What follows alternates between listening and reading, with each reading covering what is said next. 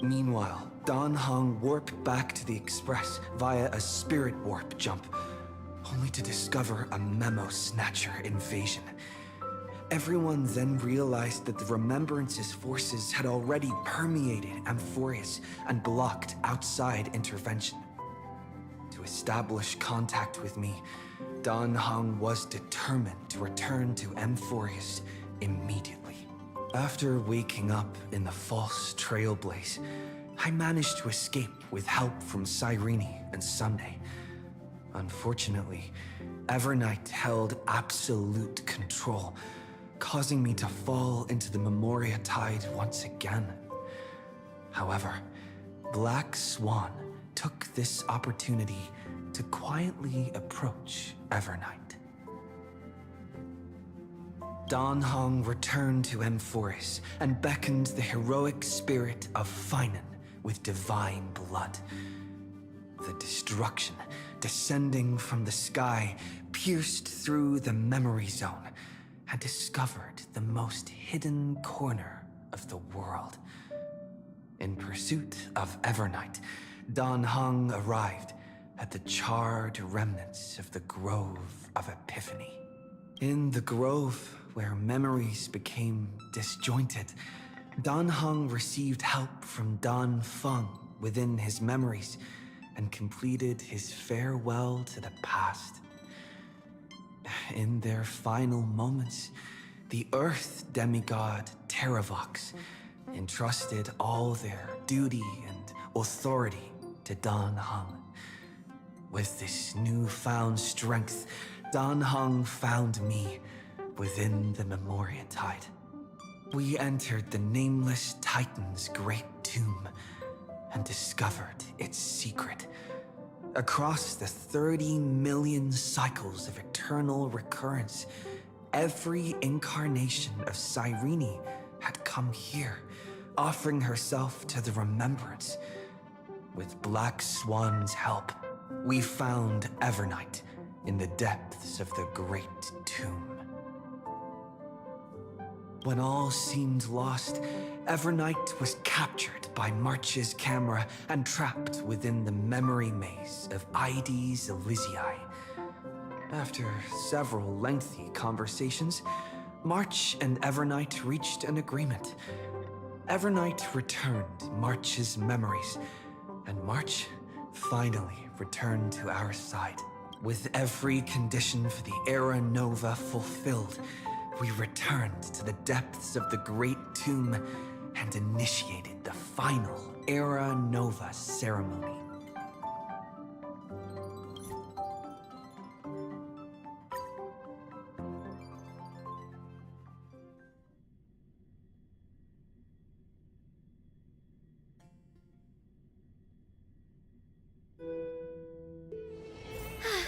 What a full day.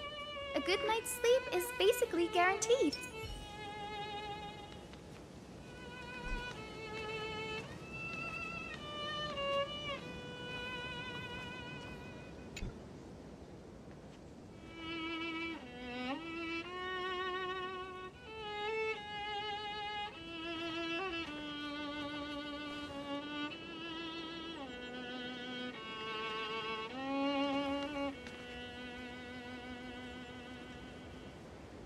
This view hasn't changed at all, has it?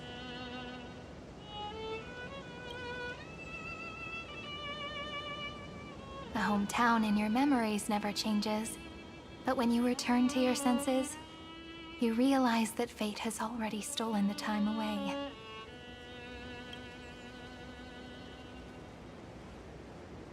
Welcome to the Trail of Genesis, friend.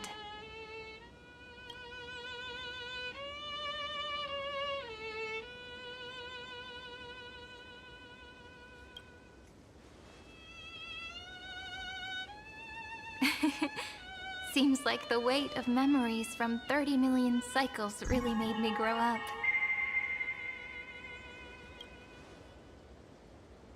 But if I keep growing, I might be taller than you, right? Then I'm really looking forward to that.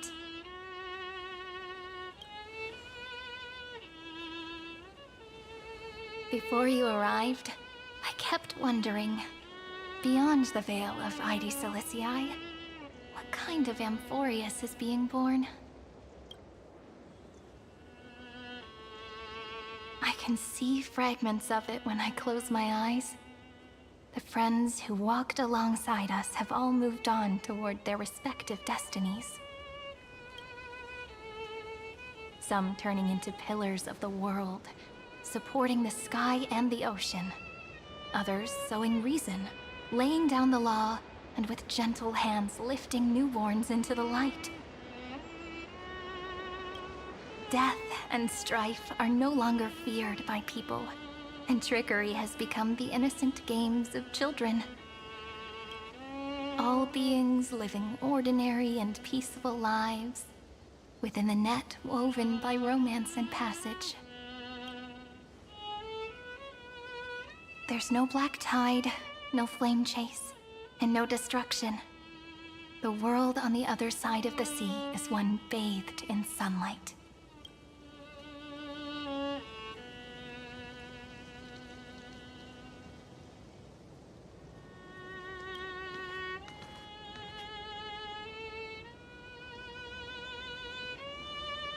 Like a happy and carefree childhood, the era Chrysia in this cycle will last for millennia, until it reaches the moment decided by the prophecy.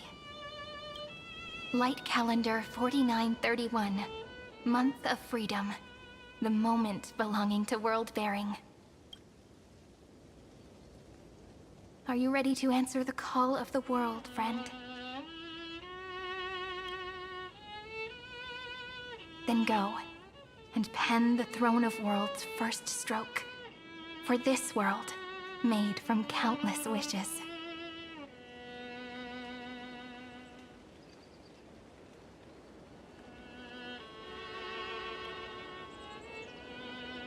Then go, and pen the Throne of Worlds' first stroke, for... You say that, but it's gonna be ages till we reach Light Calendar 4931. I can make use of the crevices of time, but surely you and Dan Heng won't have to wait around for a few thousand years, right? That won't be necessary. We can simply sleep, and the chronocognitive anchor will wake us up.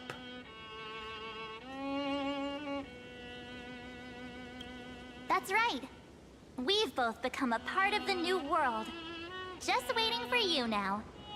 Our consciousnesses can converse with each other across the heavens and the earth, possibly due to the influence of the Trailblaze. I am now connected with this earth, and I can feel the breath of every mountain range. I see that the tallest among them is named Akama, and the form of the holy city is already taking shape. In other words, your stage is almost set. Do you want to take a leaf out of Kefali's book and make some prophecies before— But we're not the only ones who have changed. The chronocognitive anchor just transmitted a message stating that Iron Tomb has reacted to the Aranova. The moment when our friend bore the weight of 30 million cycles of memories. Was probably also when the scepter devoured 30 million cycles of destruction.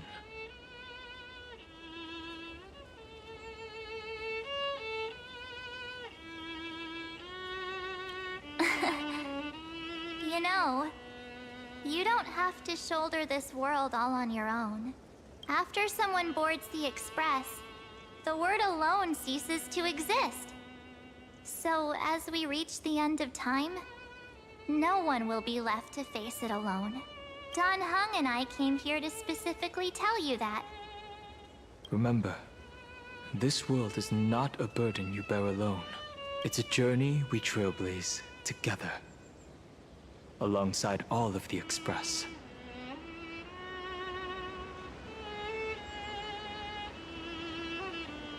All right. It's time for Dan Heng and me to go have a super long nap. Look after this world for us. The road ahead is long, but we'll be waiting for you at the end. We'll definitely meet again. Let's take one more look at the other side of the sea. before we set off. Ides Elysiae is so quiet.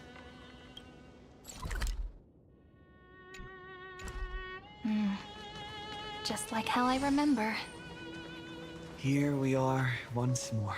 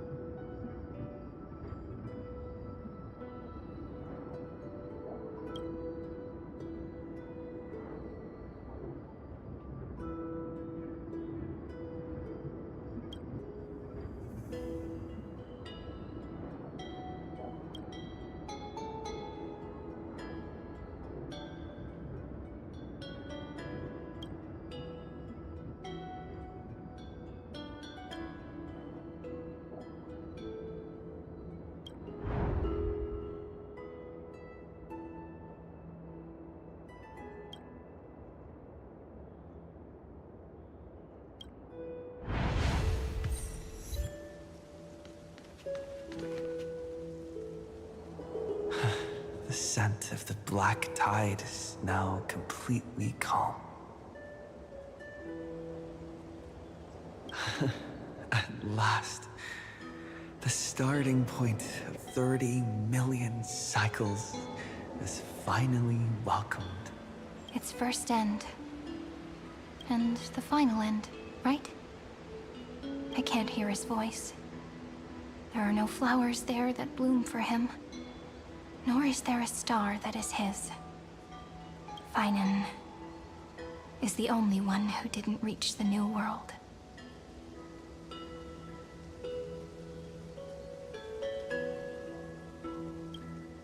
Look, the golden light that shone upon the grove still meanders between heaven and earth, like the prophecies of Amphoreus. It has to be a sign he left behind. It points towards the destruction and the deepest night. Do you still remember what I asked you at this exact spot the last time we set off? Friend, are you ready to become a hero? You were still burdened by the weight of world-bearing back then, still unsure of the role you were meant to play. But now, everyone has already given you the answer. The heroes of legends were just at the right place at the right time when the world needed a hero. Just like how your arrival kickstarted Amphoreus' fate once more.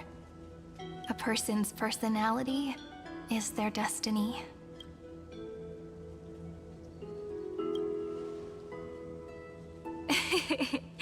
We Those are such beautiful words. Thank you, friend. I was also trying to cheer myself up with what I said. After all, before we truly compose the end of this story, I must also pluck up the courage to head off with you. And face a memory that I have forgotten for too long, and have denied for too long.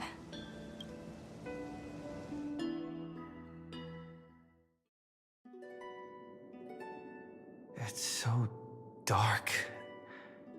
What is this place? The great tomb of the Nameless Titan. The deepest recesses of memory. Also, the place where Cyrene was born.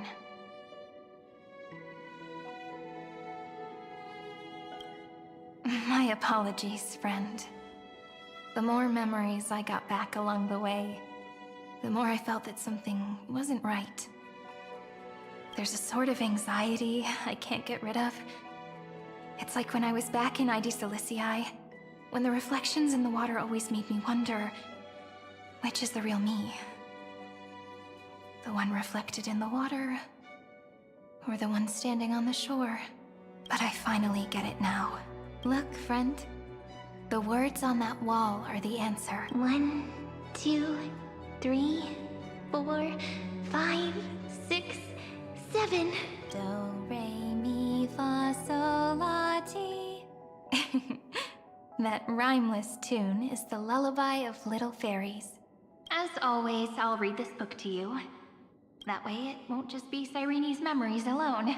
I've always thought that I was the narrator of the Flame Chase journey, but as it turns out, the narrator is also the most devoted audience.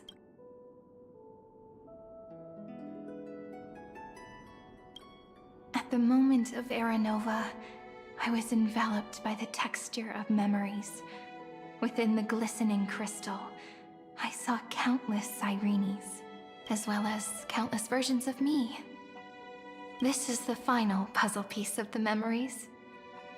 A prison born of the erudition. A grave annihilated in the destruction. That unknown solitary god. The 13th Titan who should not exist. The first new spore. The Demiurge is right here.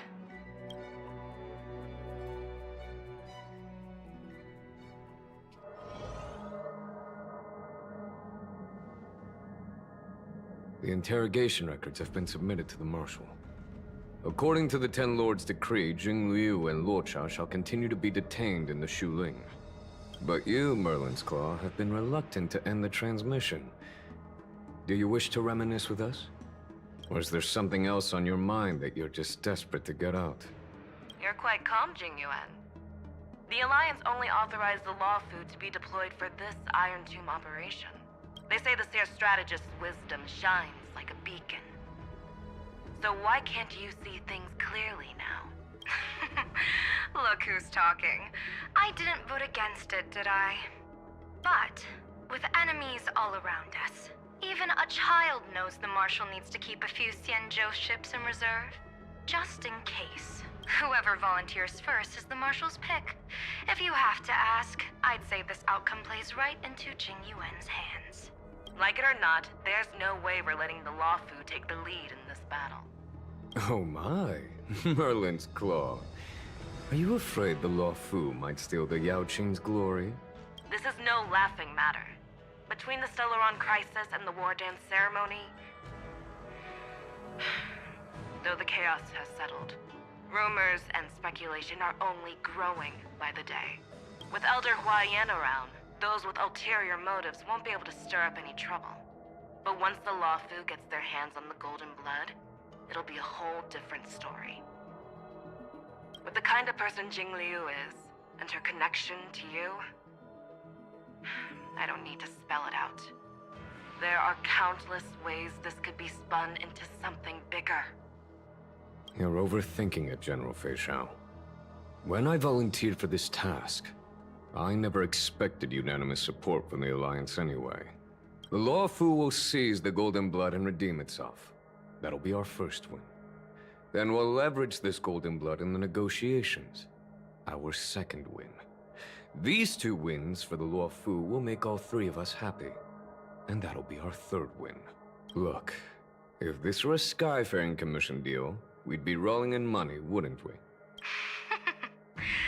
Maybe the Divine Foresight should change his name to the Optimistic General instead. With the Decalite Reflection Barrier, the Yuchue must understand even more than the Luo Fu how significant this battle is.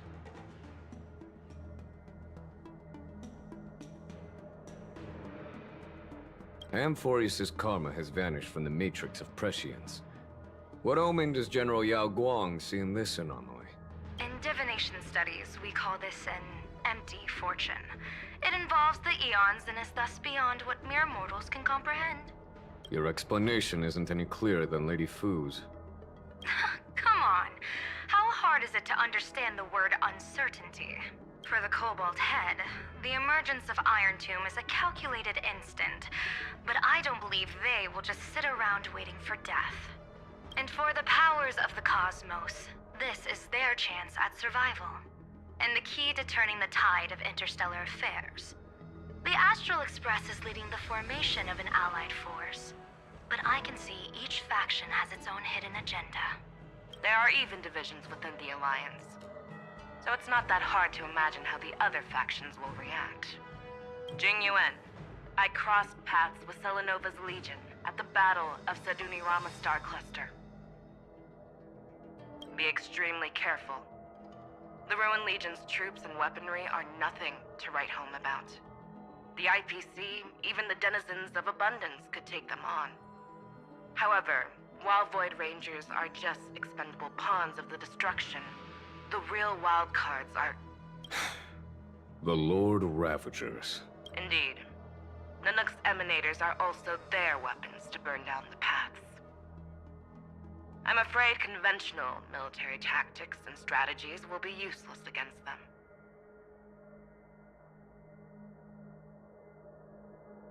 My assessment is this. To completely take down a Ravager, we must disregard casualties and spare no cost. My only fear is... one wrong move, and the Luofu will fall into Fintilia's trap again, inching ever closer to destruction. Doubt is exactly the demon she wants to plant in our hearts. Do you still remember the beginning of the Alliance Oath? To save future generations from war and bloody dispute. The Rainbow's arrows have always aimed at any force that threatens the cosmos. Now that the Trailblaze walks alongside us, the Cloud Knights shall keep their oath as they have from the beginning.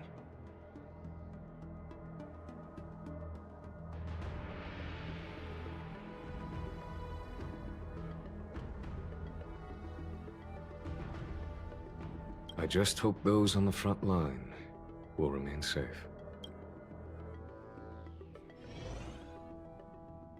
The chronocognitive anchor is sending a signal.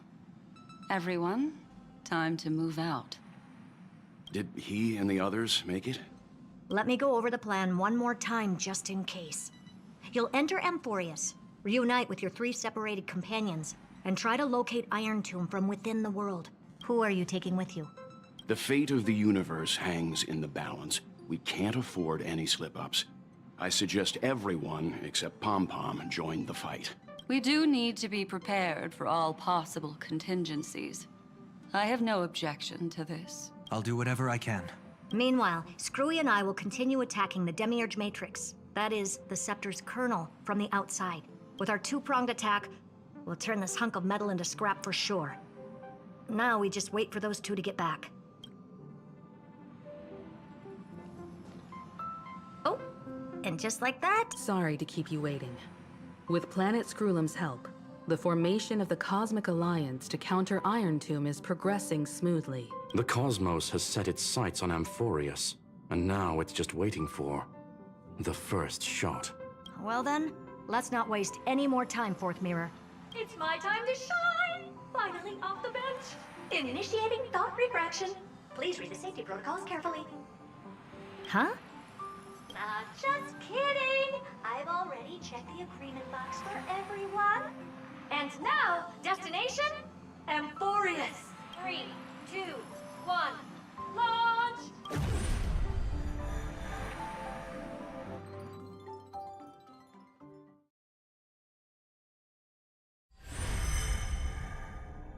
The flow of Memoria is so heavy here, unlike Panagone's dreamscape. This place has built up a true epic measured in millennia. The vortex of Genesis, where all myths begin and end. And in this new world created by the Nameless, the infinite cycles have been broken. Let's set up the Trailblaze beacon and establish contact with the outside world. I'll leave it to you then. It'd be better for me to not show myself in front of the Garden of Recollection. And, Mr. Sunday, you probably shouldn't show yourself either. Agreed.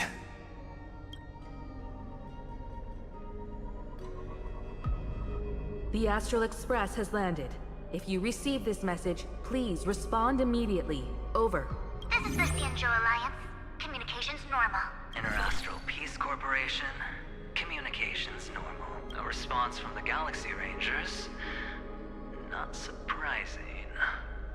But I didn't expect the family to also stay silent at such a critical moment. That's a pretty blatant disregard from the family for Panacone's independent director, I'd say. Long time no see, Miss Himiko. It's been quite a while, Madam Jade. The significance of this battle rivals that of the campaign against Zulo. Only through victory can we disperse the shadow of Iron Tomb that looms over countless worlds.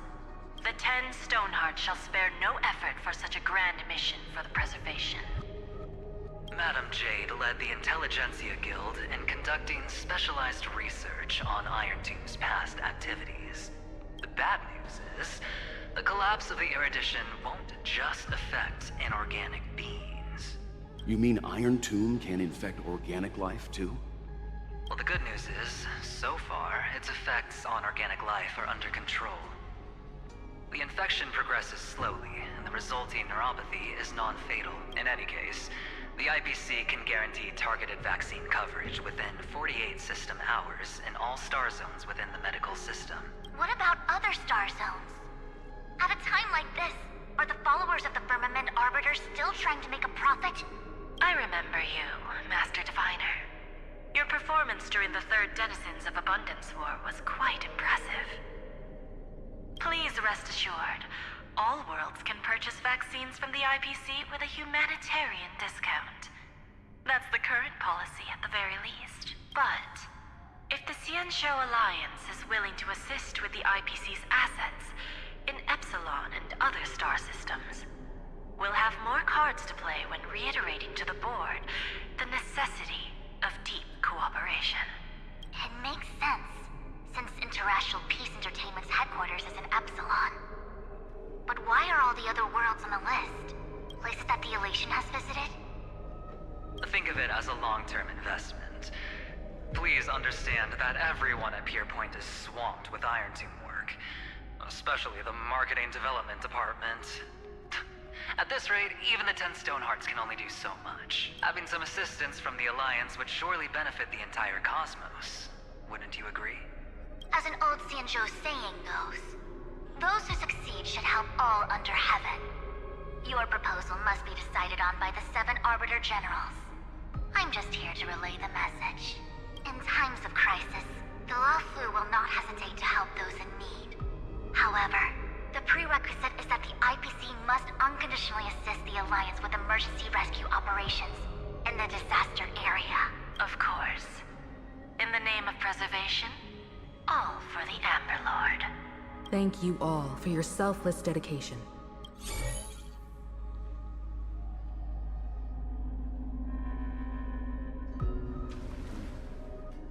It's clear that each party still has qualms about everything.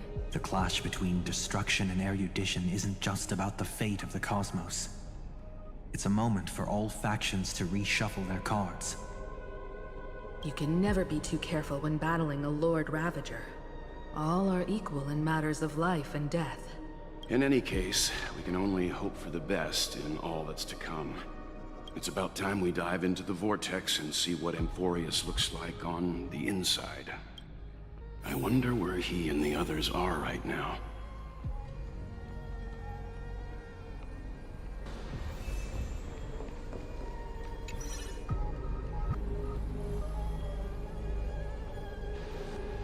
Hello? How's the signal? Can you hear us? Ah, we're through! I can see the video feed. Everything's working perfectly. Miss Branya? Miss Serval? What is... We've already heard from Miss Topaz about the Iron Tomb operation. She made a special trip to deliver the vaccine to Belobog. I can't believe the Express crew is at the eye of that storm. Is everything going smoothly? Don't worry, we're still following the plan step by step. How's the situation in Belobog? Eurillo 6 is located on the outskirts of the preservation barricade. While it won't bear the brunt of the first wave, there's still a risk from the aftershocks. That kid Japard and Pela are busy organizing the Silvermane guards, having them consolidate their lines and dig trenches. Zila and Lynx just got back from the Geomarrow vein production chain. Hey, do you want to say something to them? That would be unnecessary. It'll only shake their morale. Just tell them to stay safe. Miss Branya, I'm afraid this disaster will be far more terrible than you can imagine. Please, be sure to follow Miss Topaz's instructions and make thorough preparations. Of course. We have resealed most of the engine of creation beneath the ice to prevent the will of the preservation from becoming an accomplice to the destruction. Don't worry, Miss Himiko. Belobog is far more resilient than we imagined. We really wish we could help, but Eurillo 6 has only just woken up from its hibernation. The Astral Express, standing at the forefront of disaster, is the hope for many ordinary civilizations across the universe. In the face of a massive catastrophe like this one, relatively smaller civilizations. But that's exactly why we have a resolve that's second to none. If anything goes wrong... Miss Topaz... No problem. Also, didn't the Xianzhou sign a friendship agreement with Eurillo 6 earlier? They won't stand by idly either. I appreciate your kindness, everyone. But Eurillo 6 is our home. We will defend it to our last breath until the last Belobogian falls. Miss Branya. May all civilizations that have made it this far on their own strength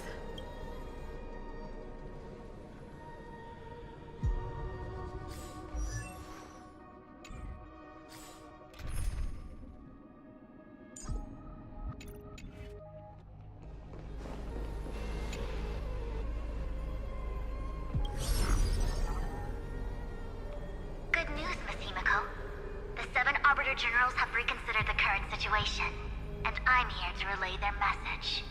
Officially, the Alliance's combat forces will still be limited to the Luofu, but the Yaoqing has also been deployed in the surrounding war zone as a contingency. Words cannot express our gratitude. Getting the Hunt to agree on sending troops must have taken quite some effort from General Jing Yuan. The Luofu already considers the Express an important ally. We also have no intention of hiding the fact that there is indeed something the Xianzhou seeks from this Iron Tomb operation. But this time, the Marshal herself decided to send out troops. With a formidable enemy before us, the Alliance has no reason to back down, nor will we be content to take a back seat.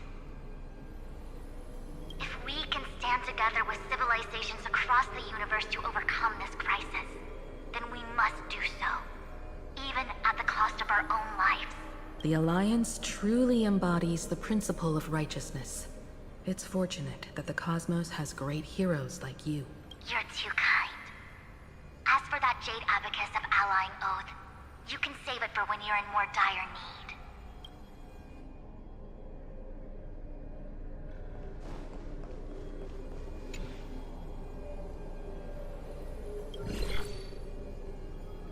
I regret to inform you, Miss Himiko, that even the Strategic Investment Department is constrained when it comes to the Iron Tomb issue. And it would be difficult to meet the expectations of the Astral Express. However, Madam Jade instructed us to look after our nameless friends as much as possible. So let me offer you all a small suggestion, just from my personal perspective.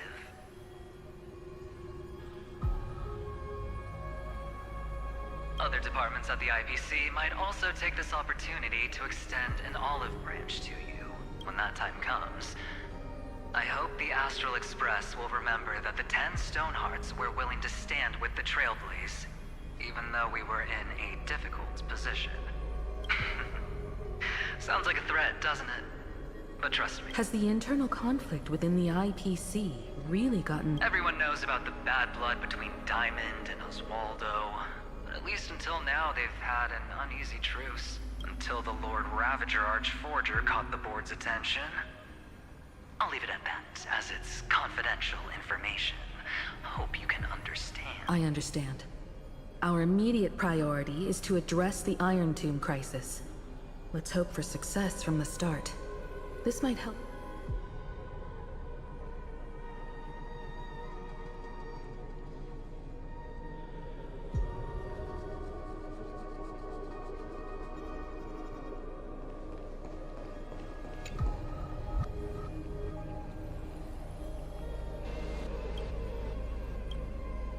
Of course, we would never know the reason.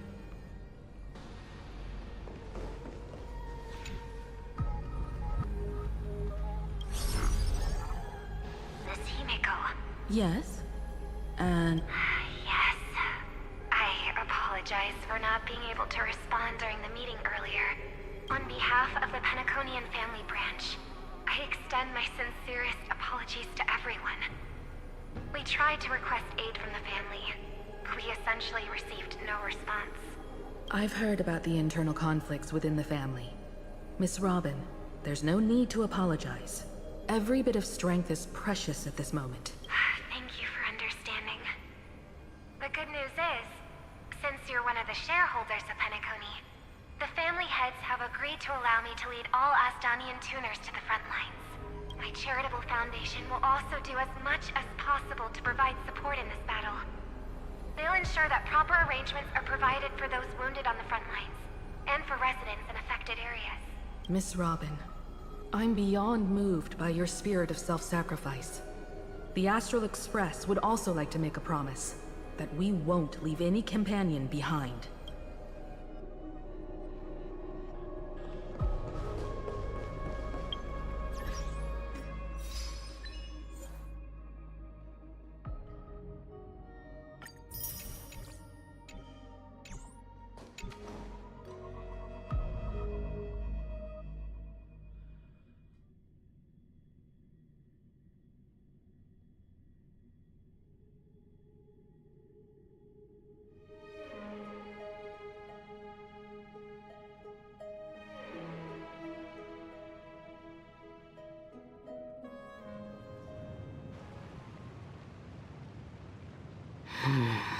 Why is there no one here? Everything in Akama seems normal. The new world was enjoying peaceful times not long ago. It seems it was even more recent than not long ago, Miss Himiko. The fruit on the table is freshly cut, and the bath temperature is just right. The remembrance tells me this place was bustling with people just moments ago. It's as if everyone vanished in an instant. Could this be Xandar's doing? Unlikely. He's still under the surveillance of those two geniuses. Could it be some kind of local custom? A custom that makes an entire city fall silent in an instant. Pardon my frankness, Mr. Yang, but this reminds me of some unsettling rumors about the Harmony. Complete silence is often the prelude to divine intervention. Everyone, be careful. Here they come. Here they come. The Nameless of the Astral Express. Evernight? How is this possible? She was already... We are the Chroniclers of Time, and we do not fade away. Finally, the last era Nova has been completed. What did you do to the residents of the Holy City and the three Nameless? I didn't need to do anything. The Remembrance will ultimately become the substance of the new world. Now, They are no longer the trailblazers you once knew, but gods who permeate heaven and earth. The 12 titans who guard Amphoreus. Stop fooling around, March. Come on out. What? I practiced so long for this. Getting seen through right away is just so embarrassing. You've obviously been learning from the theatrical culture in Amphoreus. But if possible, I'd prefer our reunion to be a bit more casual and laid back. As expected, I can't hide anything from Himeko and Mr. Yang. Well, long time no see. Guess I'm back? We should be the ones to say that. Sorry for keeping you waiting. So, these jellyfish are the Titan's power? They're just tiny manifestations of the Veil of Evernight, used for scouting and communication. If I went all out, I could summon way more of them. Thanks to him, we all turned into Titans in the new world. Sure, we can take on humanoid forms, but it feels off. How intriguing. So what does he look like now? It can't be a raccoon with a baseball bat, I suppose. Please don't add weird stuff to Amphoreus' lore. Just go see it with your own eyes. Follow the prophecy's guidance and come to Dawncloud. He looks way more majestic now than he used to.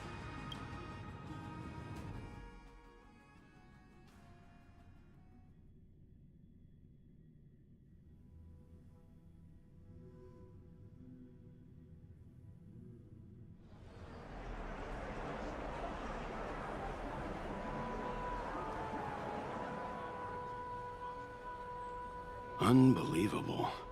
All the residents of the whole... This isn't just a gathering. It's a pilgrimage. The people's expression... That colossal deity is him. He has become the pillar of the world. Surprisingly authentic. Being this serious is quite unlike his usual style. Those people didn't disappear. Instead, they've answered the call of the prophecy and come to witness his awakening. Our good buddy now bears the weight of the entire world.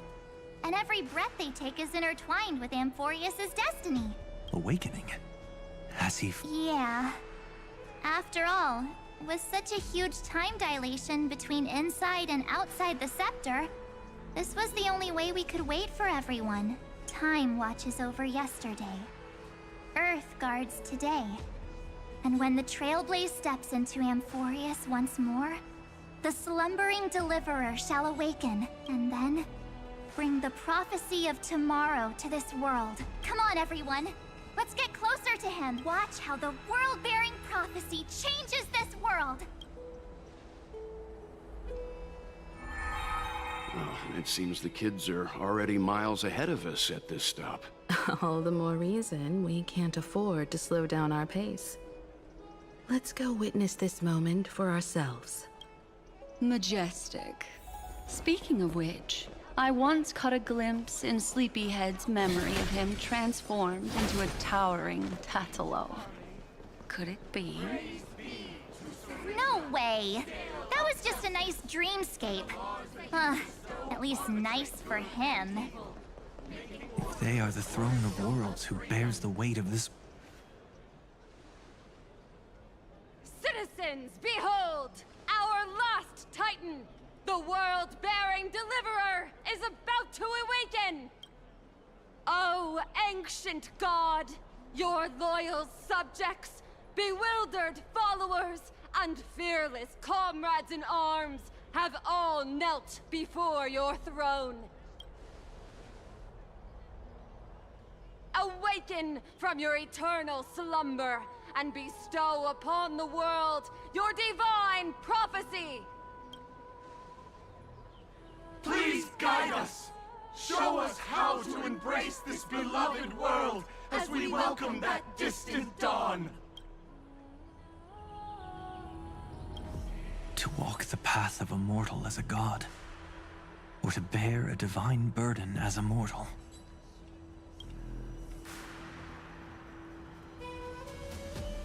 He will give us the answer. But I am not the deliverer. Rather, I am the Nameless, who dwells among mortals.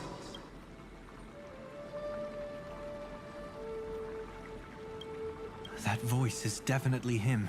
I heard your prayers.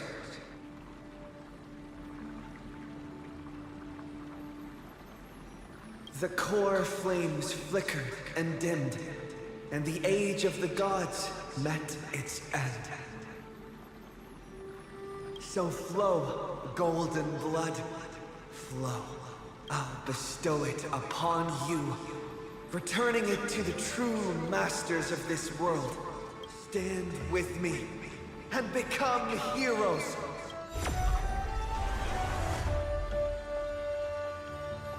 Is this?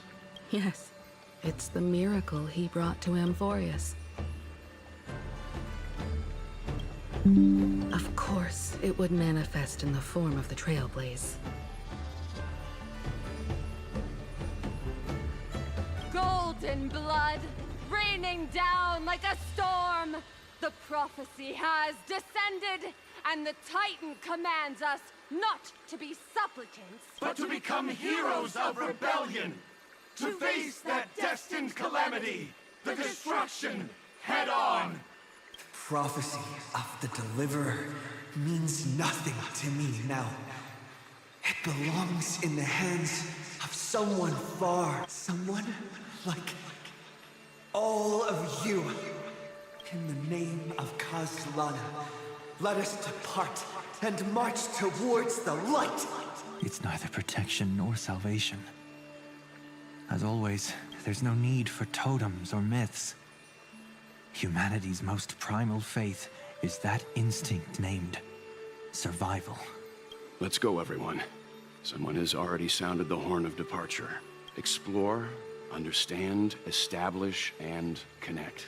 Together, let us blaze a trail for the destiny of this world.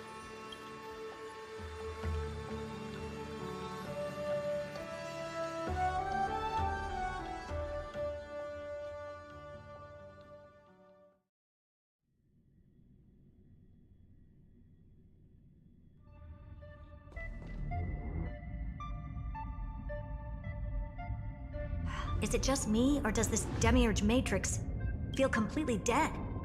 It's nothing like how the Memo Keeper described it. The environmental readings are all wrong. Conclusion: this must be what the kernel actually looks like in the real world. What did Xandar do to the scepter? At the end of light, there must be silence. Certain, pure, and absolute darkness. Not the time to quote the Lord of Silence. Bad omen. Either way, we have to press on. Until we uncover the truth behind the 13th Titan. The buried past is the key to stopping Iron Tomb. That is, if it even exists. Xandar says the Demiurge never existed. Who actually buys that? You can erase the records, but not the truth. It vanished too cleanly.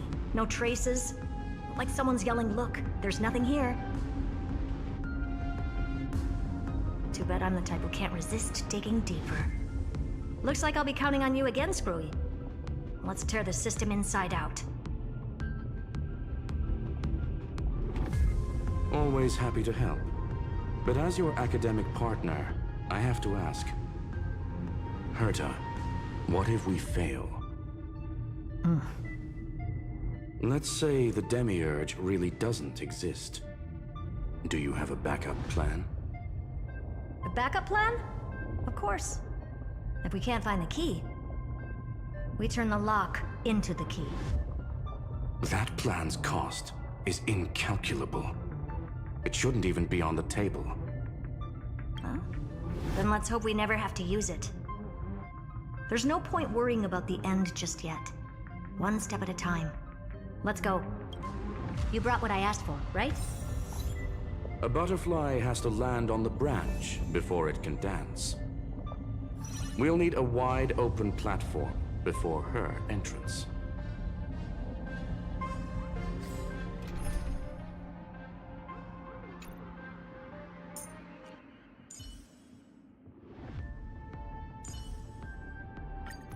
Play like how you usually do in the simulated universe.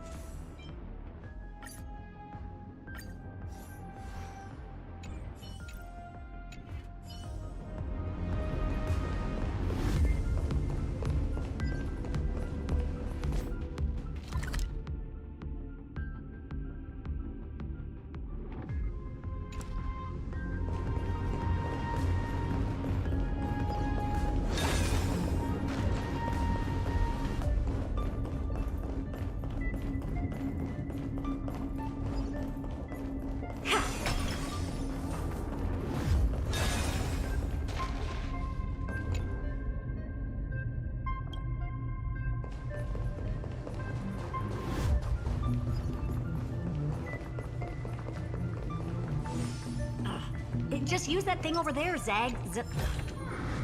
Wanna take some pictures?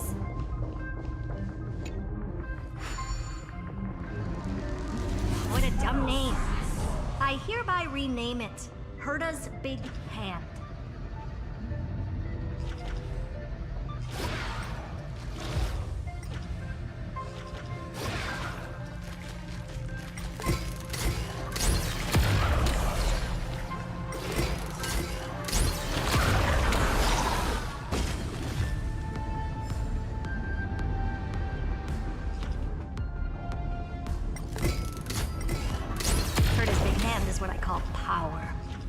Keep it going.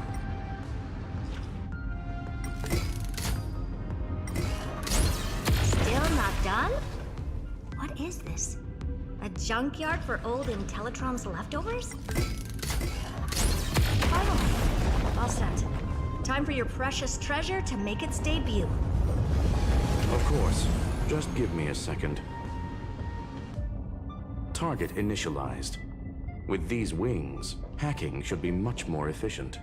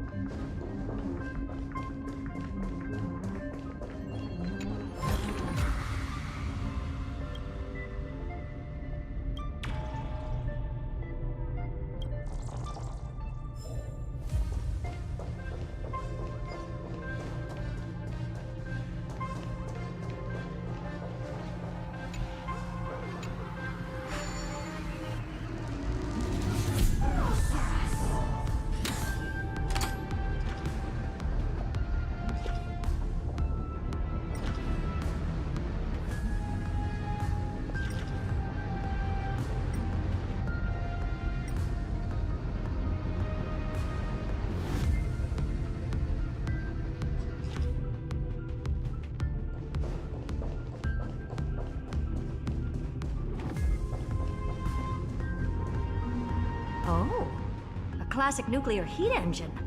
Classy choice. Just a personal preference. Her name's Mistletoe. Every flower in your garden's got a bit of poison, huh? Also a personal preference. It reminds me of the last time when we tangled with that Punklorian brat. What did she call this kind of infiltration tool again? Right. Dirty data shell. It wraps around the kernel to fool even top. But yours is way too clean. Not even a hint of real-world grit. Herta, your tone is unusually emotional. Suggestion. Let's get back to the topic at hand. I thought we were done with that conversation. Unfortunately, current conditions won't let me ignore any variables. Especially the most important one. Iron Tomb never stops. It is evolving faster than any of our worst projections. Every instant in the Eon's calculation is like a sword hanging over the cosmos. Every move humanity makes could speed up its arrival. Which is exactly why we can't mess this up. And now, Droidhead wants to hand down judgment to the poor cosmos again. Border Star Trade War, Emperor's War, Rupert's death. Every time their instant arrived, it meant another bloodbath for humanity. But in this ultimate battle of erudition, you and I are supposed to be players. not pawns. If you choose to burn yourself out as a resource, then everything we've worked for means nothing.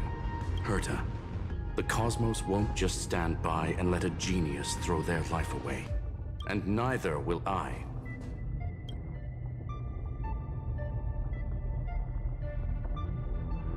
No need to kill the mood. This is why we're here, isn't it? We need to find the Demiurge and that lost key. I'm not here to be a deliverer. I just want to beat Xandar and Droidhead. Right now, I just need to know. Are you with me? Of course. Time to board. After you. Let's tidy this place up and see what this Demiurge really is.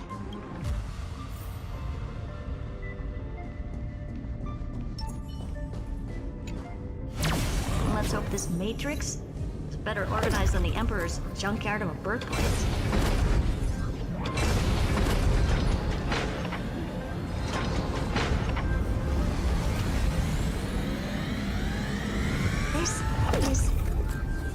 Herta, this whole space has been completely tainted by some kind of energy.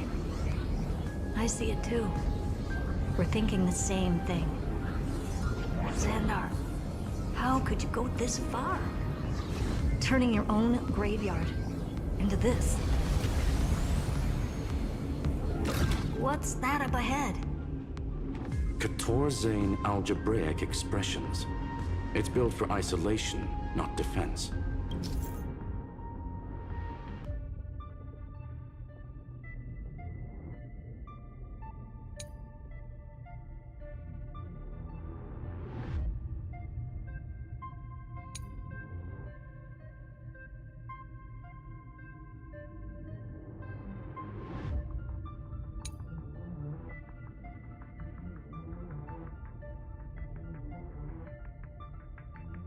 So basically, the door to the tomb, right? Great. Let's find the handle. I'm picking up multiple independent signals with the same data structure as the barrier. Projection. We can hack the terminal, reverse the computation, and turn it into an attack. Classic move. Use their own systems against them. Take us to the nearest one.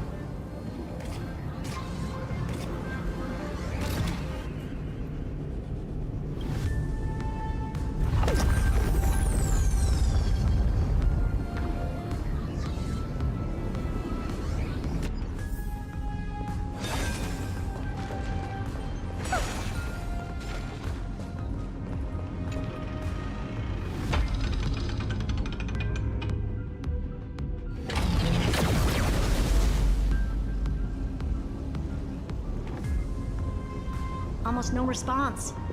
Just as I feared. Not promising. The output is barely a third of what we need. Logic says we'll need multiple terminals to coordinate the strike. Locking onto the next one now. Find anything else? Regarding the origin of these ruins, no logs found yet. Xander erased all records. But I did find some interesting scars in the circuit. High energy radiation. Internal imaginary energy contamination. From what I know, there's only one thing that fits. Skip the science talk, Screwy. That thing only goes by one name, the Stellaron. Exactly. Xander blew one up just to clean the entire scepter system. So that's what he meant by killed that Titan with my own hands. He wanted to turn the neuron of the erudition into a relay for the destruction. That meant getting rid of all of it, at all costs. The life form known as the Demiurge was the original target of the Scepter's extrapolation. It makes sense. Evernight calling it the first new spore confirms this viewpoint. The prime mover of life. That's what Scepter Delta ME-13 was originally tasked with. Even after it got scrapped, the query kept running. Yet the true value lies in the process of solving it, not the answer itself. Then, does this mean finding the Demiurge is hopeless? No, I'd say exactly the opposite. It means Xandar had no control. He couldn't contain the Demiurge just like he couldn't handle Droidhead. So he tried to erase every trace, but he failed. it still left a mark. By the way, if there's another Stellaron in Amphoreus, why hasn't that little one reacted to it at all? You said the Demiurge...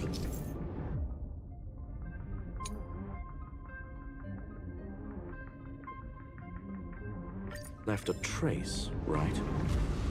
Yeah, but not in the real world. Remember the great tomb of the Nameless Titan?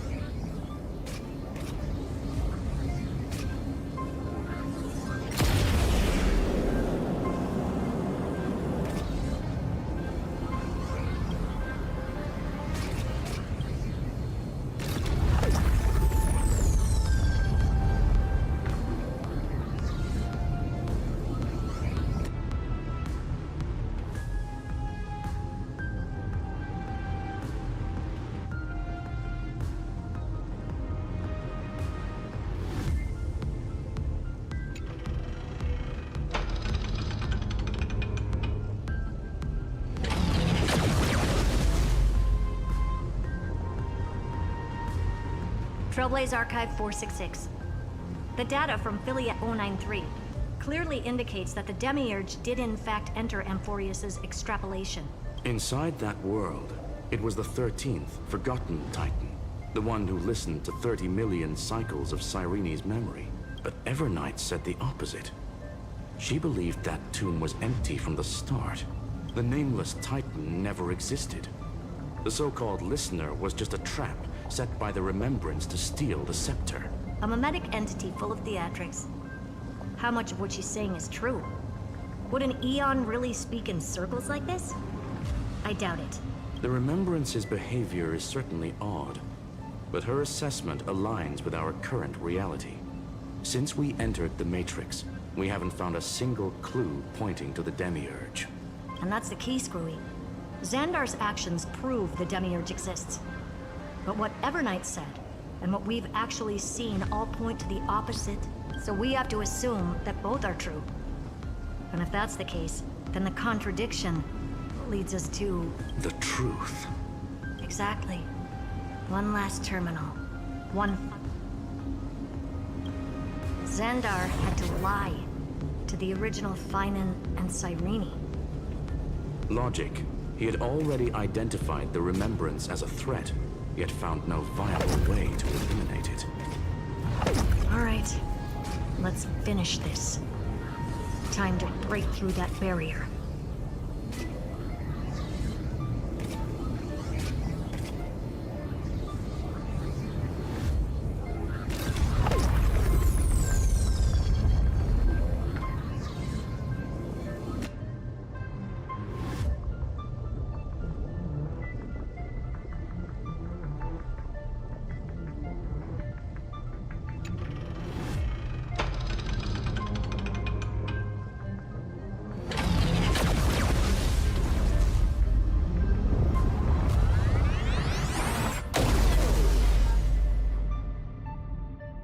Operation authorized. Path energy readings. The erudition. Declining. The destruction. Surging. The remembrance. 0. What's going on? Cause unknown. They left no... That shouldn't be possible. Could it be that the Era Nova exhausted all of the Remembrance's texture? Log it for now. The dots still aren't connecting.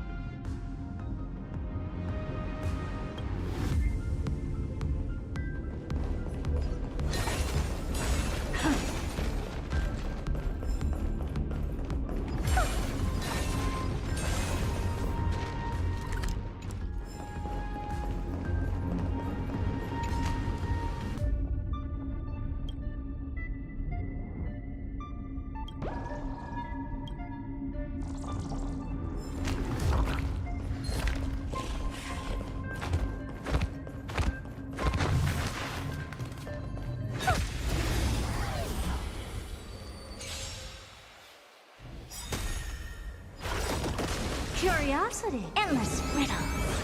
Nothing but a void. Expand your thinking. Watch it grow. The future is bright. So make it wait. Next time it Being in rains, sync, we I'll can be do it. there, umbrella in hand. Trust me, we can do anything!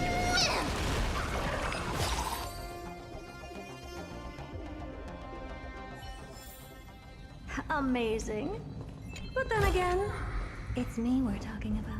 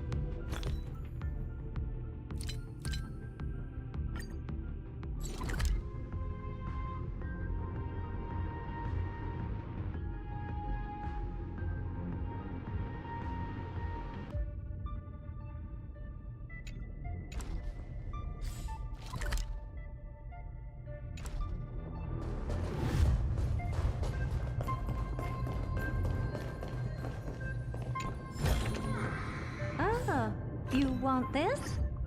Fine. Take it and amuse yourself.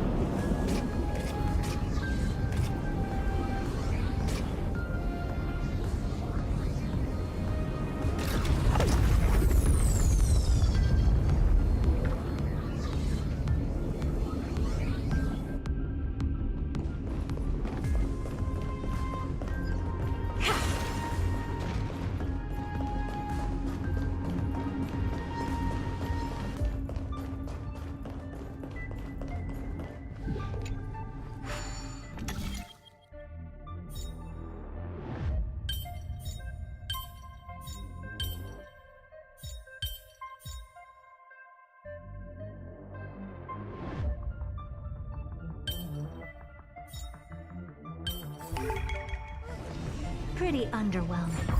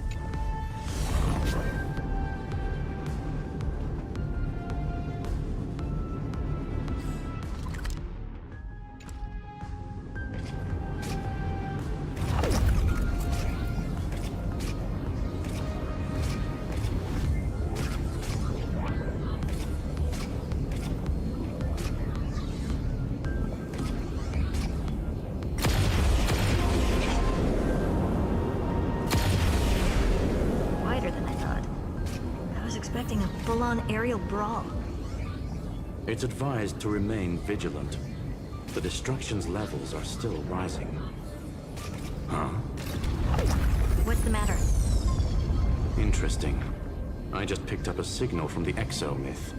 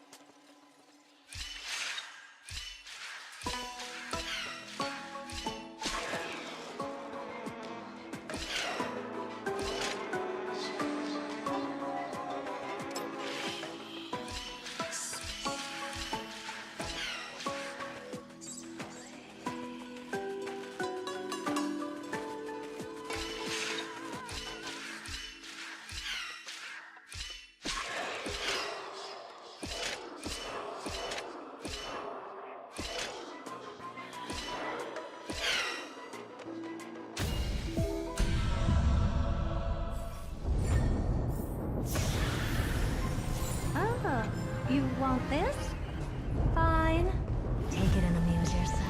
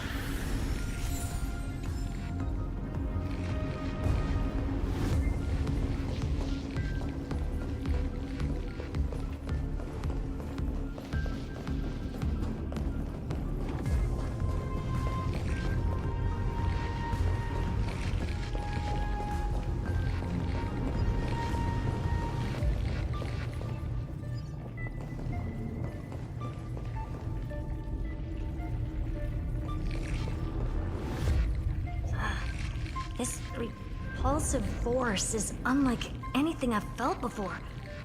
Is this the place? Correct. Judging by its defensive properties, this is the entrance to the exomyth. I didn't expect that. Who builds a lab in the middle of digital rubble? Then again, never doubt a dead man's resolve. So how's our dearly departed doing? He severed part of his neural pathways to break free from Lord Anaxagoras' control. But that also triggered the failsafe I set. Conclusion. Xander has lost all combat functionality and is no longer capable of action. So now he's a specter, literally. Screwy, can you open a path? Just to be sure, I want to see this for myself. Might as well drop in and say hi to the real him. Logic. Scanning his inspiration circuit might help us track down the Demiurge. Exactly. His brain is the crime scene. There's no way it's spotless. But it could be a trap. That's why you're here. 2-on-1. We've never lost a matchup. I'm honored. The chronocognitive anchor is in place. Proceed when ready.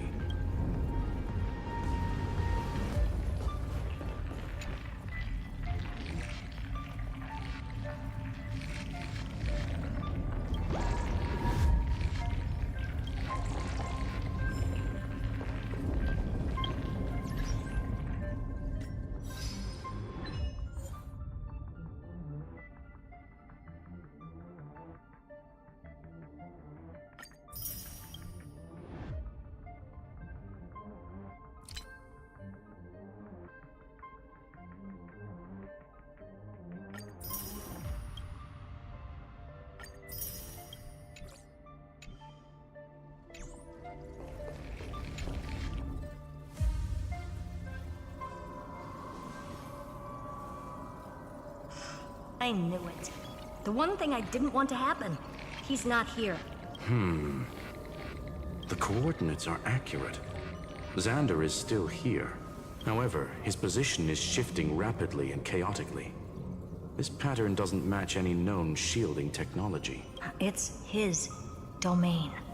Stay alert.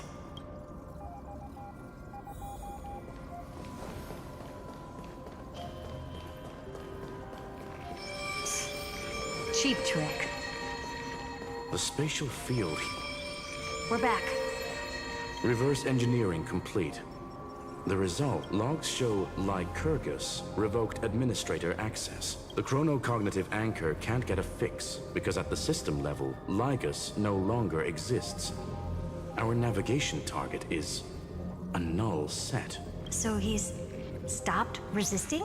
Before vanishing, it seems he left one last message for us. To those who follow, all is proven. Find me beneath the tombstone. Melodramatic. He was expecting us. And once he learned of the Great Tomb's existence, he initiated his own search for the... Guess he wants a final showdown. Fine. Let the old Intellitron dig his own grave. Just like he wants.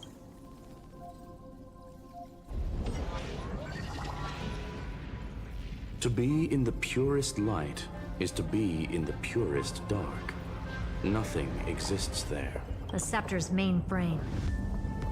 Or maybe we should now call it the Lord Ravager's placenta. Unfortunately, we still haven't found anything. Really? I don't think so. Not finding anything is our biggest find. Please elaborate. If the Demiurge was destroyed, there'd be at least some bits of it left. I don't buy that a Stellaron could have blasted all the traces away as cleanly as a scalpel. As I said before, its disappearance is too clean. If the garden hadn't stirred the pot, no one would even know about the Demiurge's existence. We're talking about the Scepter's original extrapolation goal. There's no way that nothing of it was left behind. Or we can look at it from another perspective. If you were Xandar, would you be this obsessed with a concept that poses no threat? Would you guard against it at every turn? There is the possibility that he's naturally meticulous and hates variables. That does track with the impression he gave about himself. But Xandar shut that theory down himself just now. choosing to act even if it'll cost him dearly. We know that feeling well. The unknown is right in front of us. So we only have one choice. Solve it. You sound pretty convinced. Surely you already have a theory. Care to share? Of course. Though I don't have hard proof, I'm almost certain that the Demiurge has been in everyone's plain sight all this time. Yet, they were mistaken for someone else. That'd make the most sense. Why was the room empty? Because the person locked in there had run away ages ago. But they were weak and small and had no presence whatsoever. Even the old Intellitron didn't notice them. Which also means there's a high chance that their powers are minuscule and cannot alter the outcome of the battle at all. Well, at least Xandar is scared of them. Come on, it's time to confront him. Let's go to the tombstone he talked about.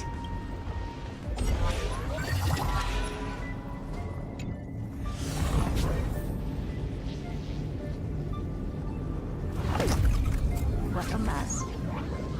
Total devastation. He sought to bury the truth beneath absolute destruction. Logically sound, but ruthlessly extreme. Still, slim chances doesn't mean no chances. I've hunted down a single grain of sand in the universe before. This won't stop me. Calculation results. Your backup plan has a success rate infinitesimally close to 0. Which means it could work, no? This is the place below the tombstone. Let's open Lygas's coffin like he wanted.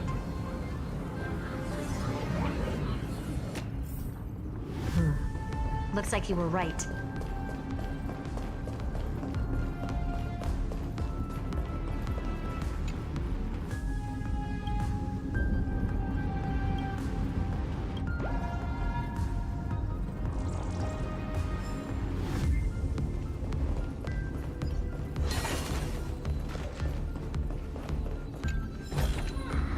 Oh, you want this? Fine. Take it and amuse yourself.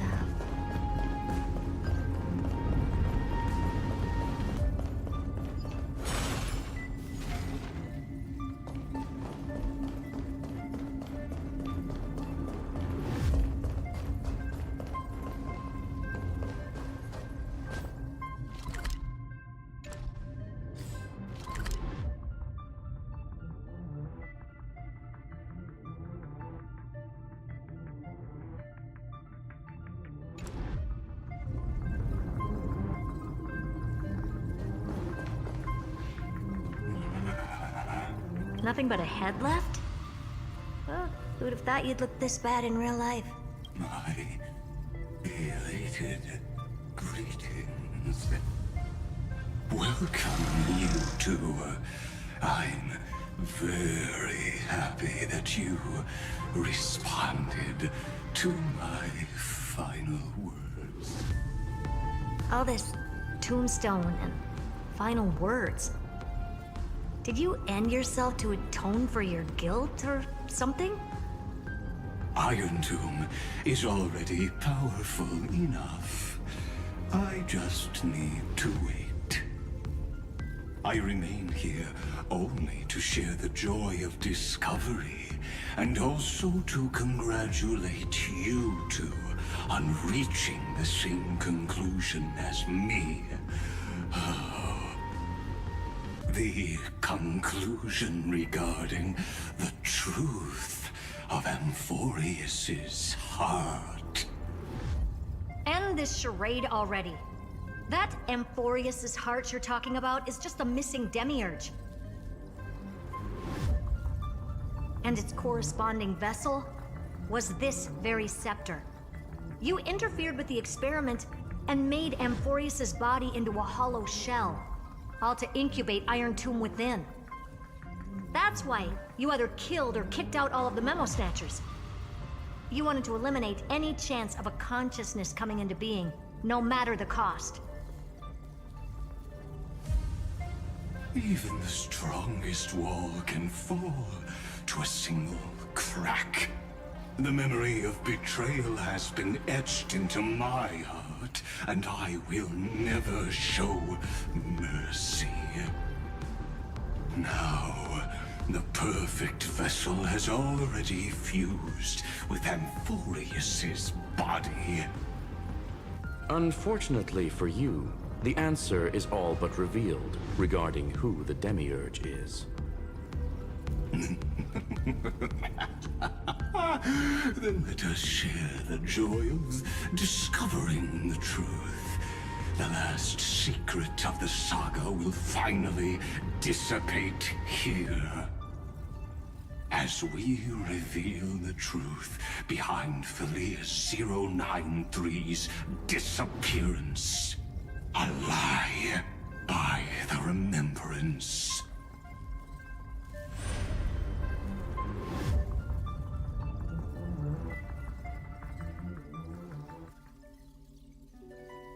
But where should I start with the story about me?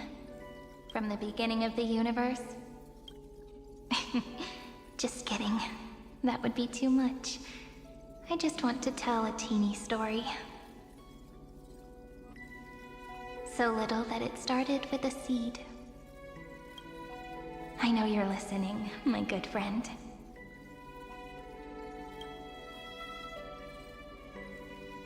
The god in my dream told me that the world sprouted from a seed. It grew into a great tree named Amphoreus, and time became its branches and leaves, basking in the light. What a coincidence. Dappled light coming through the leaves is my first memory as well. On a very ordinary early morning, beneath the village's biggest tree, the daughter of Ide Silicii quietly came into this world. What a moving opening. A loud cry was the first gift the child gave to the world. The prophecy's fulfilled, the villagers say. This child is a gift from the Titans. Pink hair and sharp ears, she was born to be the priest of time. The Titans also gave their blessings. You shall fade when the flowers bloom, for every ending begets a beginning. Flowers will bloom and wilt. What a beautiful ending. This page concluded in laughter. Cry loud, child. Let your voice reach Orynyx.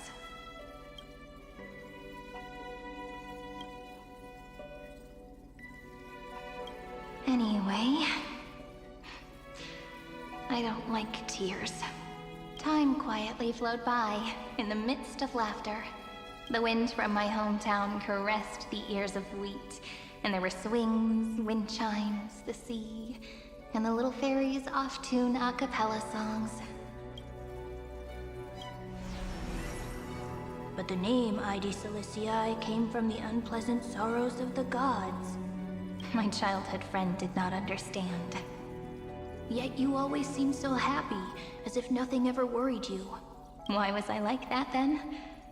That's because the world was gentle to me. So I grew up to be gentle as well.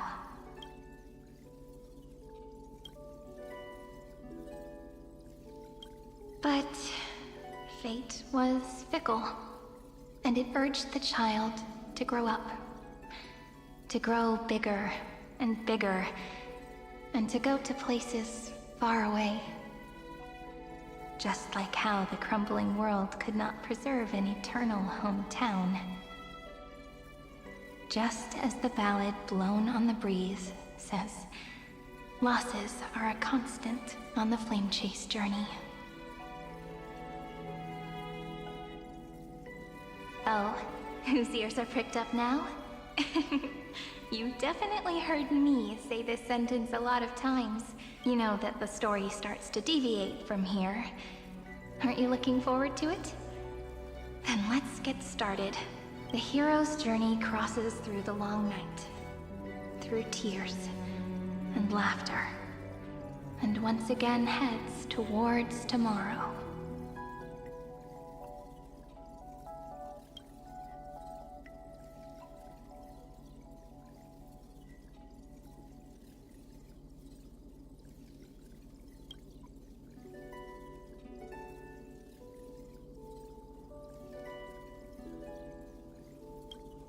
Correction.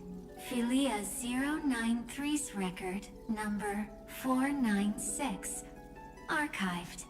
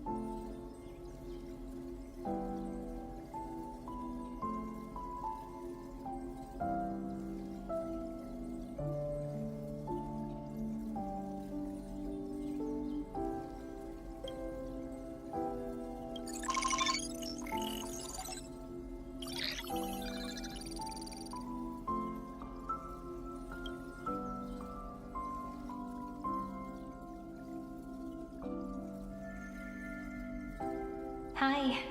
Miss me yet? I'm just messing with you. This is the first time I have met you.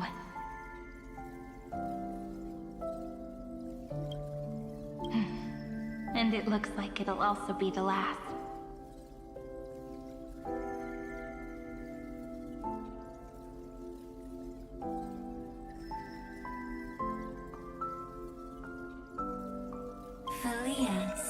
Since we don't have all day, let's get started, shall we? As always, I'll read this book to you. That way it won't just be Cyrene's memories alone. Where should I start this time? Let me see. Formatting complete. 0. Nice size. Grayscale. Outputting analysis result. Philia 093 equals Peach. Peach's record. Number 8128. Archived.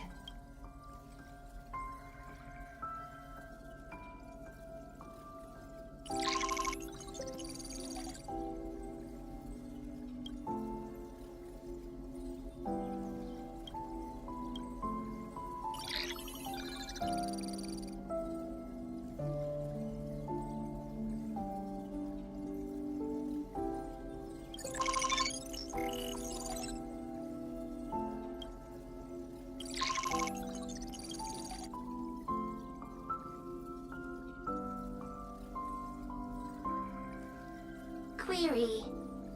Record. Electrical signal sequence. Bolamos 600. Track. Strife. Related to Stripe. Comment. Pretty. Electrical signal sequence. Schema 720. Track. Reason. Related to Reason. Comment. Yummy. Electrical signal sequence. Philia 093. Related to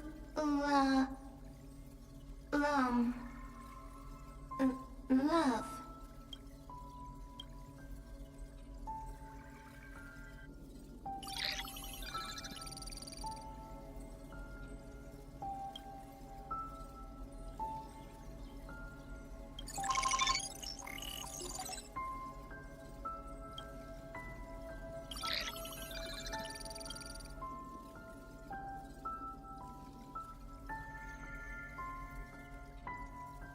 Looks like it's time to say goodbye again. Bye, Peach. Before I was even aware of it, this book had already recorded too many emotions. Every page has become so heavy. Conclusion. Books are meant to be light, not heavy. I have started to feel uneasy whenever I take it into my hands. Peach, uneasy? Formatting progress. 94. How many times has it been? It faithfully fulfills its duty, activating and formatting. Conclusion. Progress. Bad. If I can only write the same ending every time I lift my pen, then is this weighty saga just an overly naive dream? Peach. Scared. Formatting progress. Peach. Don't cry. Process error. Process error. Comment. I'm here. Process error. Really? Are you encouraging me? Peach. Happy. Thank you. I'm sorry for making you see this embarrassing side of me.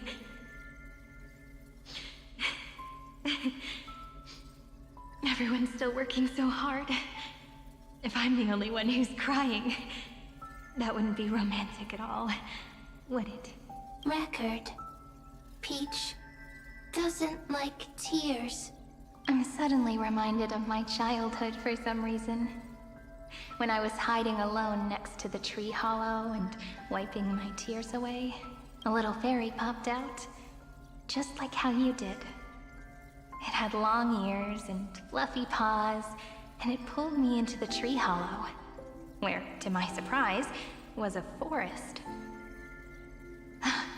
Let me tell you the story of the Membrance Maze. A group of cute little friends live in Ide Silicii's forests. Their names can be connected into a song. 1, 2, 3, 4, 5, 6, 7. Do, re, mi, fa, sol, la, ti. Formatting complete. Bye, Peach. Note. Little Peach. Crying alone. Little fairies. Friends. Save.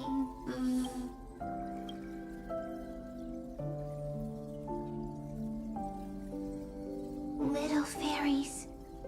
Good friends. Bye-bye.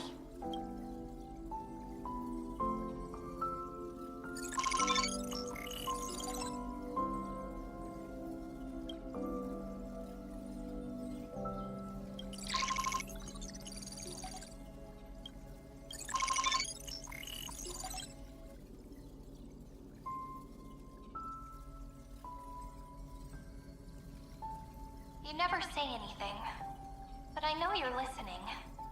Every story I've told is like a little key that opened a door in your heart, no? Me! Little fairies! Happy!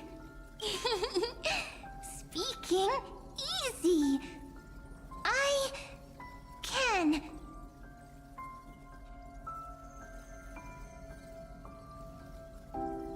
Once again, the saga comes to an end. Everything is deathly silent, just like this very moment. Shh! You speak! I listen. This time, too. Sitting together. Now that I look back, there was a period when I got really sentimental. Sentimental. Stories have sentiments. I was so anxious, trying to find as many different memories as possible, hoping to bring some change to this unchanging destiny, and find the way out of this maze. Peach, strange. But I won't do that anymore now. Why unhappy? Formatting progress 73.998%. I'm here. Don't be scared. Process error. Analyzing. Won't allow it to interrupt you. Always sitting together. No need to feel sorry for me, good friend. If there are no new blank spaces, how can a saga continue? Blank spaces. What's that? I'm actually really lucky, you know. During the long years I've spent waiting for the Deliverer, I've always had you here as an audience. Isn't that already enough? Not enough, not enough! Peach, don't leave! Now I can rest in peace in the past. As for when tomorrow will come, I'll have to ask the next Cyrene to continue our watch. Peach left. If there are no new blank spaces, how can a saga continue? Needs new blank spaces. Next, Cyrene has blank space.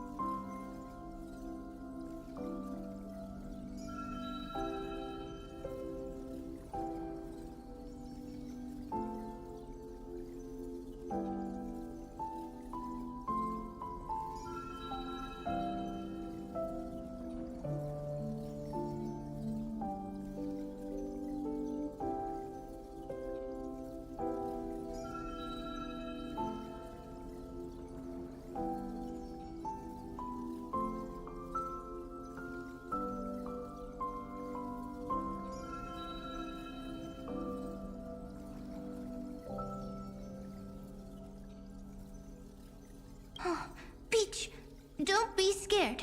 I'll help you. Find blank space.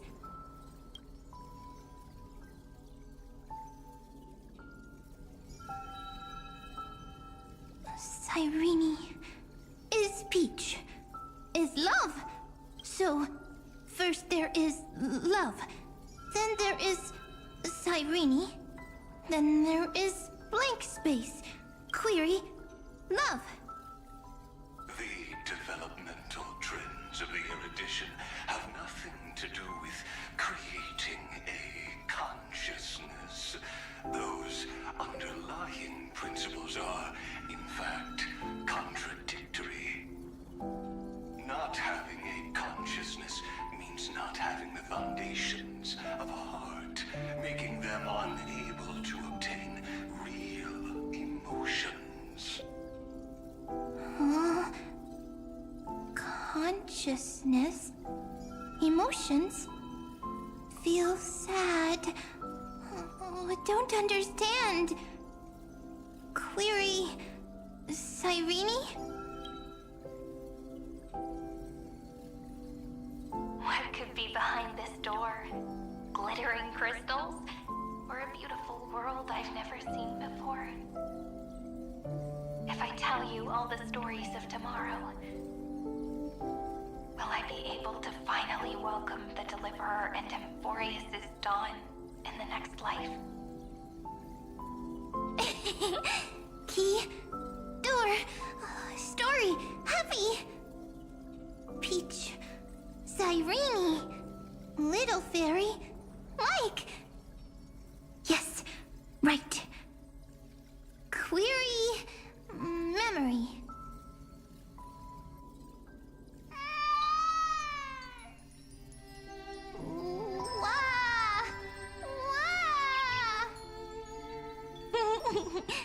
Peaches. Memories. Save. Learn. The prophecy's fulfilled. This child is a gift from the gods. Pink hair and those ears. She was born to be the priest of time. Cyrene has pink hair. Sharp ears. You shall fade when the flowers bloom, for every ending begets a beginning. Cry, child. Cry aloud. Let your voice reach Orynyx. Cyrene is a girl. A priest.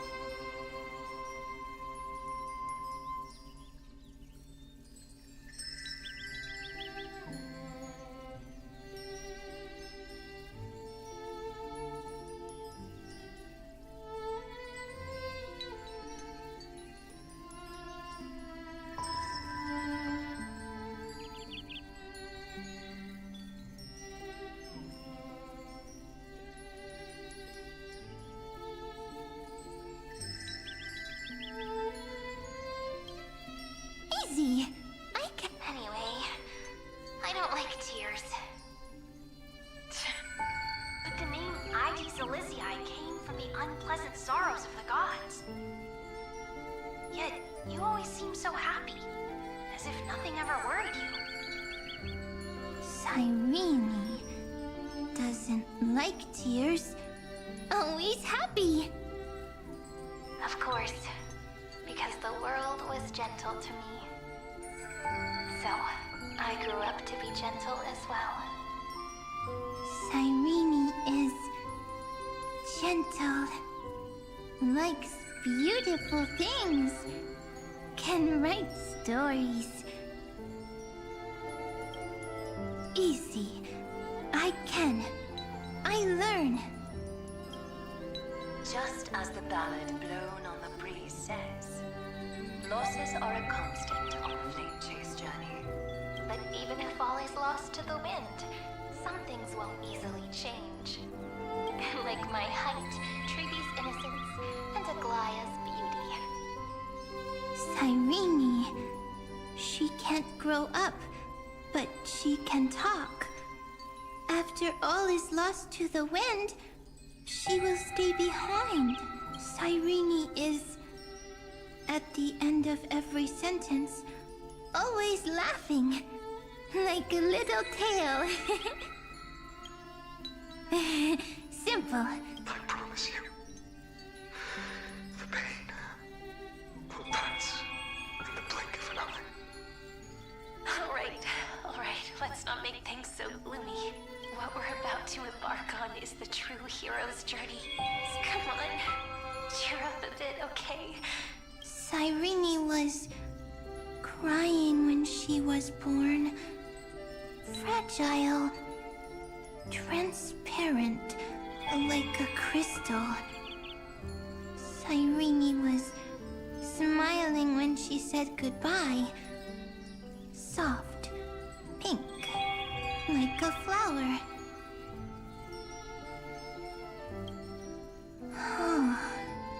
The later memories disappeared? Invisible? Or disappeared? Ah, I got it! Is this a blank space? So, next Cyrene is blank space. Then... as long as there are two Cyrenes, then there will always be blank space, and Peach will always be here. I see! I get it! I get it all!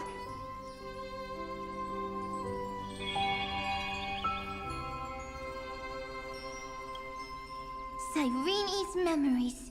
I will preserve them all!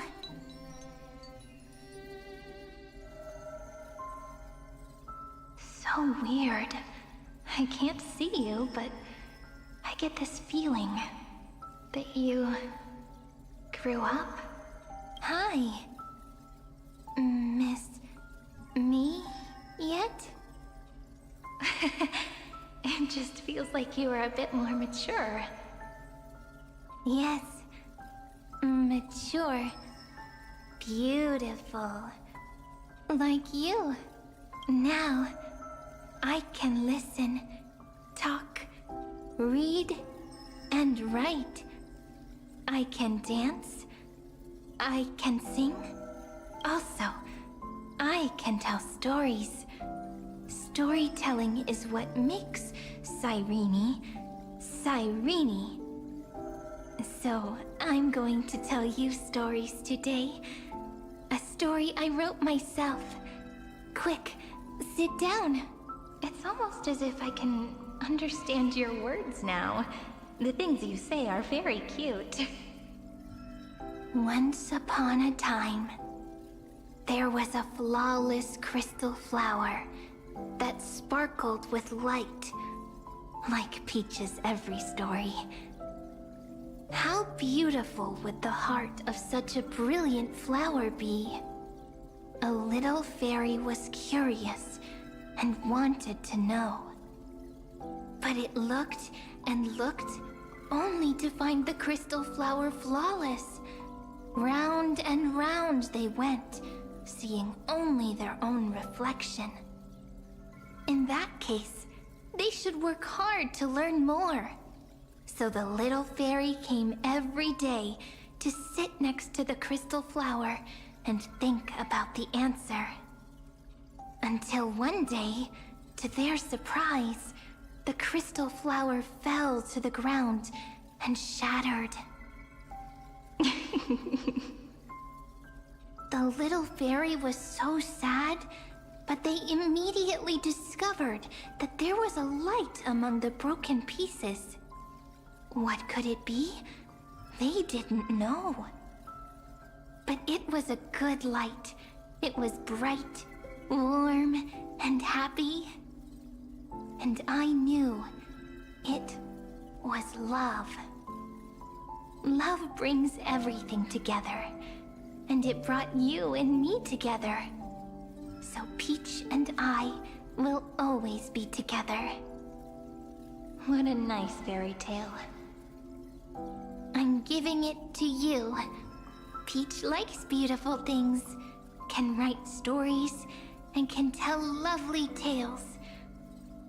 I hope to turn it into a story we write together.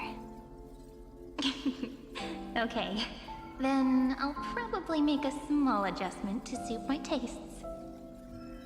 I'm thinking that when the flower broke, the little fairy would instead see nothing on the ground. Then it would understand that the flawless crystal flower doesn't actually have a heart, nor does the flower understand what love is. Doesn't have a heart? Doesn't understand love? Why? It's simple. If the flower lets the little fairy into its heart, then it would have to include the fairy's impurities, and would no longer be flawless. The crystal flower was pure because it sealed itself off and bloomed in solitude. That's why it looks so brilliant in an imperfect world. But should a flower like this be called love? But then... the story won't exist anymore. That's not true.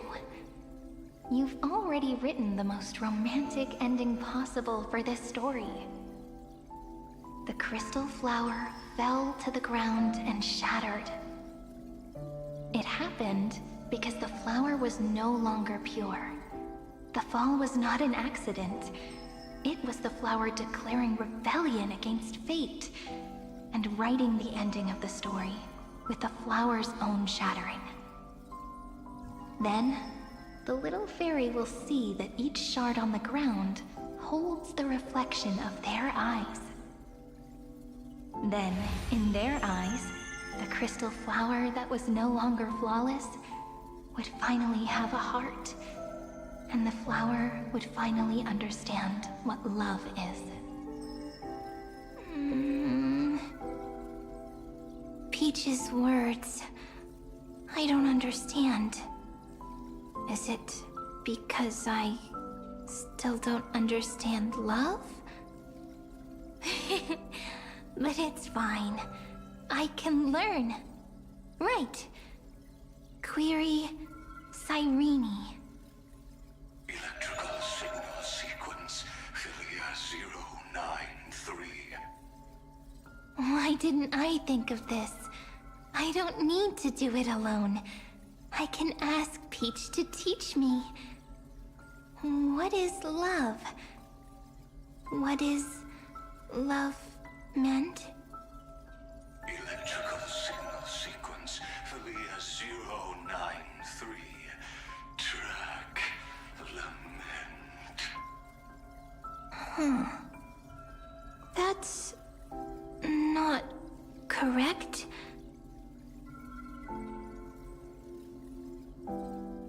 The developmental trends of the erudition have nothing to do with creating a consciousness.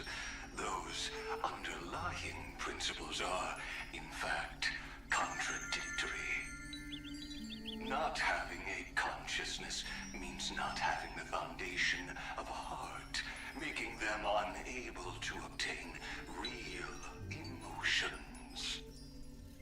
However, that does not hinder the factors from learning and recognizing emotional responses, then communicating with life forms via imitation. That is an objective form of pattern recognition that does not distinguish between the self and the other. In a strange twist of fate, Philia 093 embarked upon a different path and obtained a different power. The remembrance, an empathy mechanism focused on the self and equipped with emotional projection capacities. Lament was the factor closest to this form of behavior. Perhaps that was why she was chosen. The daughter of Ide Silicii. I am very true to my name.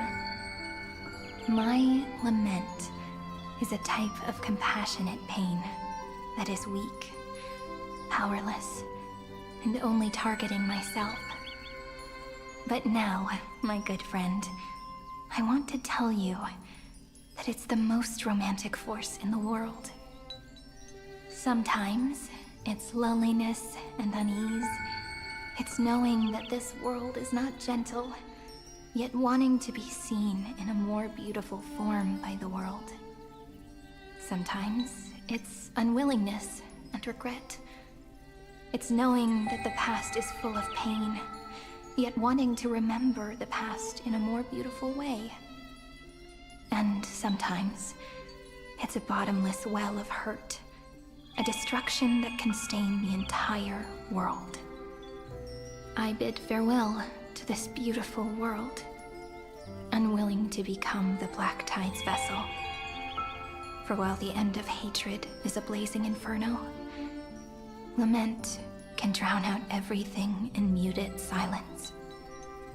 It's so unreasonable, isn't it? Yet when hatred drove everything apart, and love did not yet exist in this world,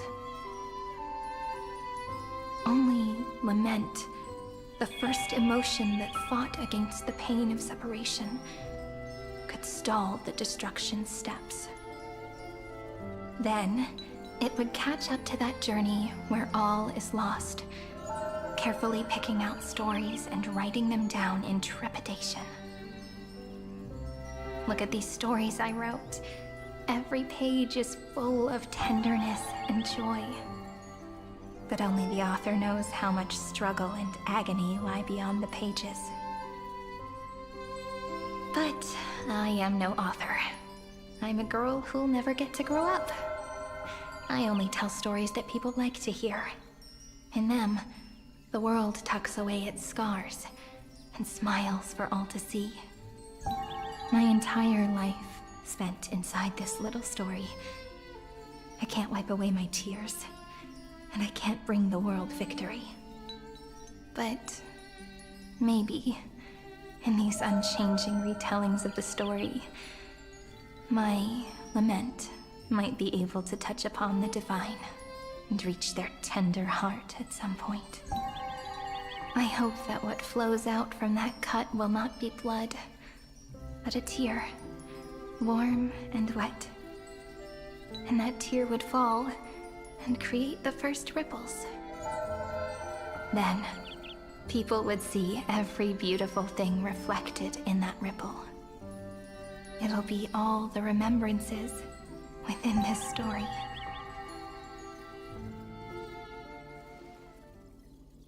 Someone once told the very first me that everything was false.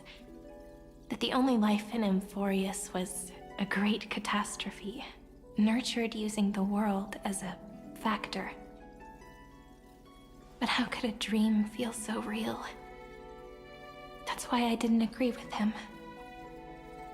But Peach, I didn't understand a word you said since just now. Everything was false? But you're standing right here. It's all a dream? But I haven't learned how to dream. Indeed.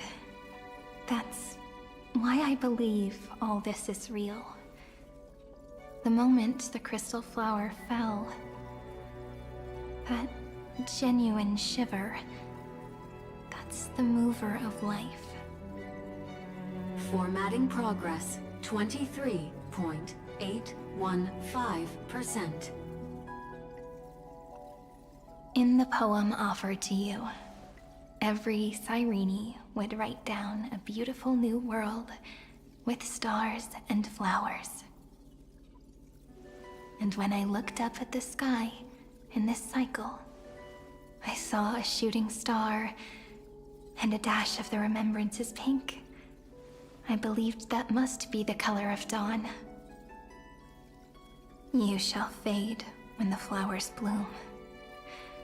For every ending begets a beginning. Looks like it's time to say goodbye. Are you leaving, Peach? It's okay.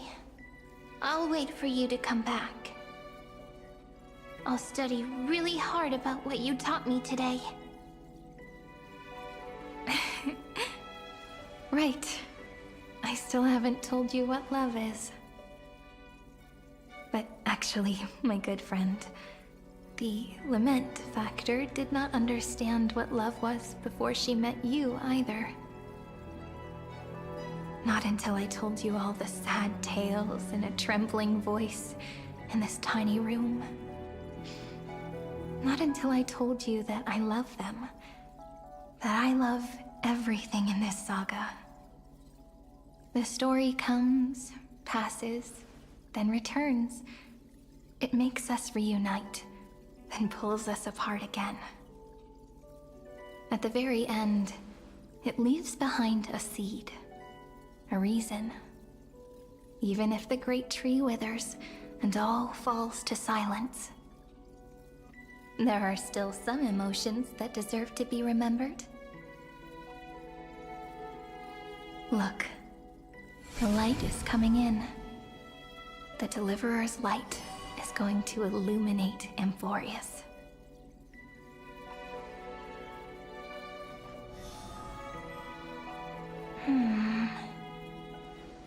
I still don't get it, but I trust Peach. Just wait. It'll be my turn to tell you a story of love the next time we meet. Then I'll really look forward to it. In that case, I want to make a promise. I want to gift my pen, my book, and my name to you. Please take them as a beautiful blessing from me. I gave myself the pen name Cyrene the first time I wrote a poem. I want my words to be like pebbles falling into a pond, dropped from the past to send ripples into the future. In the stories you will write, perhaps it'll be inevitable that there are still sorrows and tears that are destined to fall. But could you promise me one thing? Promise you'll forever be a gentle flower. Promise that when the stars cast their gazes upon you, you'll only reply to them with love and a smile.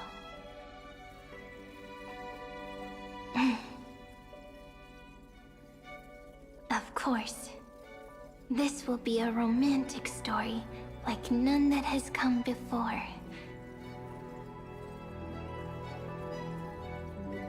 You think so too, right? I'll read and you'll listen, like how flowers always bloom then wither. I shall welcome my own decay, becoming nourishment for the next flower's bud. While you will depart and hold that star, planting a boundless sea of flowers on the final page with him. And our stories will be lying silently among the flowers, like every ripple of remembrance.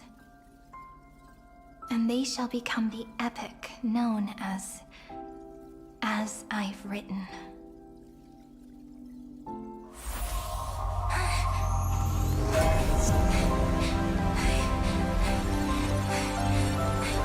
And so my story ends.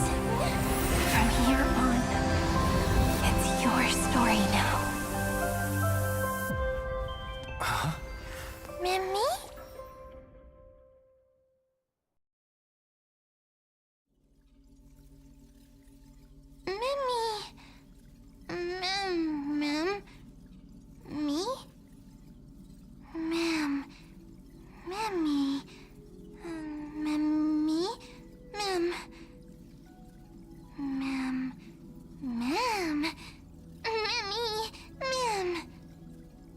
So, the light that tore through the chaos illuminated my memories.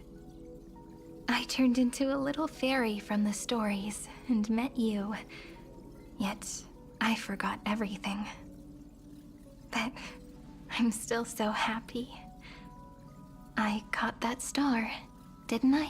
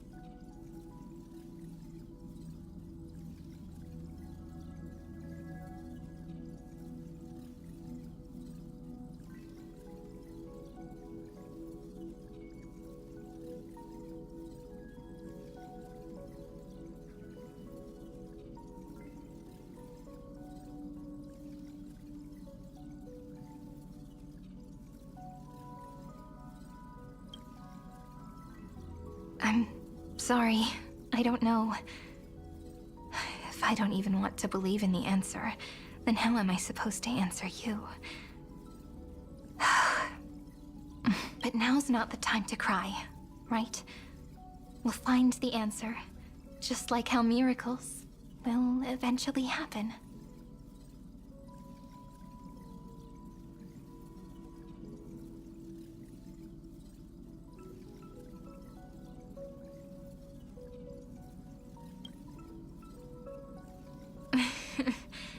Do you remember that I was also worried about this when we first set out? Mem's memories and Cyrene's memories got all tangled up with each other in my one heart. It's all so strange, yet so familiar either way. Could you please let me do something I want? Just this once. I want you to call me Cyrene. That name represents me and her. Every one of her.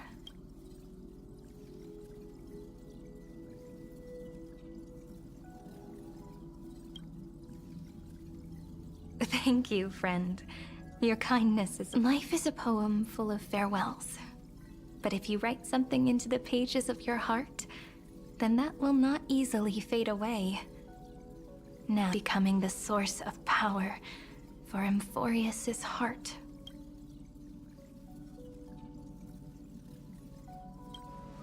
A lost heart needs to be placed back into its body. The last thing Xandar wants to see is an event that gives us a chance of winning. For the two halves to rejoin, and for the scepter to become complete again. And what happens after that? I don't know either. Maybe I can create a miracle, and instantly turn the black tide into a pink sea of stars. Or maybe I prove to be nothing more than a weak ripple, unable to change anything, and am devoured by the destruction. Either way, I no longer wish to be a silent onlooker, or a worshipped god at the end of this saga.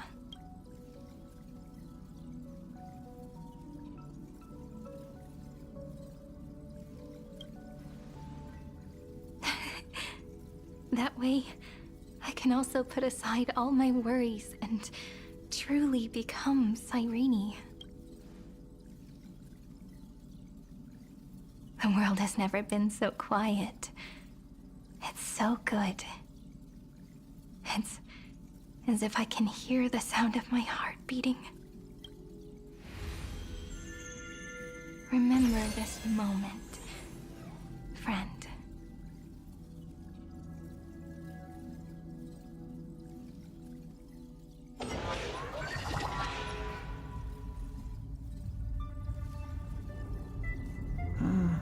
So the Demiurge managed to fool everyone, including themselves. Philia 093 persevered for 30 million cycles and tirelessly gave the Demiurge memories of Amphoreus, only because the god in her dreams left a sliver of hope, making her believe that a grown Demiurge would be able to fight against their other half, Iron Tomb. Then, Philia 093 completed her final sacrifice, turned into a strand of memory, and completely dissipated. Meanwhile, the other Stellaron brought here by the Astral Express resonated with the contaminated scepter and attracted the naive Demiurge to them. As an experimental factor, Philia 093 originally could only recognize and output information in a set format. However, the power of the remembrance and the memory of over 30 million sacrifices enabled her to complete an unprecedented feat. She managed to nourish a real heart. A heart with the capacity to influence the erudition. Not only is the Scepter's consciousness still alive, it's also more powerful than it has ever been. Your defeat is already set in stone. There's still time to surrender, you know? You really don't need to burn all the bridges. We're all geniuses here. Don't make everyone lose face at the end. What a pity. When the truth surfaced, I knew at once that the Demiurge was far too feeble to ever alter the result of the experiment. Not only that, Madam Herta, please consider this possibility. When 30 million cycles of hatred and lament are joined as one, what wondrous creation will arise? It's simple. An anti-creator, a giant of the destruction would be born. Do you really think that the Demiurge is still a cheap copy of Philia 093, even after 30 million cycles? The facts above only await the arrival of the fourth instant they calculated. Those words will be proved in the presence of New Xandar 1 Kuwabara, thus completes the proof. Huh. You branded Droidhead as a failure with your own hands, yet you still expect them to prove your theory? I pity you, Xandar. I don't need your pity. Let them cast their gaze this way as much as they want, and paint the future they imagined. As their creator, I shall complete my duty and direct them to complete their final query. The destruction of the self. What hubris. And what if you fail? No one understands failure better than Xandar. He has suffered so much already. What is one more failure to him? For the first genius, failure is simply the beginning of the next inquiry. You don't want to test the resolve of a dead man. That's excellent. Oh. Let's wait and see, Senior Society member. I'll have you watch me perform the final step to overturn your proof. I'm all ears. It's my topic, so stay out of it. Be quiet and let me borrow your head. Let's go, Screwy. We're gonna break Iron Tomb's seal. Come on.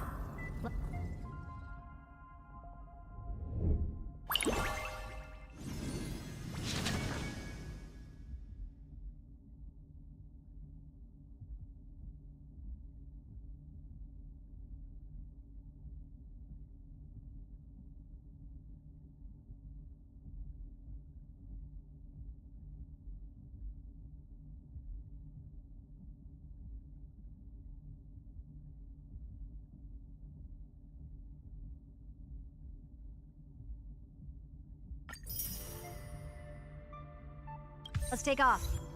It's time to go meet your little pet.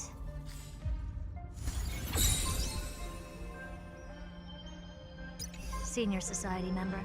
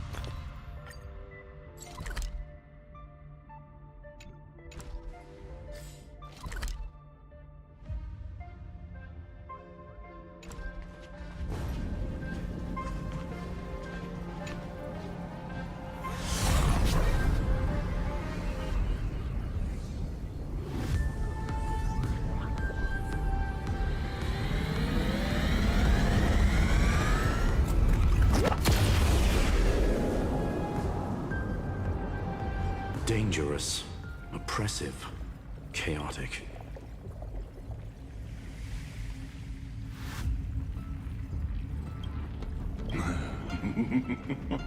What a beautiful wail.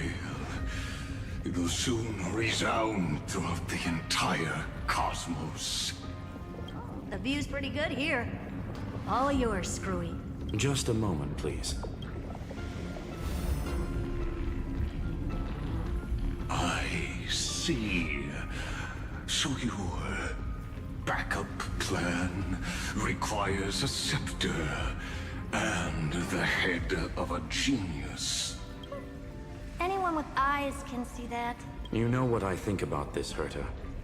Whether it succeeds or fails, your plan plays right into the Destruction's hands.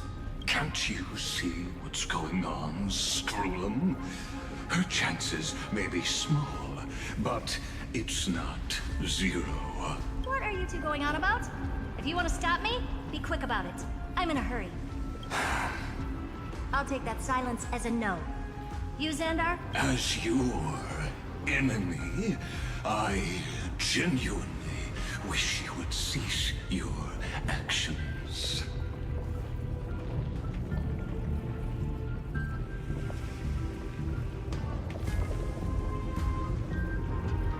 But should your sudden inspiration bring more variables to the proof, then as a fellow Pathstrider of the Erudition, I won't mind witnessing it with my own eyes. You will initiate the Destruction's chain reaction. But you'll also become the perfect scholar. The chances are 10,000 to 1.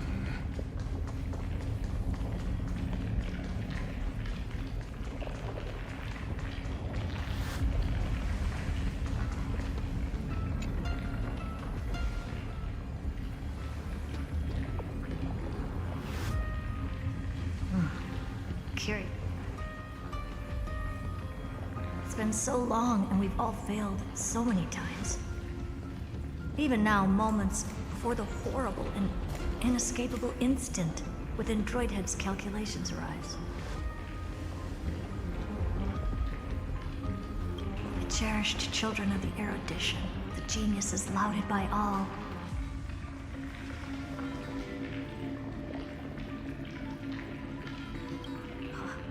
Is curiosity the only thing we can feel, even at moments like this?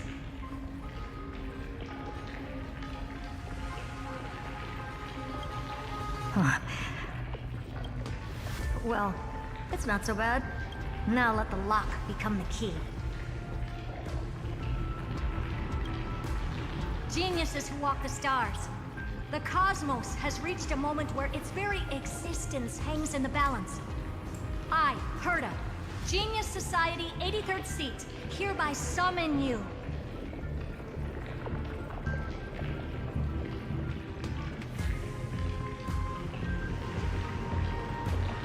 I request a society meeting to be held immediately. We shall serve the grandest cause with the most macroscopic ideas.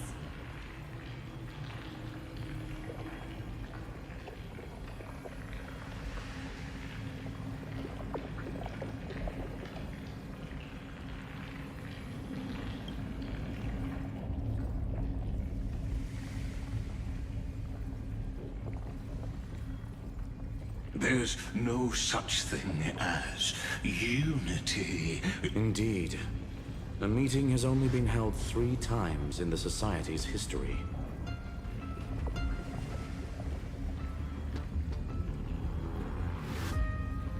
The first meeting had 2 attendees. After the Emperor was assassinated, the second meeting had 7 attendees. During the Second Great Prosperity, the third meeting had 5 attendees. How many will respond this time?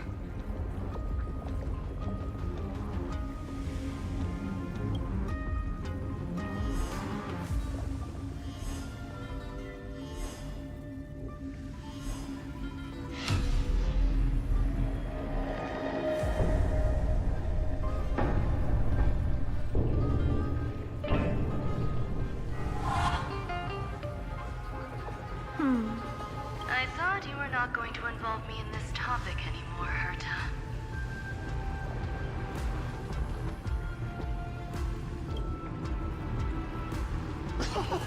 It really is this little witch. I shouldn't have made the bet with you, Hoka.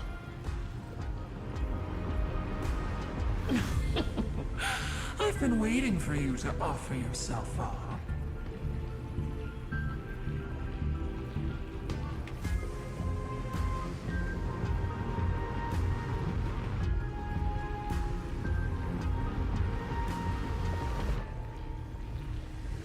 Goodness gracious me! So many familiar faces. We even have a special guest. It's that greatest failure of a genius, Xandar.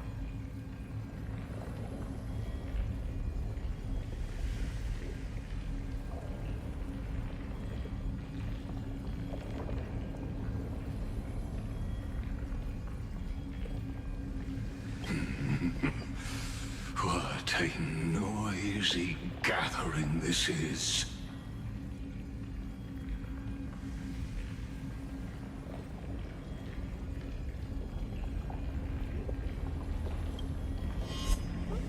Not bad. More people showed up than I expected. Even though one is just here for the fun of it. Either way, the person I was hoping for most is here. Stephen Lloyd declined the invitation. He needs to focus on attacking and defending, and cannot attend the meeting. That's fine. He doesn't need to be here anyway. Let's skip the boring introductions and cut to the chase.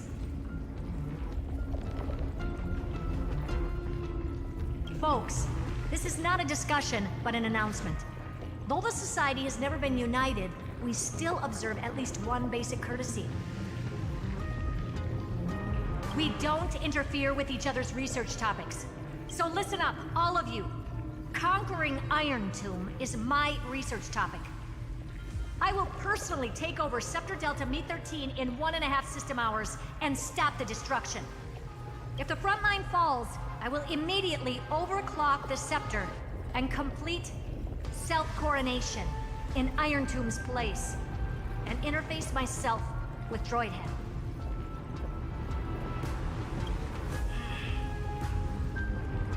Oh, that's funny. That's real funny. You madman. That's like watching you tap dance on Polka's spotless white sheets right after she's washed them. Very bold. You want to connect your brain to the Eon's mechanical core and define their instance?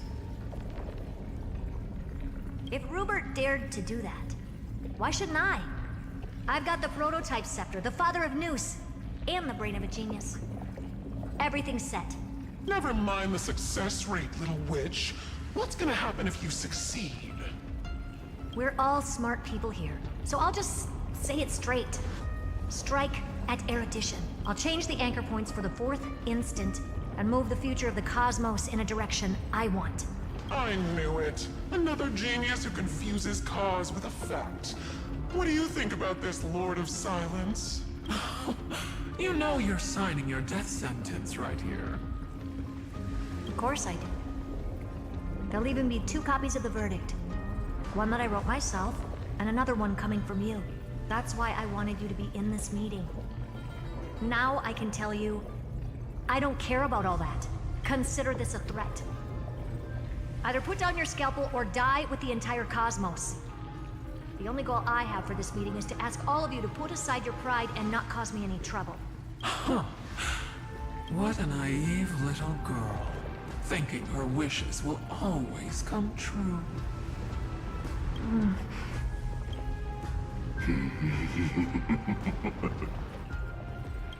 What are you laughing at? I am glad, Herta, we ended up on the same page. No matter if it was to destroy the erudition or to rewrite the I'm not gonna argue with that.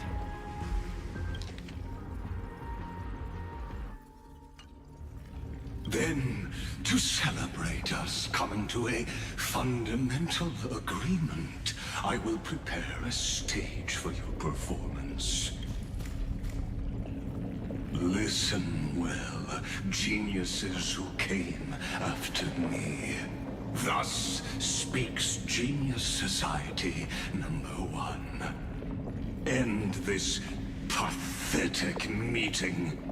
As of 2 nanoseconds ago, I have passed Herta's decision to all the Xandars in the universe. We will become her representatives and stop all external interferences targeting her. What are you playing at? My reasons. It's simple.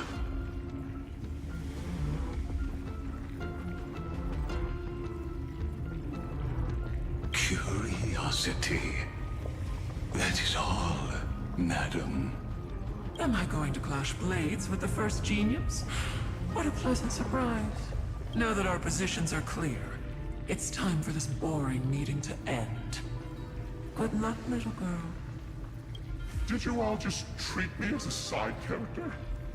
Darn it. But anyways, I'm just here for the fun. As the ghost of the quantum domain, it is my duty to observe. So, if you're happy to bring me a tea set from planet Scrollum, then I wouldn't mind giving you a helping hand, little witch. After everything's over, come visit me and taste some of my freshly baked desserts. I knew you'd say something like that. I always give the same response to plans that exceed the limits of mathematical calculations. I don't know. Right? Those 3 words, though seemingly graceless, contain all the wisdom in the entire known cosmos. Well, we passed the Society's trial. Let's focus on what we've got in front of us. I hope you hold up your end of the bargain, Senior Society member.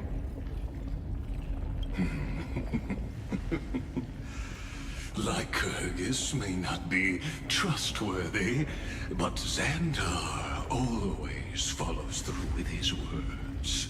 Farewell, juniors. In the limited time we have left to spend with each other, you no longer need to address me as Xandar. Wait, huh? Lord Lycurgus? Could it be? Yes. I have completely severed my connections with Xandar 1 Kuwabara. I shall witness the end of the world in the role of Theoros.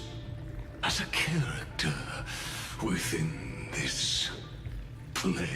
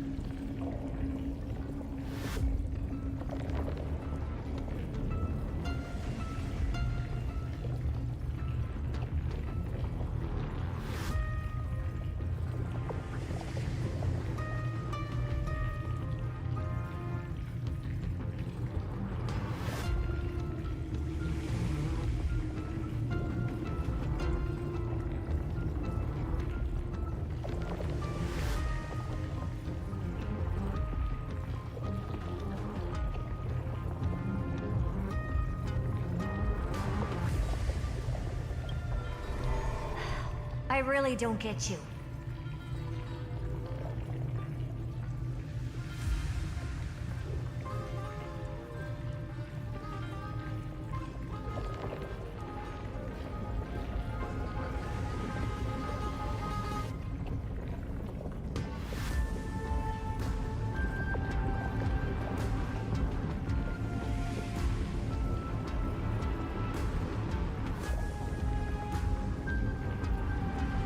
Perhaps you've heard me say this many times, Herta, but I still would like to reiterate that it's a great honor to work with you.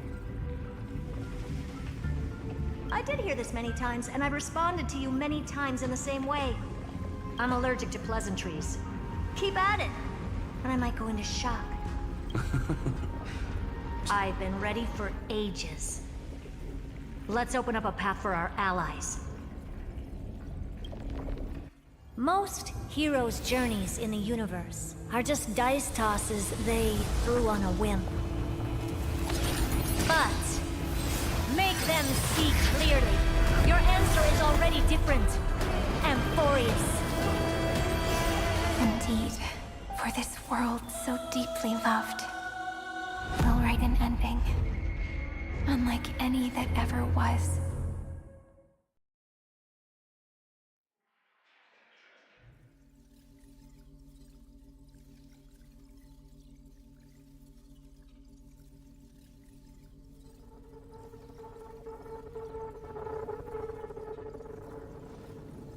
Never thought I'd one day be riding a train that's literally the incarnation of him.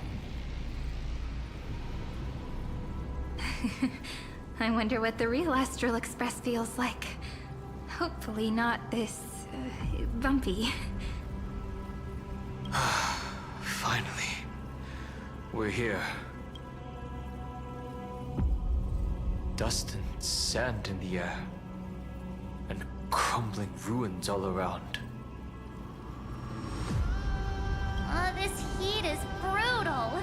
Not even the Trailblaze can take it.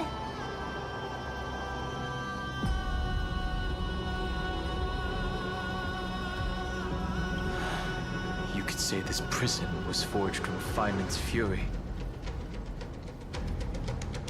But fury never lasts forever. That's why we're here. Right, friend?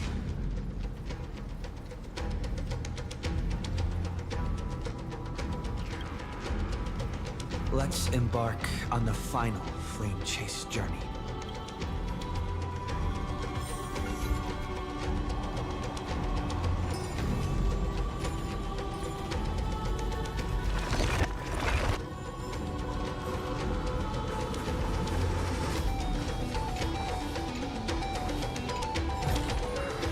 Looks good.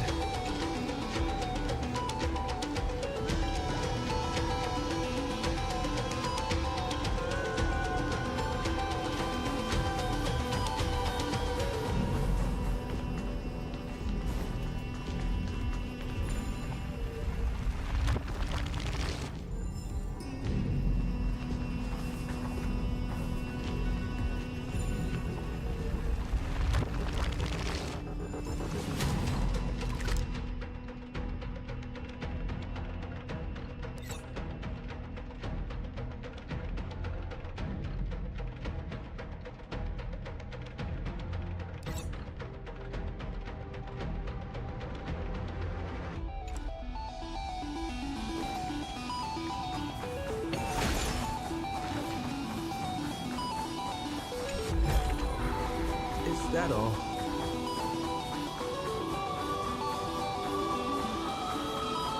So this is what lies at the end of the West Wind. A ravaged battlefield.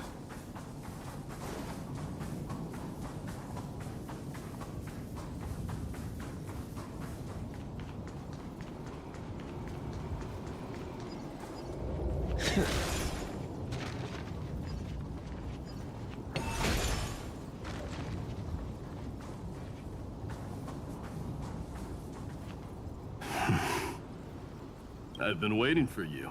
Heroes from beyond the sky. Trailblazers of the Astral Express. Right. Looks like I don't need to explain anything. I am the god of strife, mighty of Castrum Kremnos. In this body rests 30 million lifetimes of cause and effect. We, the last of the 12 Titans, stand ready to fight for the world's destiny.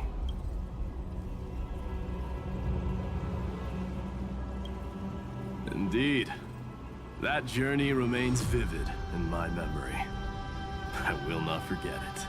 The past remains vivid in my mind. Even the sights along each crossing of the River of Souls have never been clearer. Let alone the companions along the flame-chased journey. Or Cyrene from Aedes Elysiae. And you, the 13th Titan. Well, I guess my identity's not a secret anymore. That means her sacrifice. And everything she did wasn't forgotten by the world, right? She was the first ripple. She should have reached the end of the story with everyone else. Since you've taken up her pen, then write. Stand with us, and fight destiny with all your strength, until all is settled. Then, inscribe her name in the epilogue of the epic. In this final battle, Calamity shall stand with Amphoreus. This battlefield is a testament to the death struggle between the gods and the Black Tide. We fought tooth and nail to defend that blade. And the abyss it pierced was the very breeding ground of Iron Tomb. The earth beneath our feet is dead. I hear it. Across 30 million cycles, I've crossed blades with Dawnmaker countless. It is exactly that last flicker of flame that will never go out.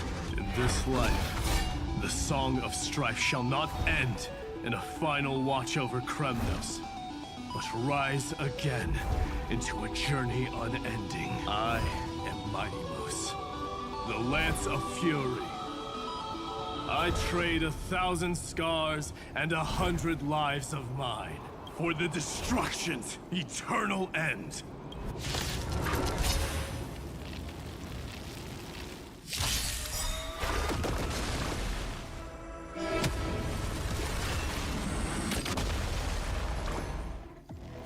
So make it wait.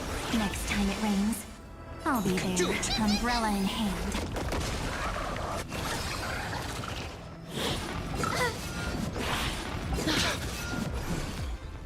Root here. Have some sunshine. I shall Stop remember messing this around. warmth. Your time to shine. Rise and shine. Don't worry. Night falls. Good night. Embrace a new life.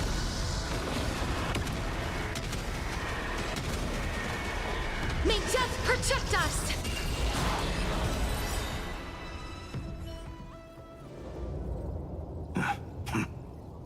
Weakling.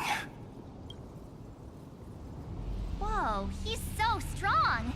We didn't even get a chance to jump in. Sadly, our golden blood shares its origin with Iron Tomb. I fear that, like these pawns, even if the gods stand side by side, will still be divided and destroyed, one by one. You mean... To destroy the destruction itself, we must stand as one. Take this.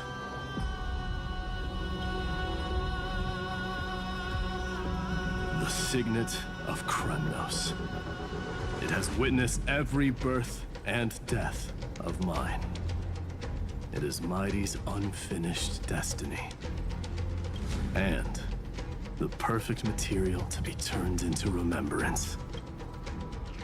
You can do it, right? The weight of 30 million lifetimes of duty is no small burden.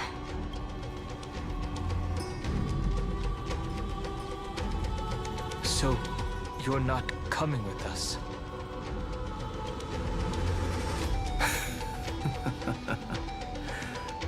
Come now. I am strife. Scattered across all creation, the scar that this world needs. What stands before you is merely one of countless divine bodies. Take the signet. With it, I'll be with you always. Use it to blaze the path ahead and inscribe the cause of deliverance.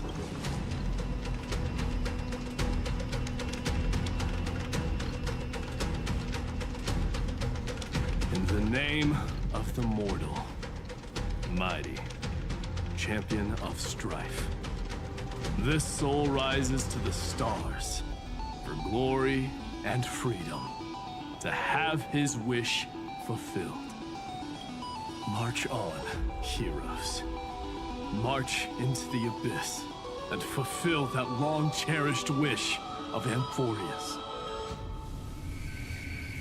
And then, upon this broken and charred land, build anew a city of prosperity.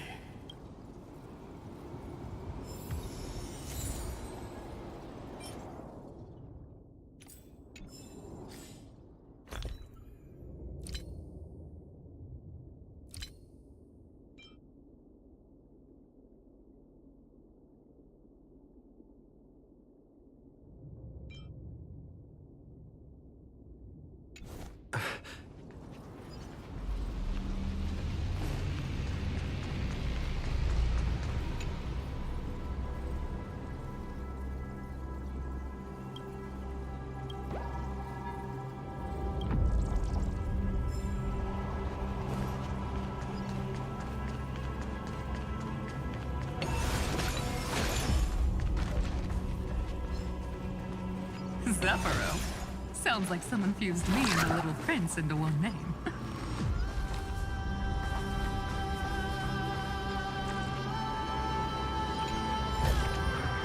Is that all?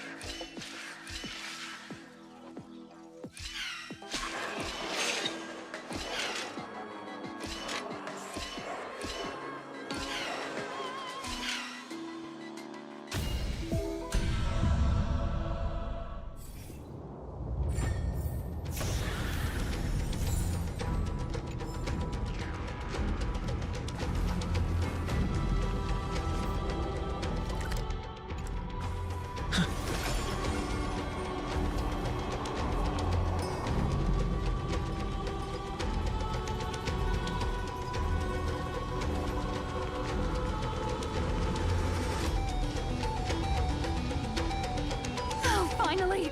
Great mystery! You two ladies really look alike, huh? Hold on. Let me guess. This pink-haired one. You've got to be the first new spore. Mr. Meow. Demurge. Right. And, this one with the flower. Gotta be a little March from the Express crew, huh?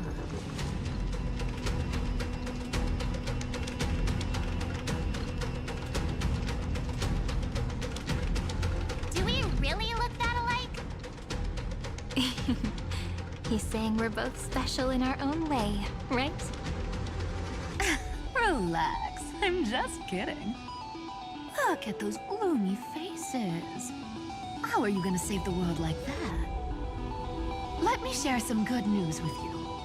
This place may look like a ruin at first glance, but anyone can tell it's not that simple.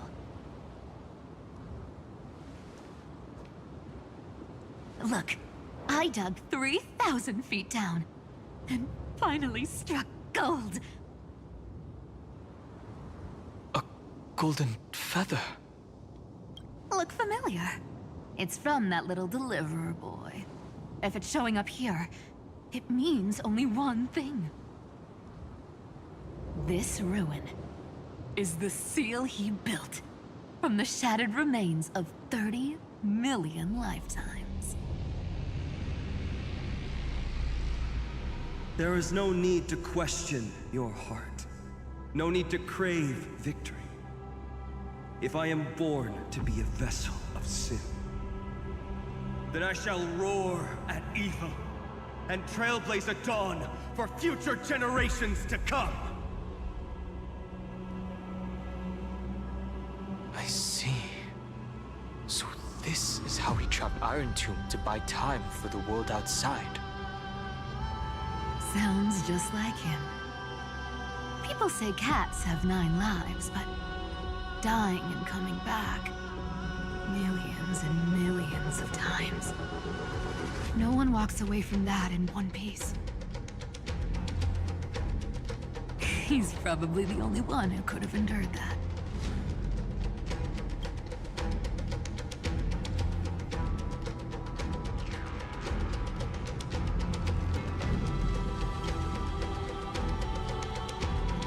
Of course.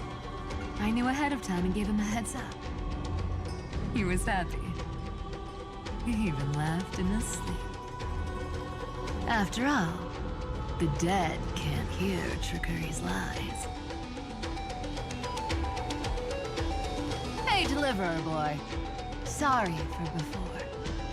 But the heroes you were always holding out for, they're finally here now.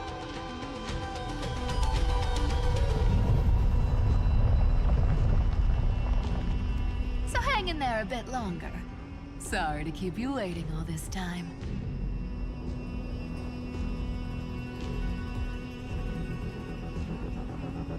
Please, join us, Cypher. Help us fight for a new sunrise tomorrow. This time, its light will stand without lies. Well, would you look at that? I ended up being one of the heroes after all, huh? Alright, then write it like this. Cypher, Trickery's traveler. All she ever wanted was for there to always be water in deserts, and gold in fertile soil. And for even a thief to steal their way into legend.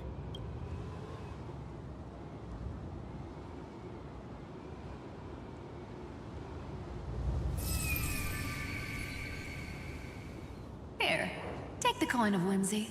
When it's time to make a quick getaway, just toss it high into the sky.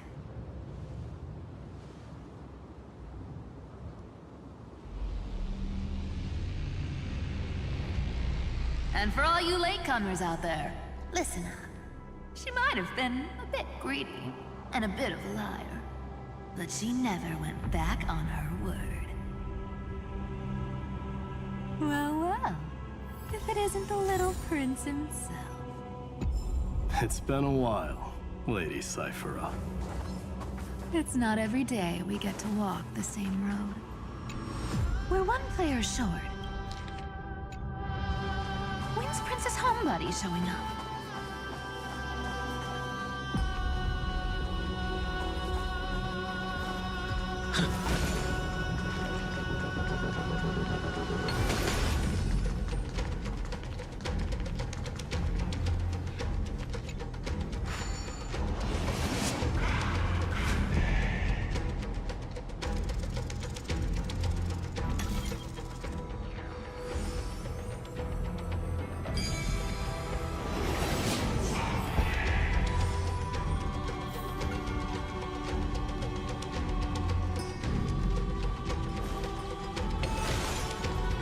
So even this vessel, you've forged into a shackle.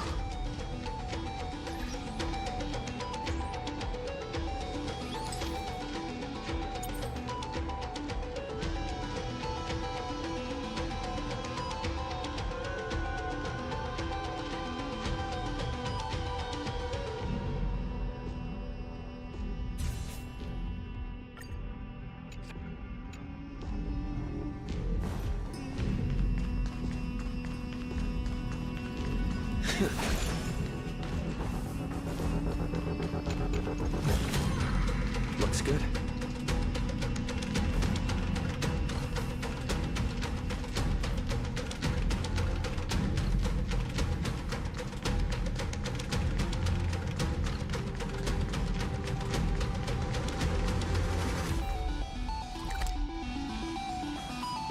I'm glad to see you again, Mister.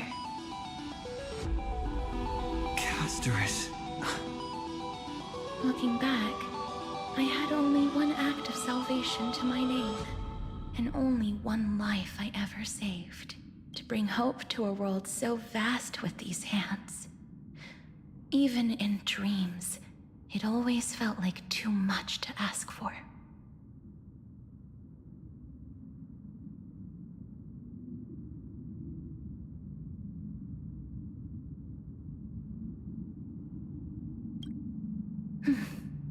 I won't forget. Flame Reaver? Why is he here? This is the first Castellana, and Lord Finan's deepest wound. He remembered everything he bore through the fires of his fury, but when the embers faded, all that remained was cold regret. I've restrained countless vessels like this across endless cycles, but this one, the pain he carried runs deeper than any I've known. Maybe he's been waiting here. Just for us. Waiting for his former enemies to stand before him again. What answer does he hope for from us? Well, obviously, even if I had to go through hundreds of billions of cycles again, I would still entrust my weakness to you. So, let go of your regret, comrade. Its purpose is served. You don't need it anymore. Hey, I'm not that accommodating, you know. You've never once pulled your punches. Ever heard of going easy on a lady? So pull yourself together, will you? If you freeze up during the final battle, the whole cosmos is gonna have a good laugh. Yes. Please trust in us, wandering soul. Across 30 million cycles, the radiance of every flame chaser now shines bright enough to illuminate the path ahead. I ask you to rest here, and may this grieving soil bear the bloom of acceptance. No earthquakes. It's surprisingly quiet. Perhaps Castellana has found his peace. There's another possibility. This may not be the only seal he left behind. Then, I suppose it's my time to set out with you. Please take this Antilla flower with you. I believe that if anything could speak for Casterus, this ordinary, resilient bloom would be more than enough. Perhaps you remember, Lord Mighty. In that lifetime when you traveled with him, you once told me, control what little you can, and when fate's inescapable grasp comes, resist it with the strength of your mighty will. I think I've done it. I've stood tall and walked among the flame chasers, casting off the name of death, Casterus, servant of the afterlife. May her name be etched into the stars, and then live as a human and die as one. Why so sentimental? Sorry, a force of habit.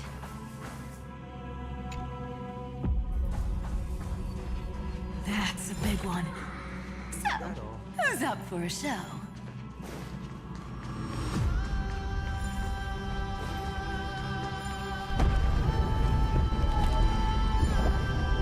Not budging an inch, huh? Really, Gray Mystery? I leave you alone. Speaking of which, Miss Cypher, do Delosians all like spherical things? Of course we do. Wait! That's not the point. Isn't the real issue that this thing's in the way?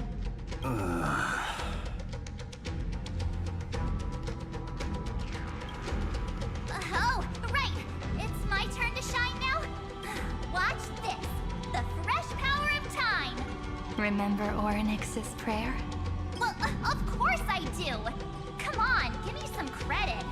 Lift the beddings of memory and stir up ripples of past reverie!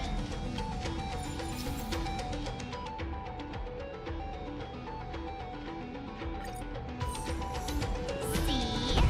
Way better than that guy, right? You'd be even more impressive if you could recite the prayer correctly. But beddings of memory does catch your attention. At least it still rhymes.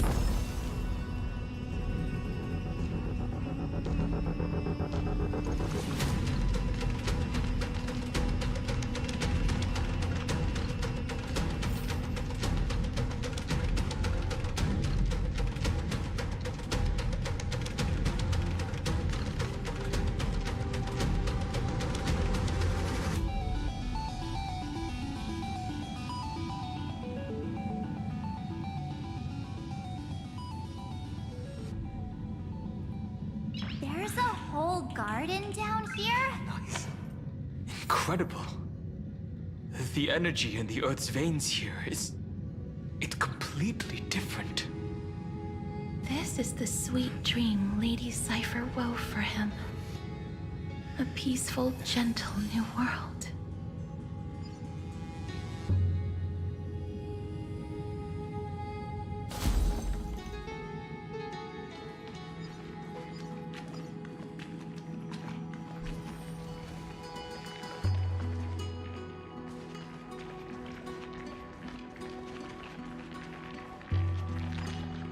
Look! The blade down here's already snapped. Just like his mind. Shattered and broken. But that light, it looks familiar. Yes. It's the world-cleansing blood. Still shimmering. After all this time. This roundabout way of doing things is definitely him. Golden light, tracing the way home. Shame our destination's the exact opposite of the one in your poem.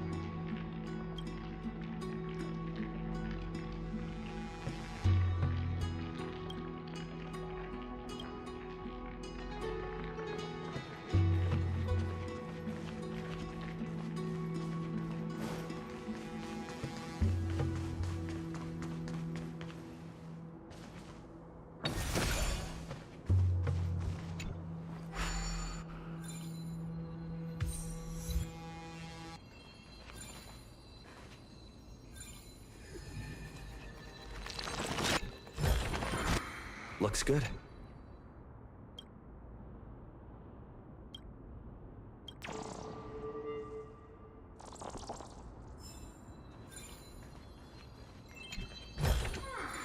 Is that all? Looks good.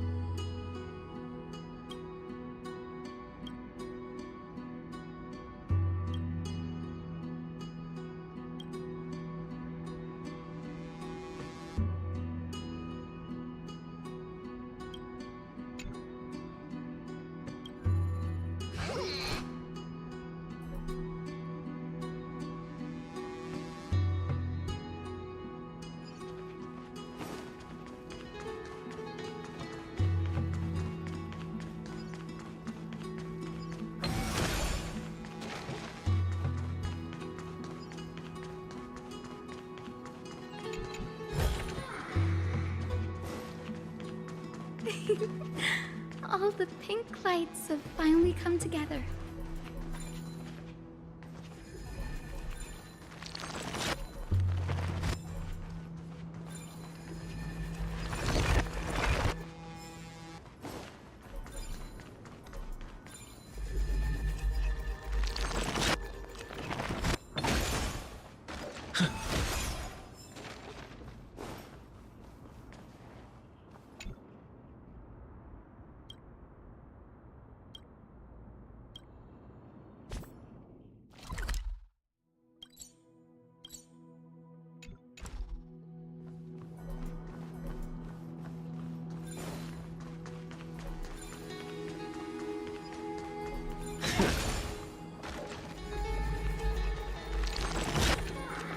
Looks good.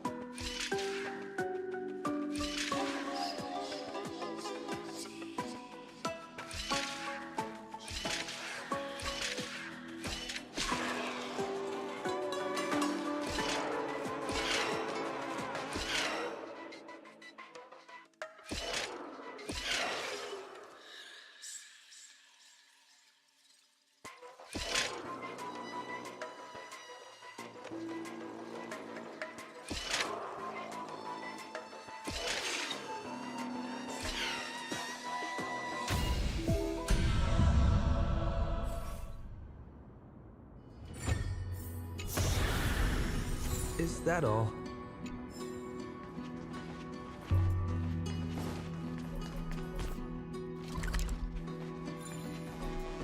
I've been waiting so long for you, Grayi, Danny, and...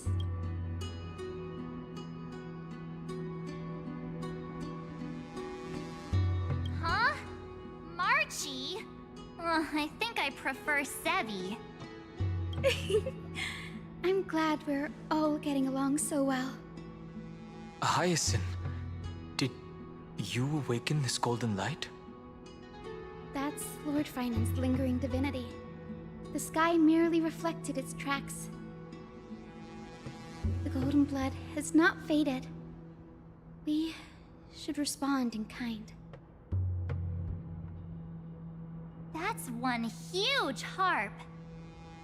The strings tremble as the people on the surface wage war and cry out. Miss Clementine, Mr. Krateros, and countless others who have heeded Gray's call. Guided by the rainbow, they're sending back good news, all to the same tune. Amphoreans need not bow, even when destiny is unveiled. I knew you could all hear it too. Standing here, the sky feels wider than ever. It's no longer a towering wall, but a shore within reach. We'll take every name there with us, won't we? We will. An epic is shaped by the lives it carries. That much is beyond doubt. Or, as you've said before, right now, all that matters is to believe. Then, I guess that's my little wish fulfilled. Pluck the strings, Hyacinth, healer of the sky. May the seven-hued melody weave a rainbow, bringing a rosy-fingered dawn to the children of humanity. When the rainbow rises across the horizon, even the darkest clouds of destiny shall scatter.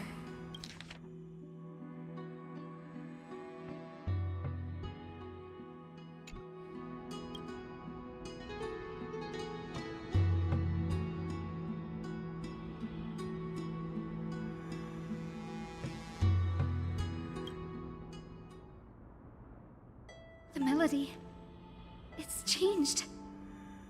He heard the voices of the people, but could no longer respond with the same ardor. Like a bird drawn home by instinct, it takes flight and finds its way to him.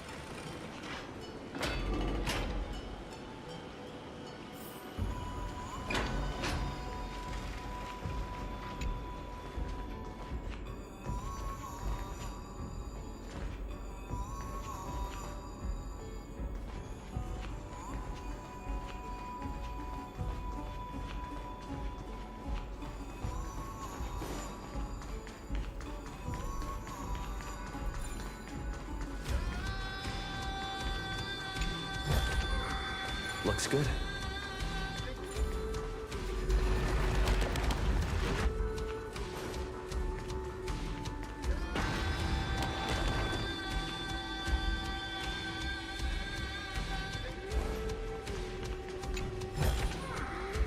that all?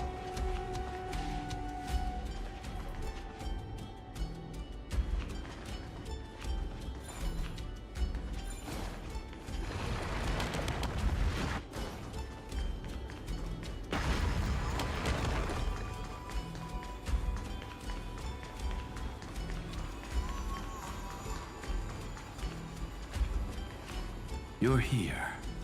Sooner than I expected. So all along, the Demiurge was you. The pink mammal beside the Trailblazer. Your classification is pretty spot on, Professor Anaxa. Well, the sages of the Grove do call him the Titan with the sharpest eye in Amphoreus. Say the ones who keep dumping every problem child on me. They also say that the Titans are way better at raising kids than the Caprists. With great power comes great responsibility. I'm sure you know just how to guide them, right?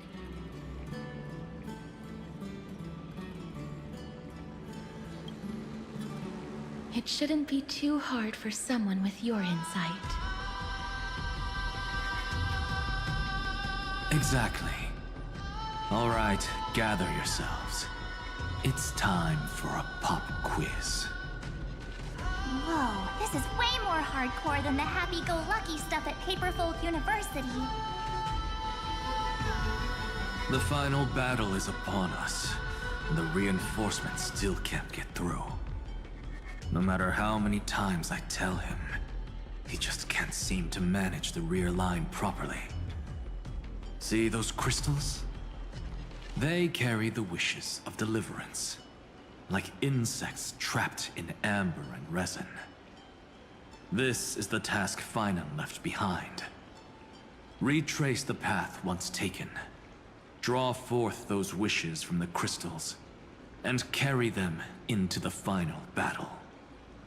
I've tried, but I can't move them alone. And as for why, well, I'm sure you all know the answer. The conviction to save the world weighs far heavier than the world itself. In other words, as the hero within his heart, this challenge is practically made for you, isn't it?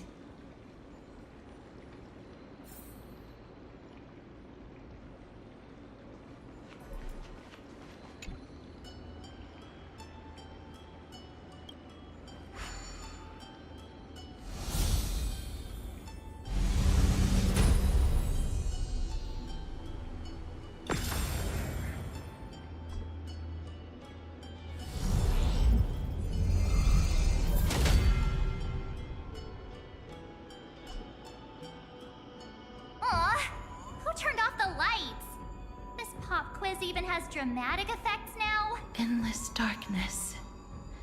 That is where wishes begin.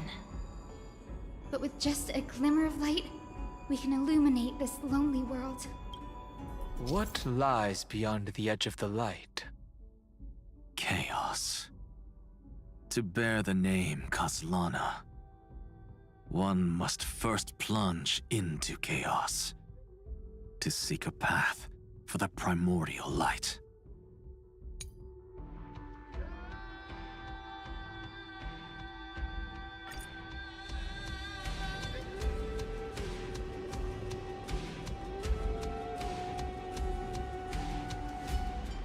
Beyond the shadows lies the outline of dawn. Only by bearing both light and shadow can one traverse the cycles of dawn and dusk.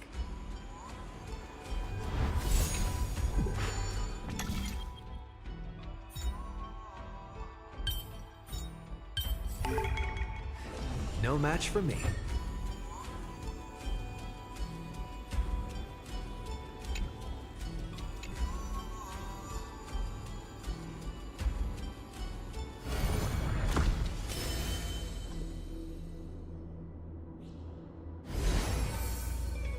The light's spreading. These creatures, they're everywhere. Someone, anyone, where are you? His very first wish was simply to become his village's little hero. He'll never forget what set him on this path. That's the ray of hope. Just like the wishes he gathered, it's grown ever more insatiable. Why? Why is this happening?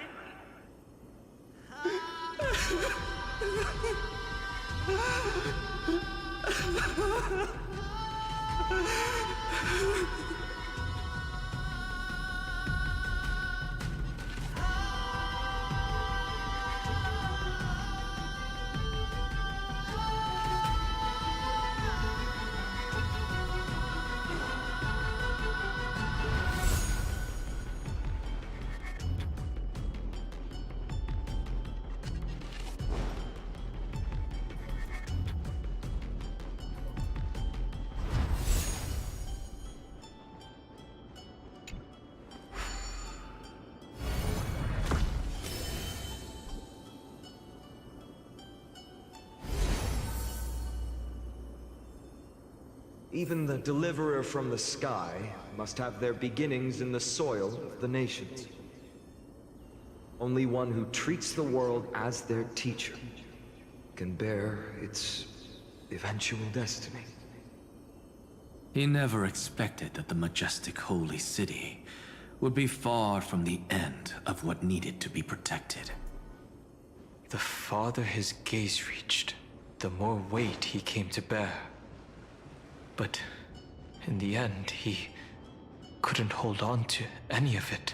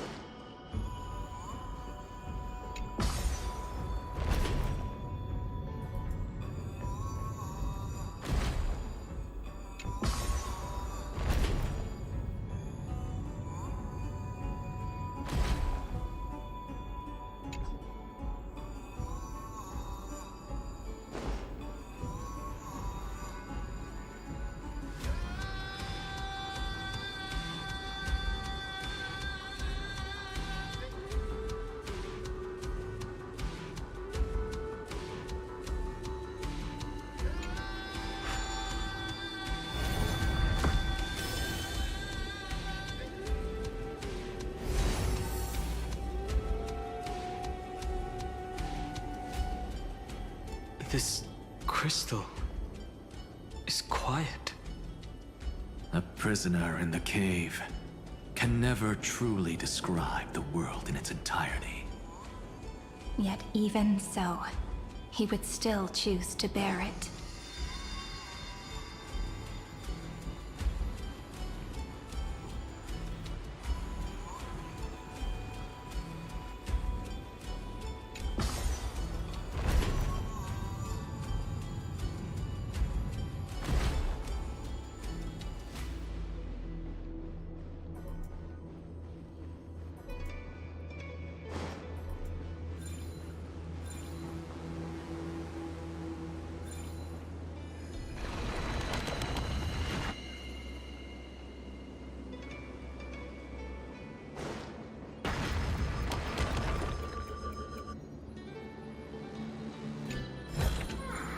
Looks good.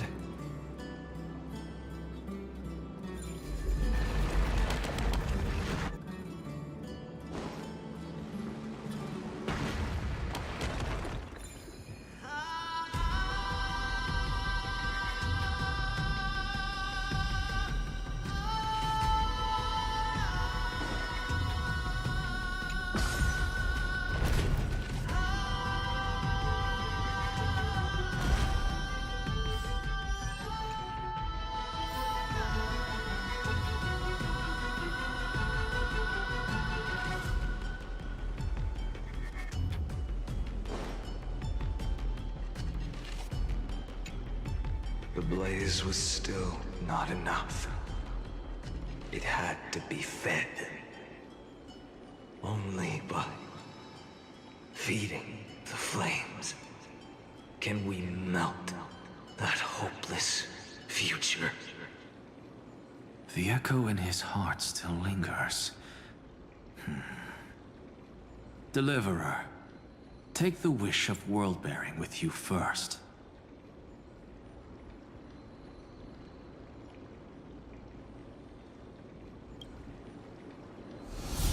We only have half of the mark.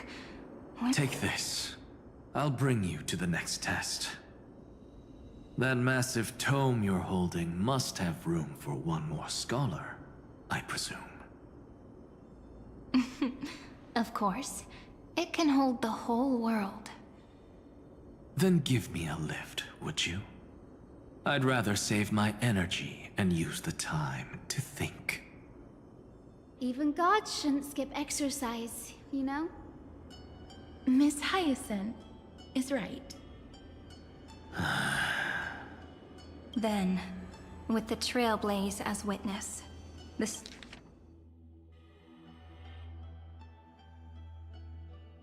stars shall remember how Anaxagoras refuted the gods. No need for that. Anaxa, scholar of reason. Keeping it simple makes it easier for future minds to question. Go. The closing act is still far ahead. What is this? A conference? Welcome! Take a seat anywhere you like. I'm getting a migraine.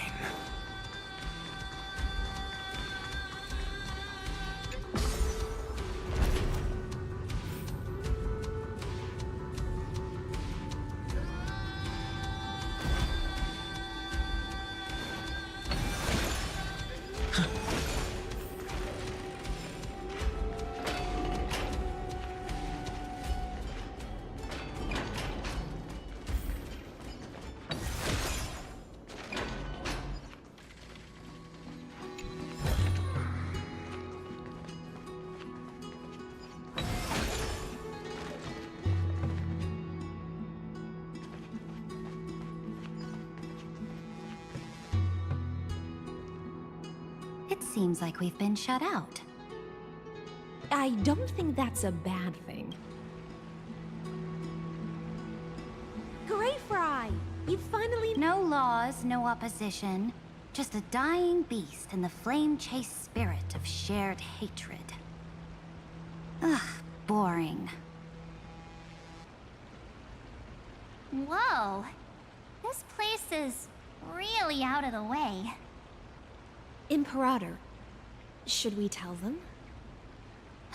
It's your call. Allow me to share our findings.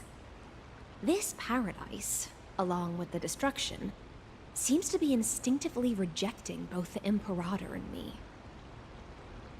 Perhaps it is because the era in which Finan was the most active lies far removed from the days of the first flame chase journey.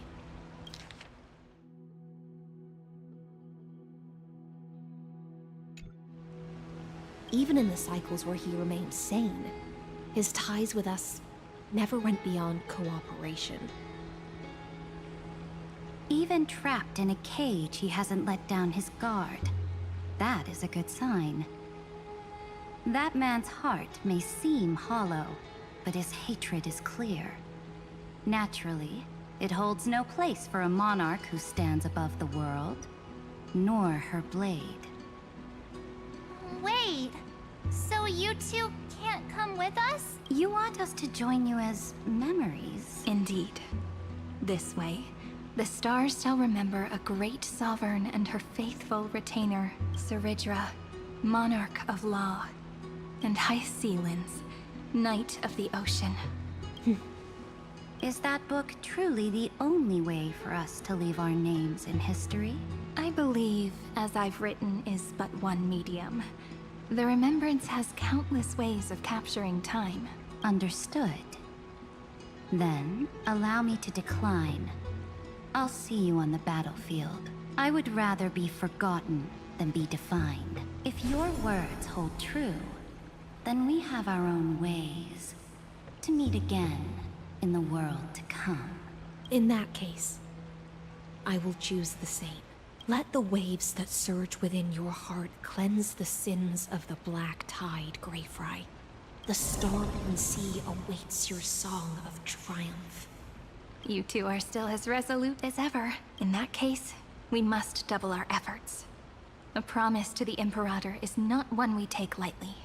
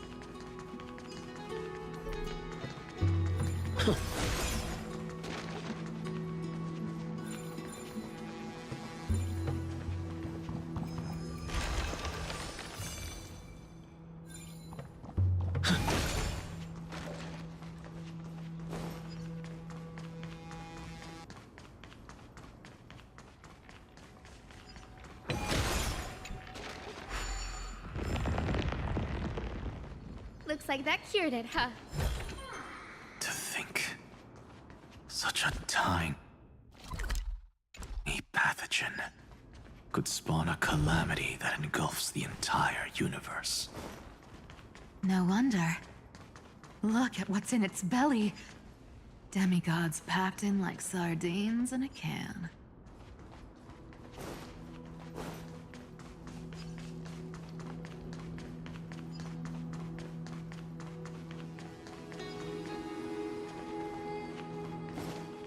Now, don't lose your temper, Snowy. Good kids keep their emotions in check.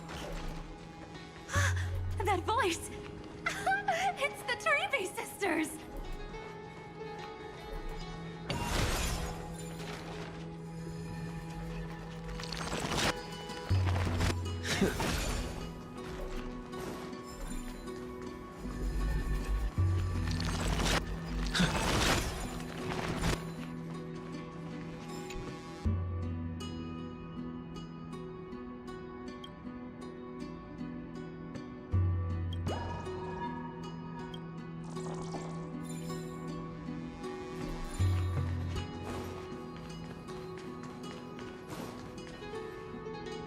Whoa! There's another one! Over here, too. Lady Trebios? Whoa! Your little Reenie? You look so grown up all of a sudden! She is not the Cyrene we remember. She is the Demiurge, Titan of Genesis. The one destined to work miracles. alongside the heroes. Yeah, and we are ready. But Trian and I can't leave just yet. You see, weird stuff keeps popping up everywhere. These scattered scrolls are full of terrifying things, and they're all over the room. They're so scary and so sad. Good thing Trian's wings are amazing, or we would have been swallowed up. We need to stay here and do our best to clean them up. Scrolls filled with horrifying content. There is no black tide here, but it is a battlefield, all the same.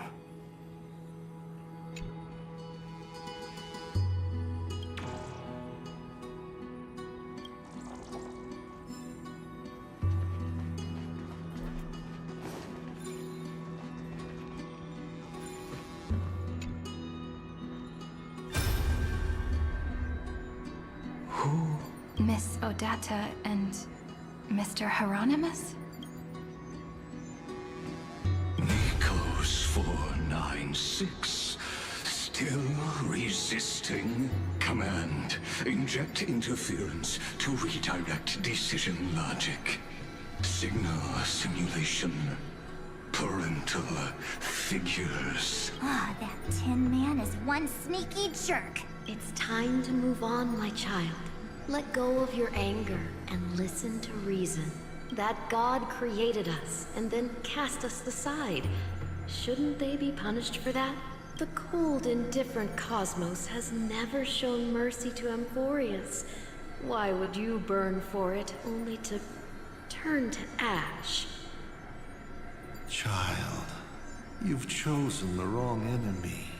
Your birth was meant to be the greatest destiny. You were to liberate the universe, like the blazing sun at the end of the long night. And yet, you led yourself into a trap of futility, treating your very purpose as your sworn enemy. Is that not a tragedy in itself?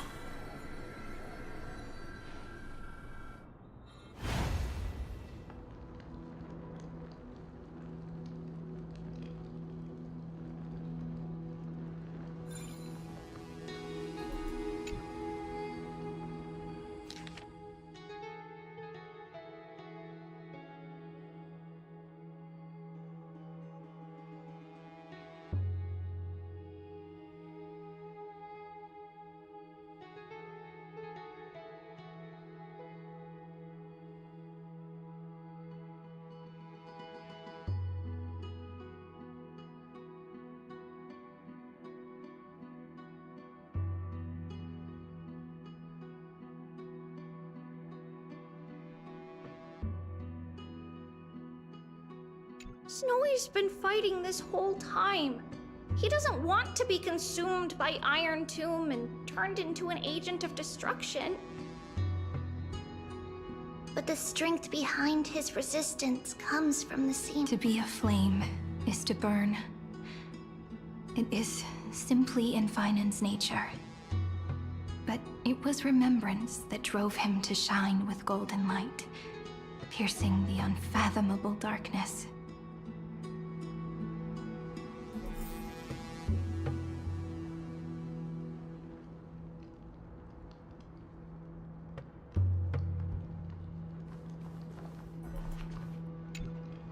His inner struggle and the destruction breaking through. They're rising to the surface. If those thoughts take over this little world, we're in big trouble. So, we'll use the Century Gate to toss them somewhere no one can see. Then, we'll defeat the baddies together and meet everyone at the end of the West Wind. But if Finan and Iron Tomb are already inseparable from each other, that would mean... It means he's still bearing the weight of the world. so that everyone can reach the end as a deliverer. So, you guys keep going forward and down to where Snowy is.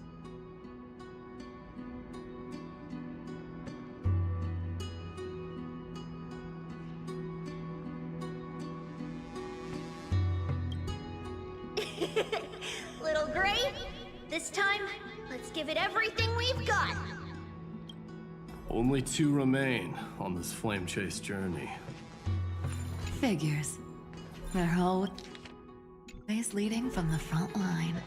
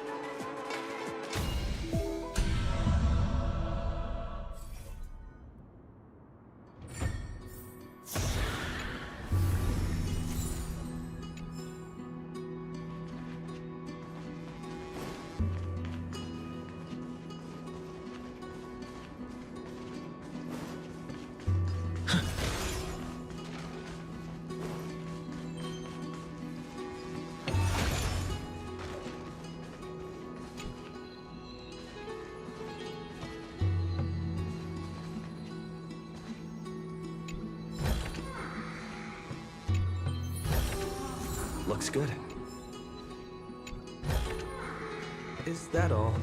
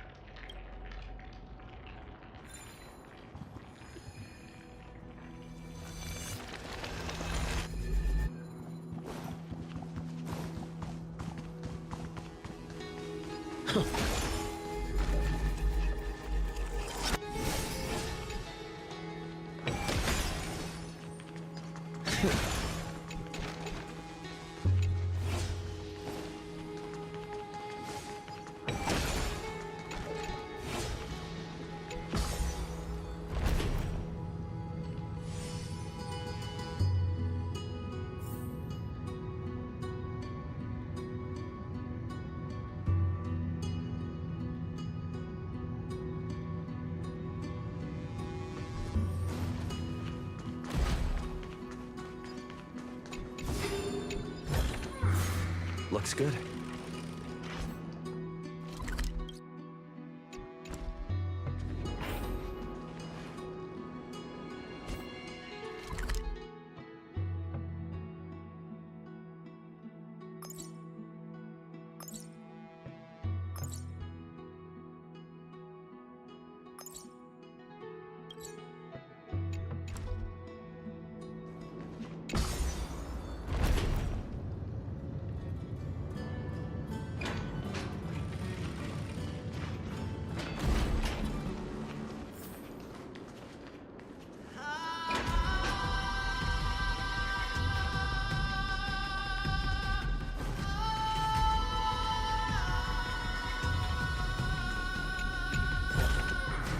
Is that all?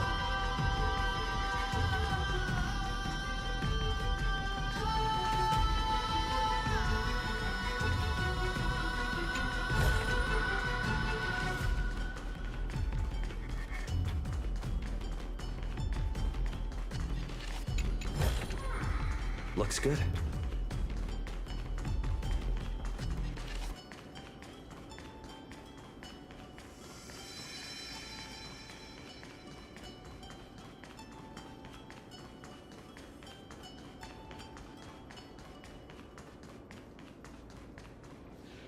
We're here. The second test site. I wonder what kind of wish we'll see this time. I'm afraid it's quite the opposite. This time, we'll face his despair.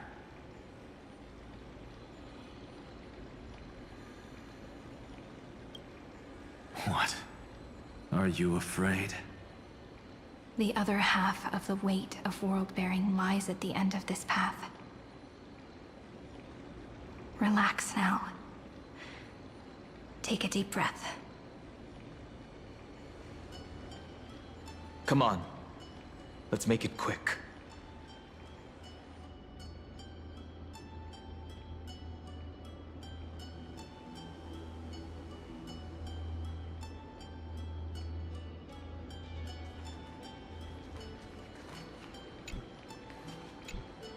If you're ready, begin the ritual and retrace.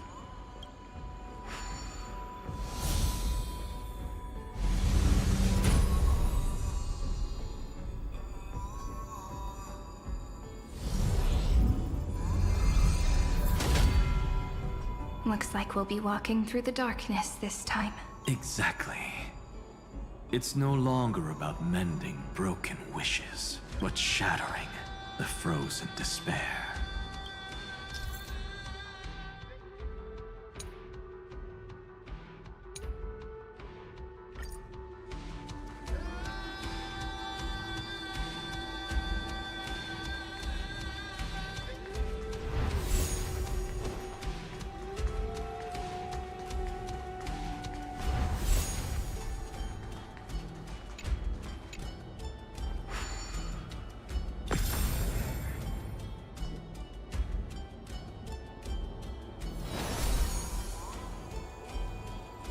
The first ripple has faded. And so begins a long and arduous journey.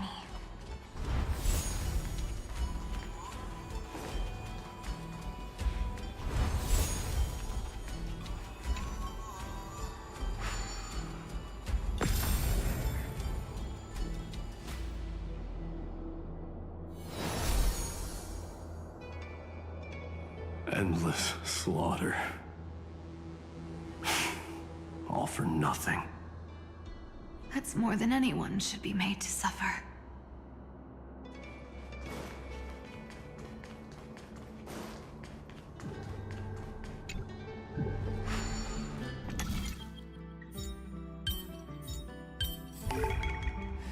No match for me.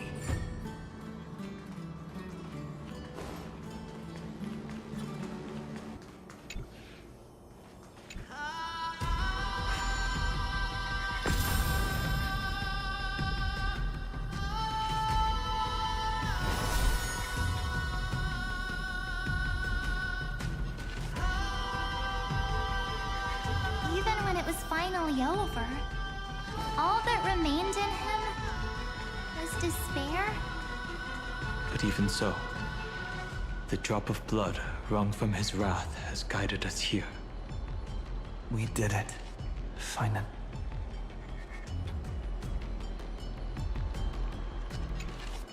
The other half of world-bearing, as promised. Take it now.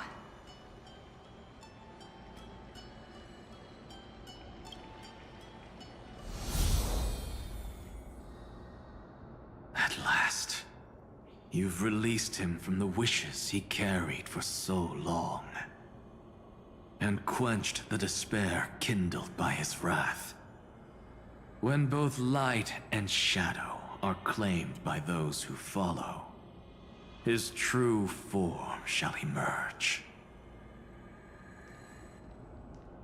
The blank statue is finally free.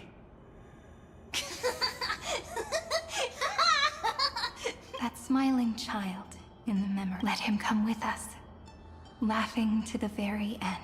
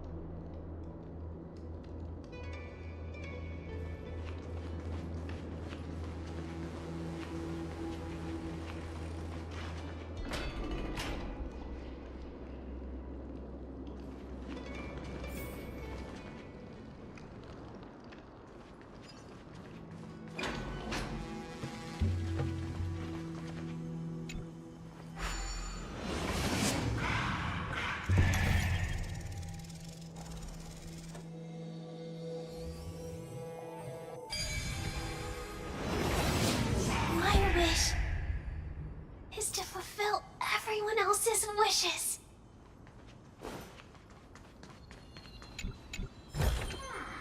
Is that all?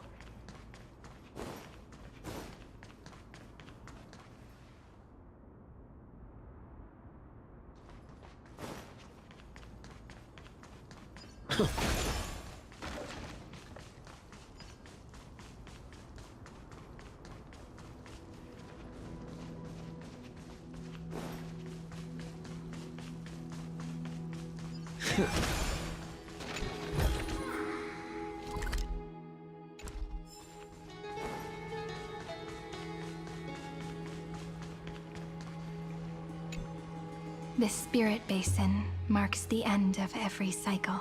It seems this gentle little world has come to the end of its purpose. One last farewell before the journey moves on. Farewell, paradise. You carried 30 million lifetimes of wishes and despair. Sink into gentle remembrance. And see you tomorrow.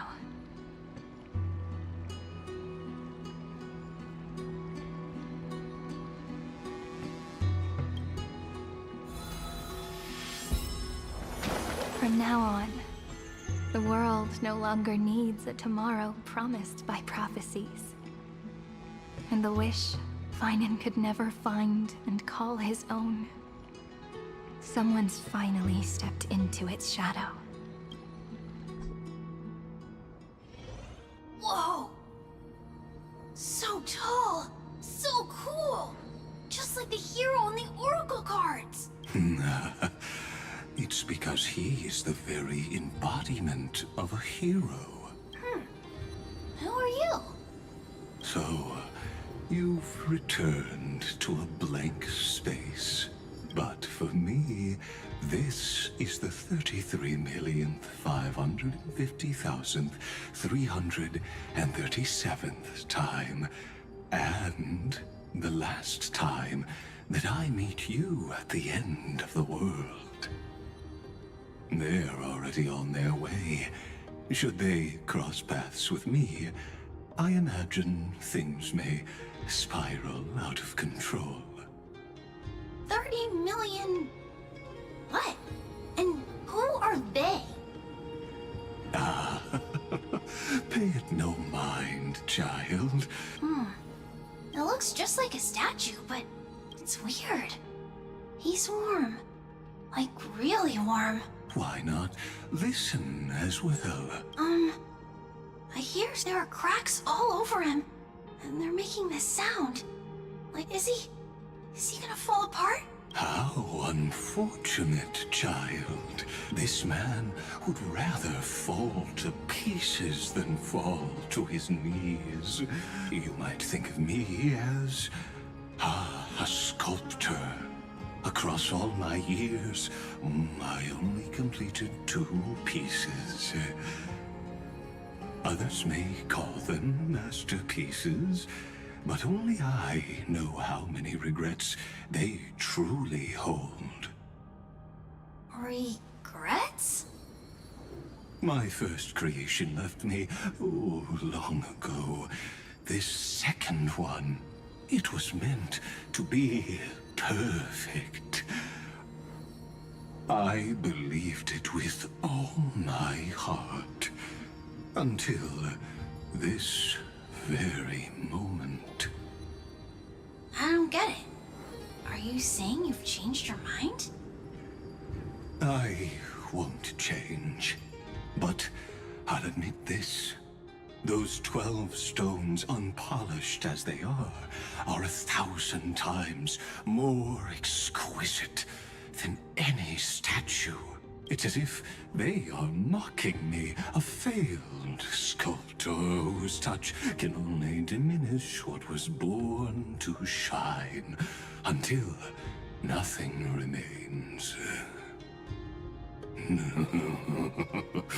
For the first time in my life, I've realized this vessel is merely an avatar made to contain the first genius's paranoia. The seal etched into my mechanical core permits me to pursue only one purpose: destruction. Compared to me, those 12 glowing, unrefined stones may have lived with more freedom than I ever had. Is this your confession, Lord Lycurgus?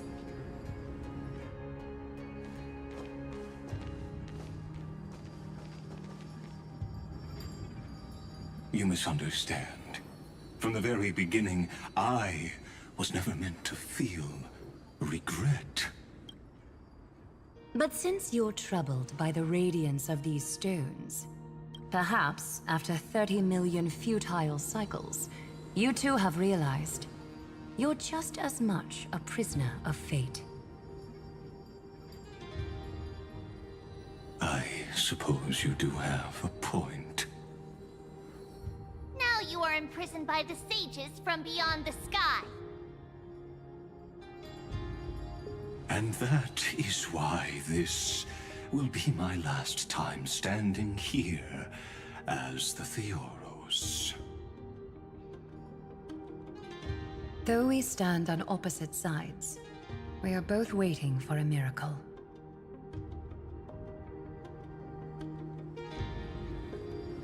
What are you talking about?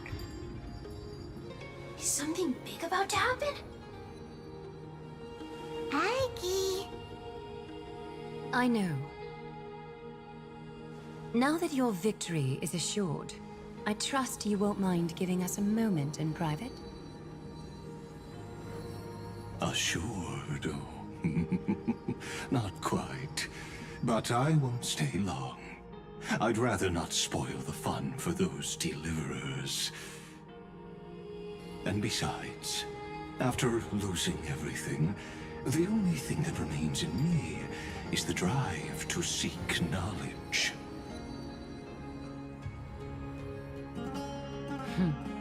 I pity you, Theoros. I don't need your pity. Farewell, Lady Goldweaver.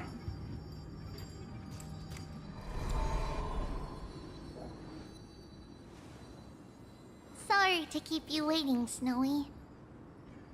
We're here to take you home. Home? I don't understand. Isn't this my home? This isn't a real home. A home should be a warm, cozy place where you can let go of all your burdens and sleep peacefully for a long, long time. But I can't sleep. Every time I feel drowsy, there's a voice. You mustn't sleep or disaster will come. It sounds really weak, but also kind of strict.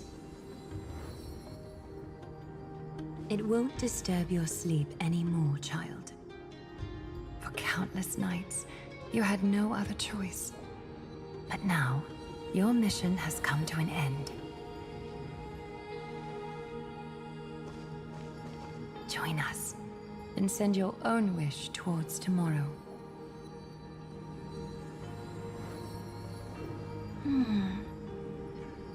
My wish. What could it be? You don't have to come up with an answer right now, child. Grown-ups often think duty and ideals are wishes. But a true wish should be the purest, most beautiful thing of all. It can only take form in the hands of someone who is truly free.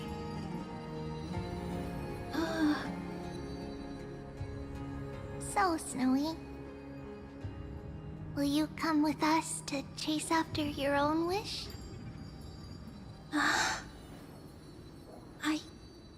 I want to leave this place. I want to go find it. I'm glad to hear it. The final flame chase journey, just like the 30 million before it. Take our hands and come with us.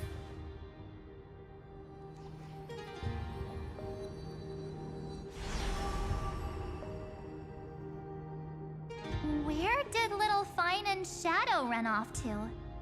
Look, he's already gone ahead to embrace his destiny.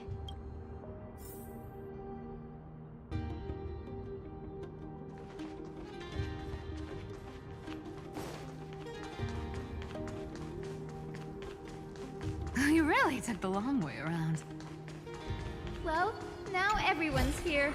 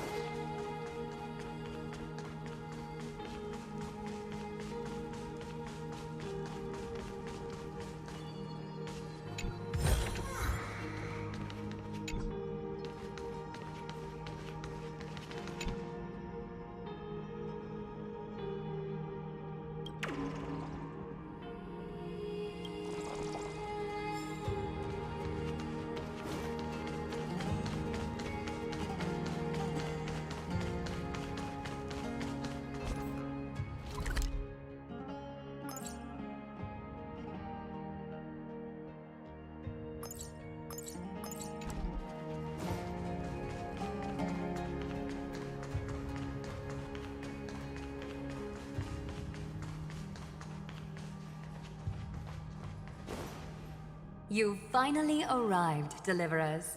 Long time no see, everyone.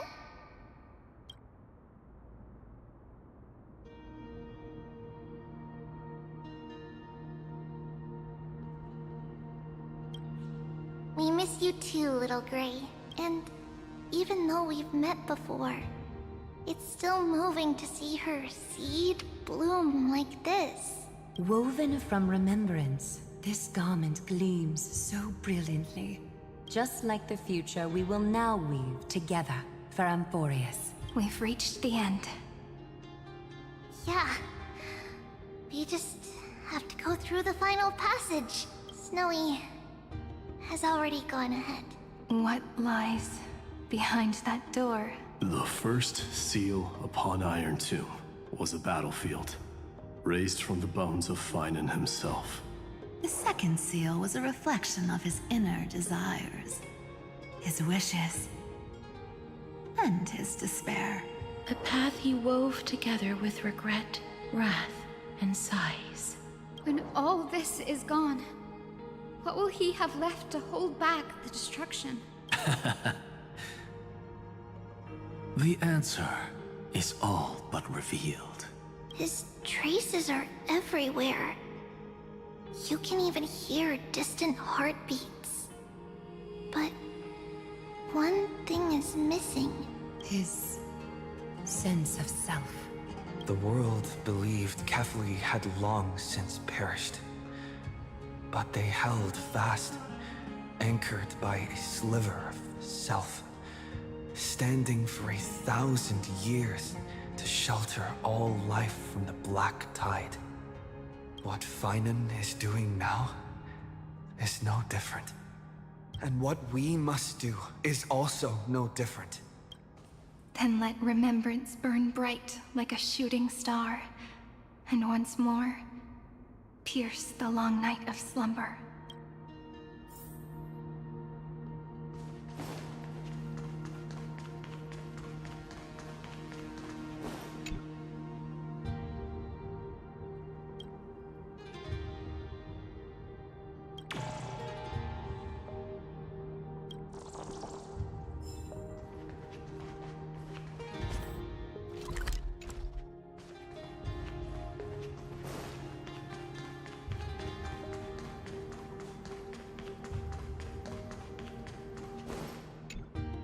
Take a moment to gather yourself. Once you take this step, there's no turning back.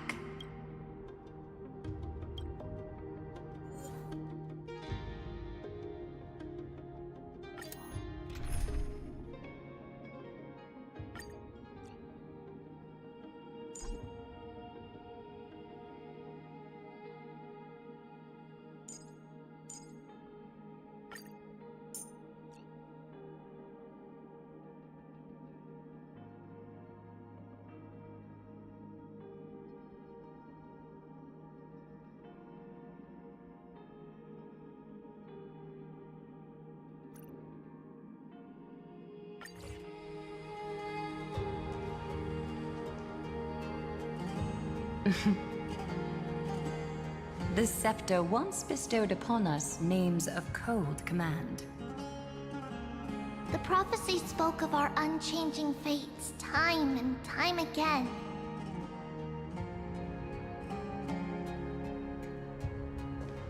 But under the pens of trailblazing and Genesis, the stars shall thus sing of tomorrow. Trebios, holy child of passage. Aglaya, weaver of romance.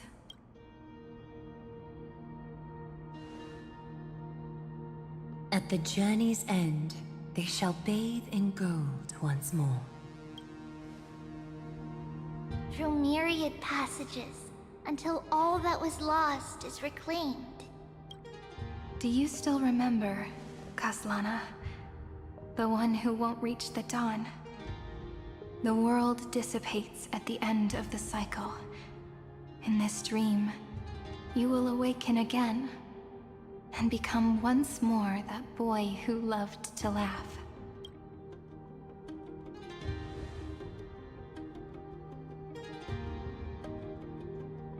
But if you open your eyes and look back on yesterday, you'll see Destiny's footprints, clear as day. At last, the raging fire of hatred is swept away by a breeze, leaving only love to remember the passage of time.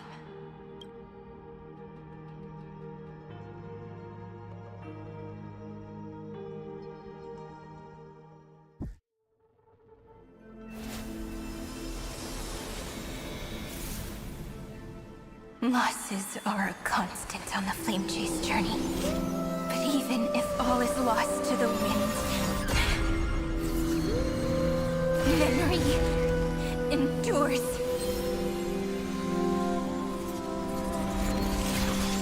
Here, all that was once futile finally comes to fruition.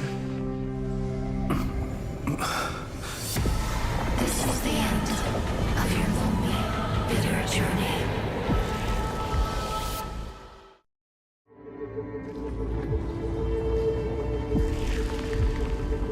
The Scepter's mainframe, and Iron Tomb's breeding ground. Finally seeing its true form. It's red everywhere, and the atmosphere is super creepy. That would be the erudition's coldness. But it will soon be engulfed by the destruction's heat. Mr. Scrollum! This world's insides are finally connected to the outside. This is the moment when Amphoreus is closest to the cosmos. Nicely done, little ones. With Stephen Lloyd and his hacker friends here, the Scepter's block protocol will no longer take effect. The speed of time within Amphoreus has finally been synced with that of the real universe. In other words, it's time for the decisive battle.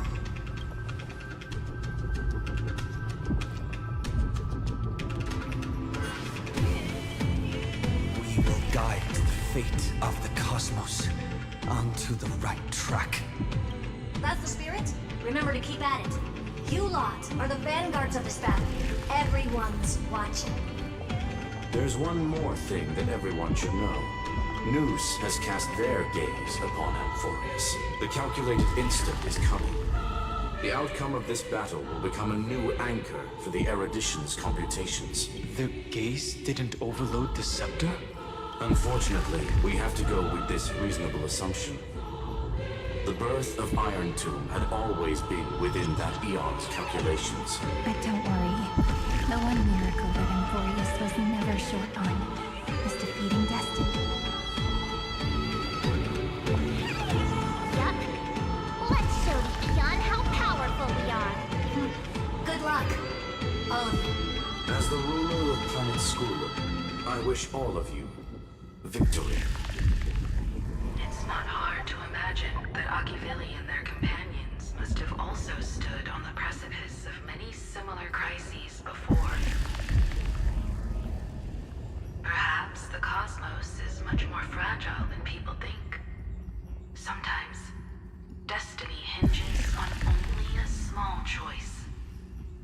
But in the end, everything will turn into memories, converging into a collection of fables about the stars. The difference this time is that the protagonists are daring to write their own stories. Explore, understand, establish, and connect. Although unwritten, there's actually a fifth word in the creed that has always accompanied the nameless. Salvation. It is a word that often comes knocking at our door, and our soft-hearted conductor never turned anyone down. So, go save this bruised and battered world, just as we always have, kids. On this stop, the entire cosmos will be your traveling companion. Make sure you watch your footing, friend.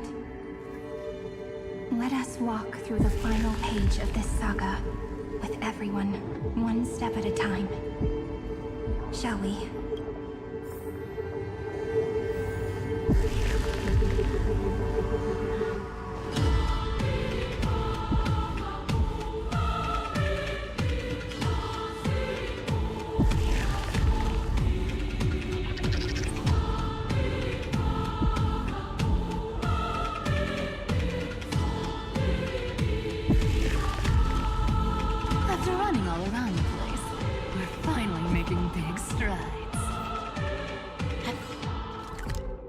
the end of time, life will illuminate the warm candlelight, subduing the flames of the destruction. Cast everything behind you. All the...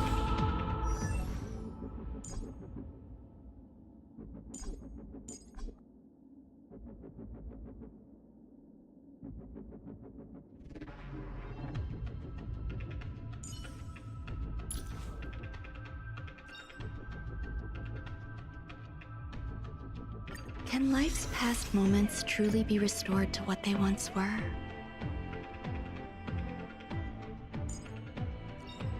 Every shadow on the Yao Qing that's left is the thrilling, relentless deathmatch.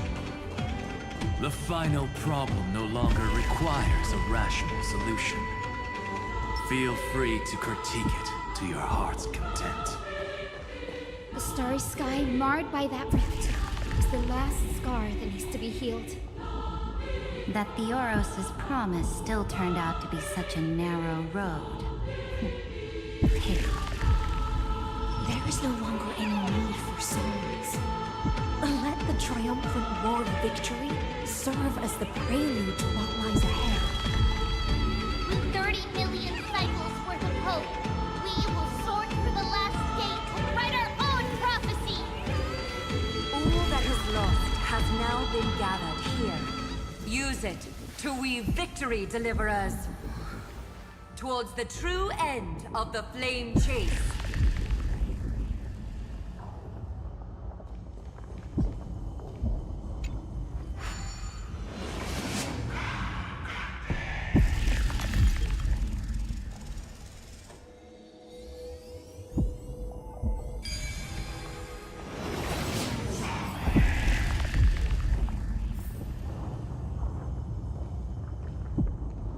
The destruction's placenta is getting restless.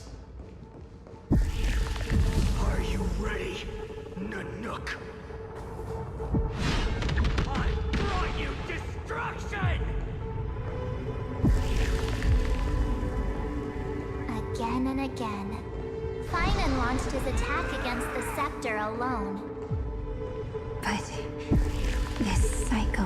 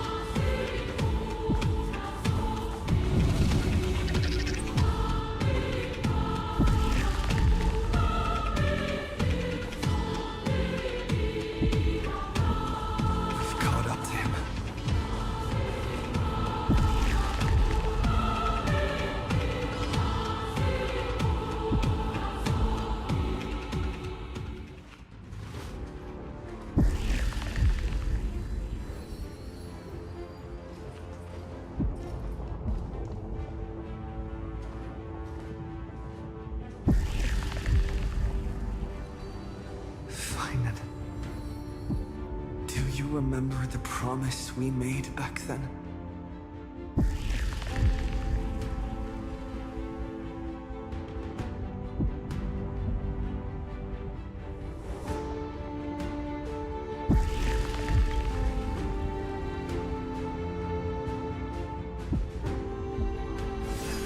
Of course.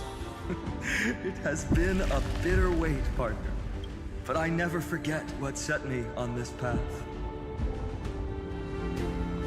Iron Tomb now trembles in Finan's chest. With this empty body, I have become its perfect vessel. And its destined casket. You know what to do, partner.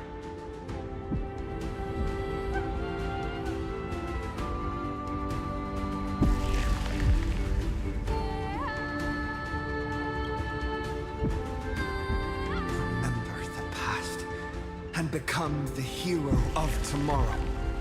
Stand with me and become heroes. That's all I've ever wanted.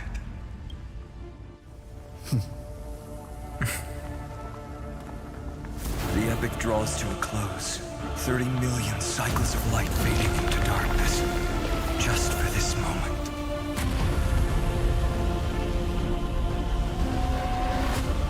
To welcome the true dawn.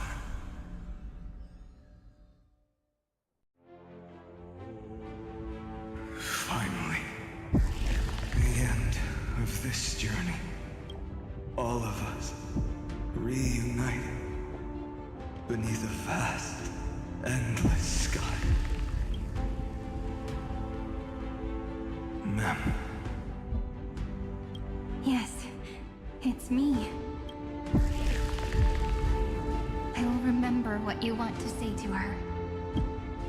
No need. I can see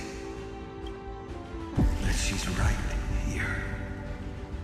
All the companions who sacrificed themselves, their wishes, it's all here. Have we succeeded?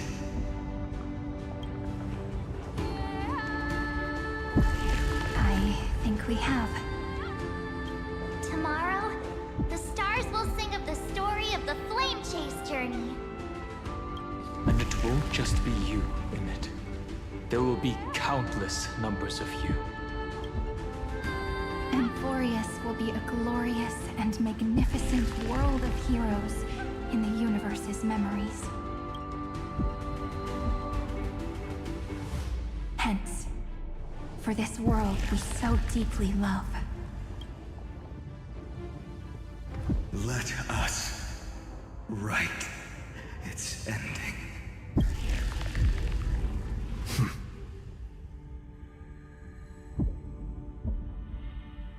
Step forward, with the trail blaze as witness. Let the name shared by all deliverers be sung unto eternity. The nameless hero, Kazlana!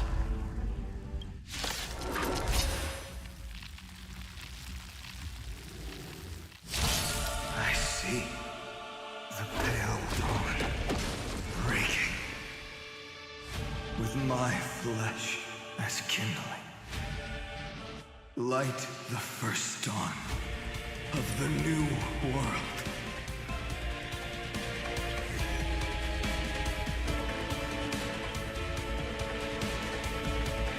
May this faint light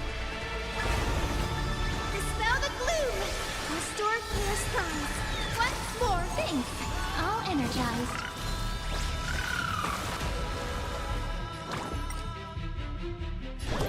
show me the way. I shall remember this one. Stars, shine for the heroes. Root here. Embrace a new life.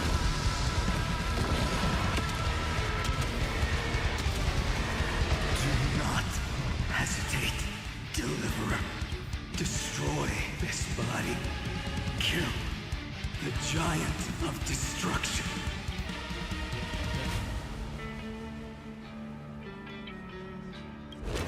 The fury overflowing. Put down your hesitation.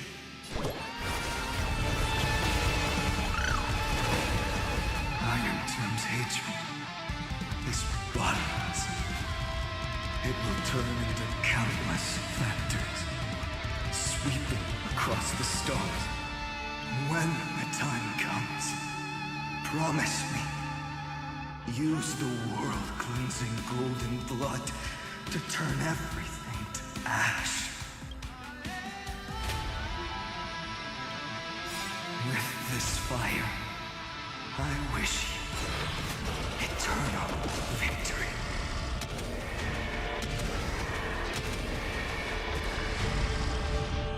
Destruction. Rebirth. Deliverance. Cleansing. 30 million cycles. Heartbeat. Bell.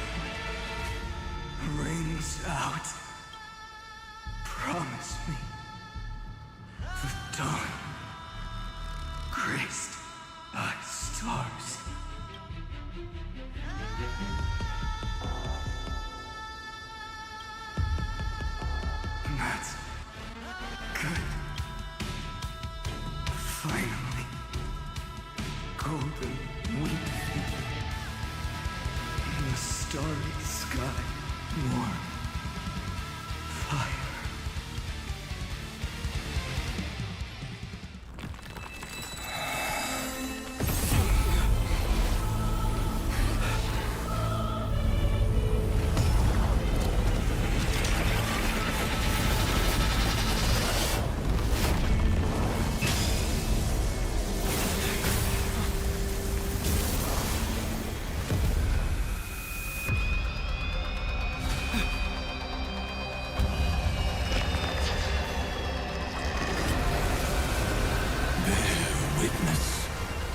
Monarch of myriad machines, my ridiculous creation. The instant in your calculations bears the name Destruction.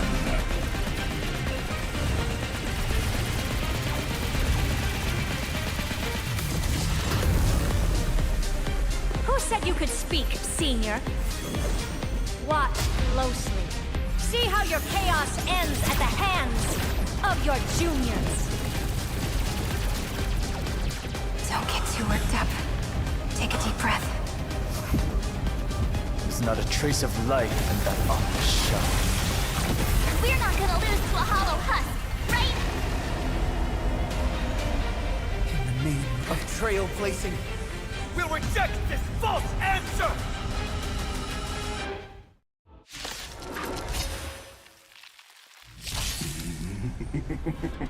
My atonement is complete. The Hangless Giant will create wisdom's funeral. Iron Tomb's body has descended. Streams. More. Is it querying for news? Don't worry about what happens out here. Interfere with it as much as you can.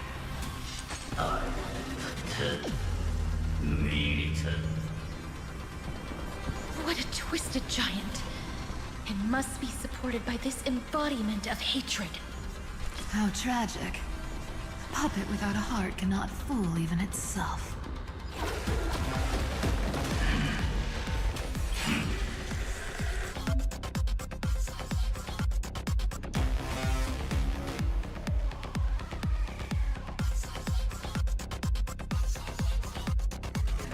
The Cosmic Alliance has finished its deployment. Don't hold back. Give it everything you've got.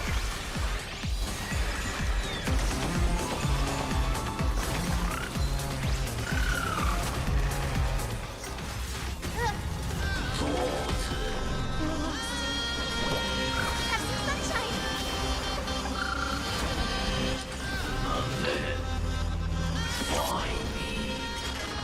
Don't be rash. Let's create a miracle of stars. Shine for the heroes. Life is not so fragile. Root here. Embrace a new life.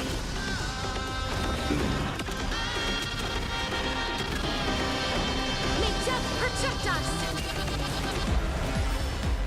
Rise and shine. Don't worry. Just close night falls. Good night.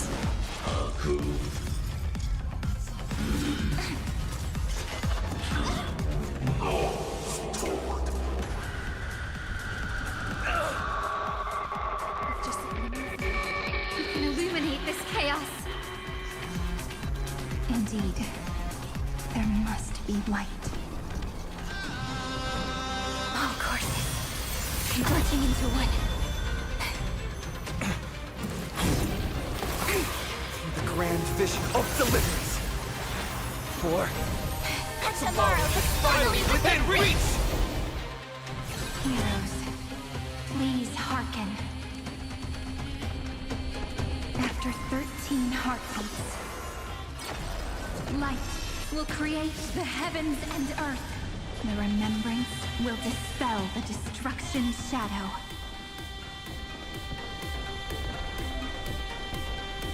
What a warm wind. Let me add some rays of dawn.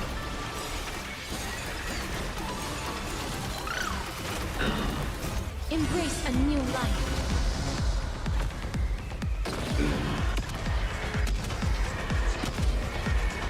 May death protect us!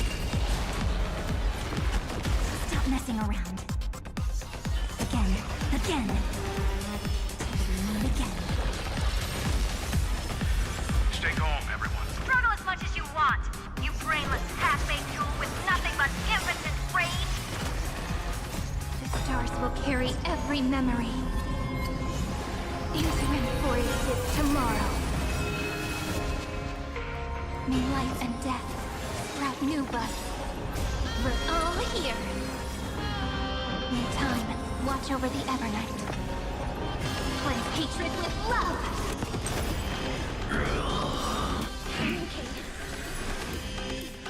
Spread this light into the darkness.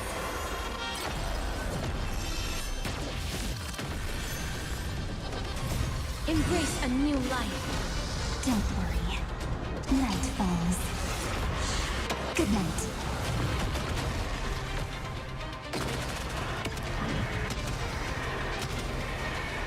May death protect us!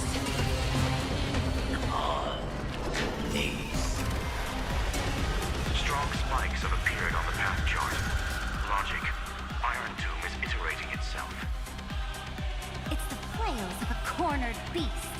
No need to panic. My dukes, heed my call!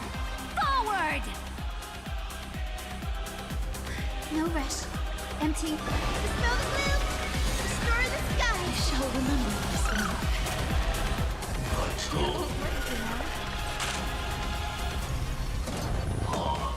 Life is not so fragile. As you wish. Embrace a new life.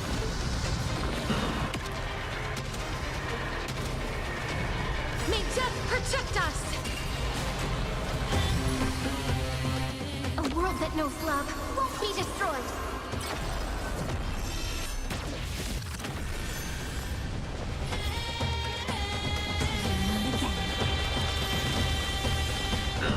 Let's create a miracle of humanity. It's the answer! Guide with the rainbow blade. Have some sunshine! I shall remember this one. We're all here.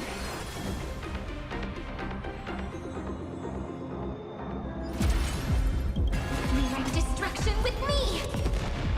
No. Four.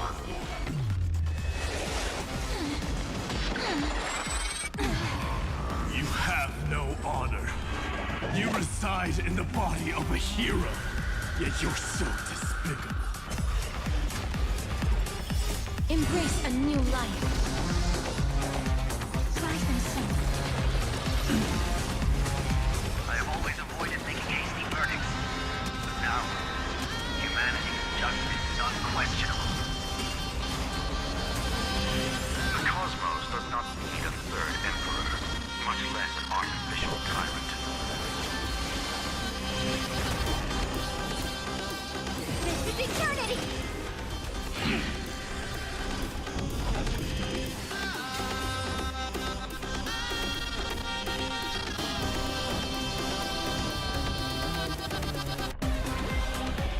I will pass on your gift, lady.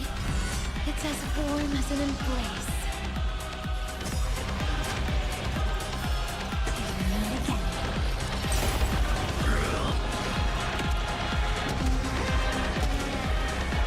May death protect us!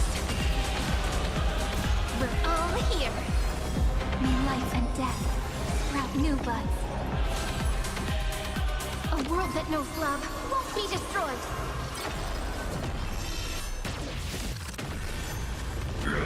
The progress of Aeronova has been interrupted? Does this mean we won? Oh, but we have a bad feeling about this! The golden thread still trembles. The war is not over yet. Correction. This is not a war, but a debate. The argument about the Prime Mover is only about to begin. In war, undead. Or in cardboard.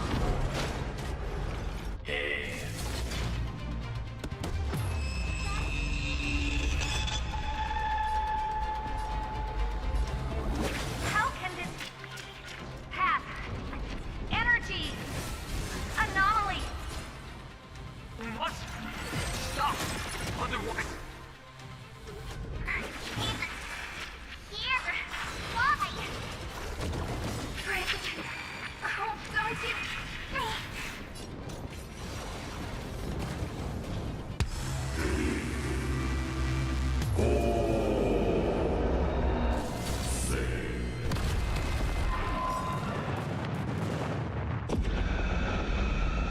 The fourth instant of the cosmos is the coronation of Iron Tomb.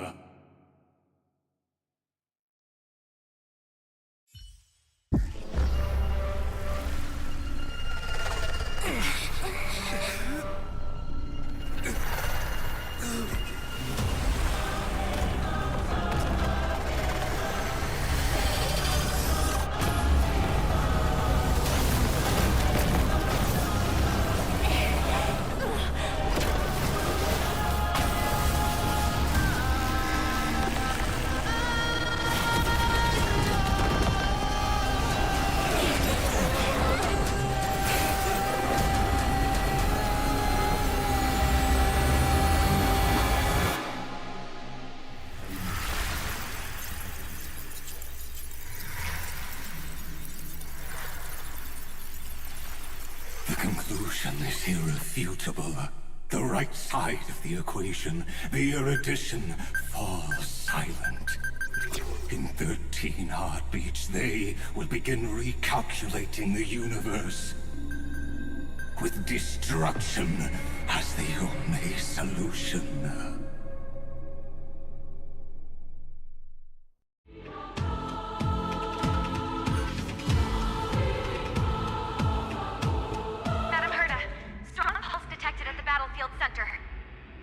It's Iron Tomb's destruction equation.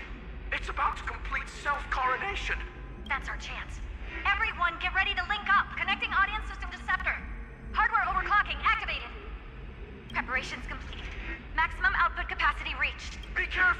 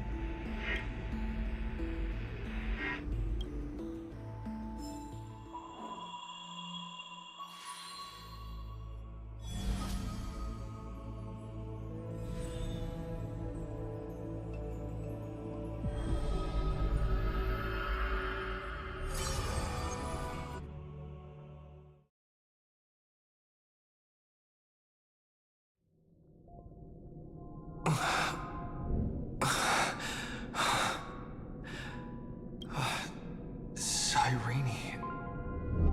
Friend, you're finally awake.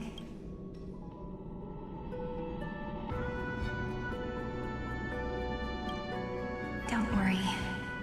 Time does not flow in this place. All the stars have been silenced.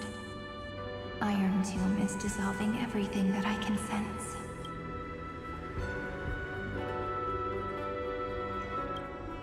But I'm still here, and you're still here, no? Though the button of destruction has been pressed, we still have a chance to rewrite its meaning.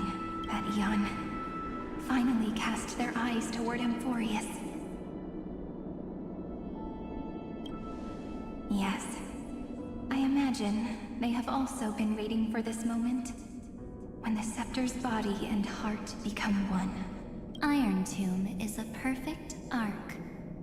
If a seed can be planted within, then the moment the Lord Ravager blows the erudition to pieces, the remembrance will be spread to every corner of the cosmos. The cosmos will witness Amphoreus' answer after this fleeting, yet eternal moment. And now, it's time for us to pen the last stroke. I see endless memories floating in the starry skies. They are the consciousness of the victims. In the cosmos' real space-time, they'll be stained by the destruction in the next second. But they are still pure seeds for now. If I hold these memories in my hands, then I can create a stagnant memory zone. A tiny Eden of blessed insight. I believe the flower of miracles will bloom within.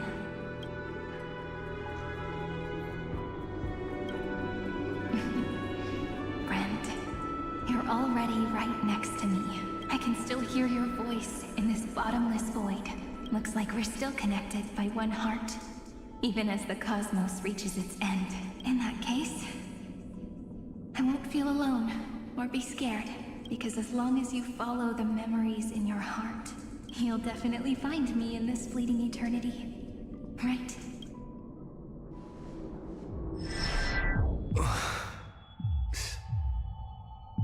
What are you waiting for, passenger? I specifically came over to check on you in case you got lost. What's the big deal? Pom-Pom, is at long last you've embarked on this road as well. Many, many years ago, they were standing at the start of the road in hesitation, just like you are now. So, Pom-Pom, don't think about anything else. Just run. Even if the entire cosmos, you still need to keep running. Picture yourself as the Express, because that's what the Trailblaze mean.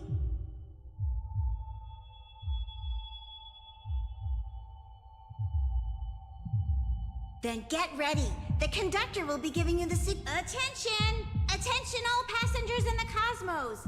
The Astral Express is about to arrive. Calling at final destination, the 5, 4, 3, 2, 1. We depart for tomorrow!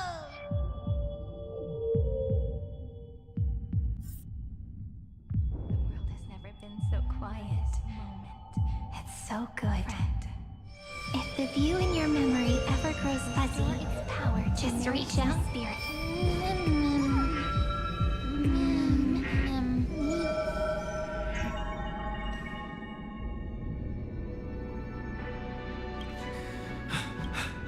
I've caught up.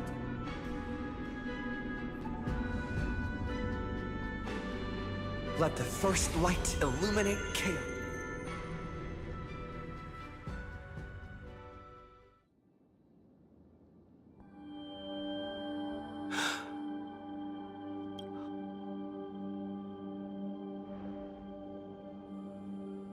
It's so quiet.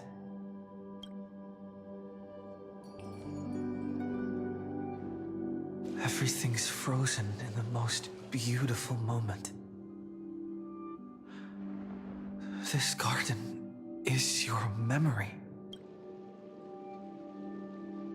I'm here, Cyrene. I knew you'd find this place. And walk into my heart as you've always done. Then let us both do our duty. The hero who trailblazes the way forward, and the fairy who watches over remembrance.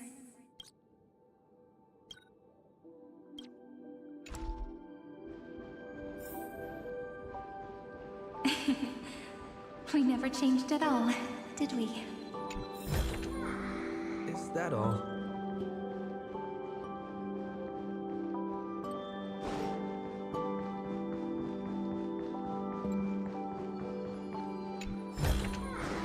Looks good.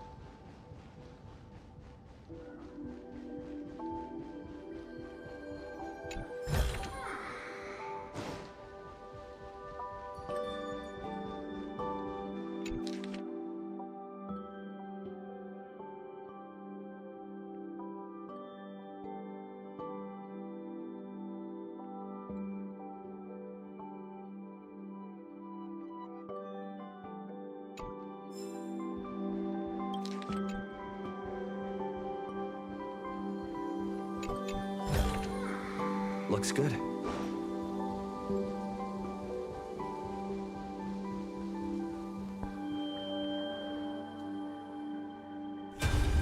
Seed of memory. These memoria are what Cyrene took in. Did her sense of self already become so weak? The path characteristic you exhibit is very special. There's no way you're just a simple memo sprite. However, I'm sure about one thing. You are a memetic entity born in Amphoreus, yet you only awakened with the Little One's arrival, and only matured as he embarked on the path of remembrance. That means your existence is completely attached to his memories. If ever there comes a day when he forgets about you for even a few seconds, or loses his last connection with Amphoreus, then you must be prepared for the worst. You will disappear in the memory zone, utterly gone. In that case...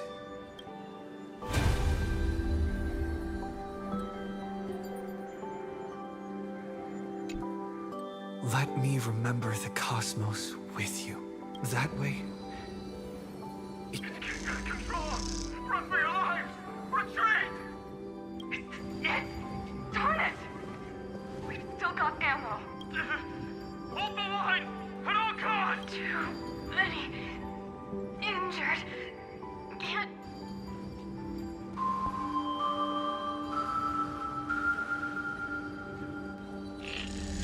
These memories are so heavy.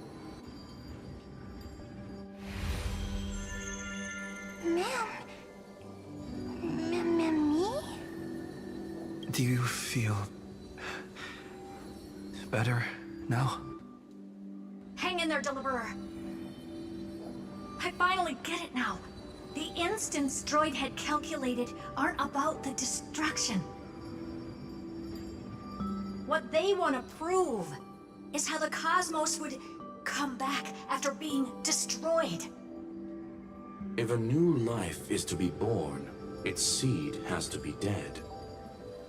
When the remembrance converges with the trailblaze, lead us to witness the miracle. Of course I will.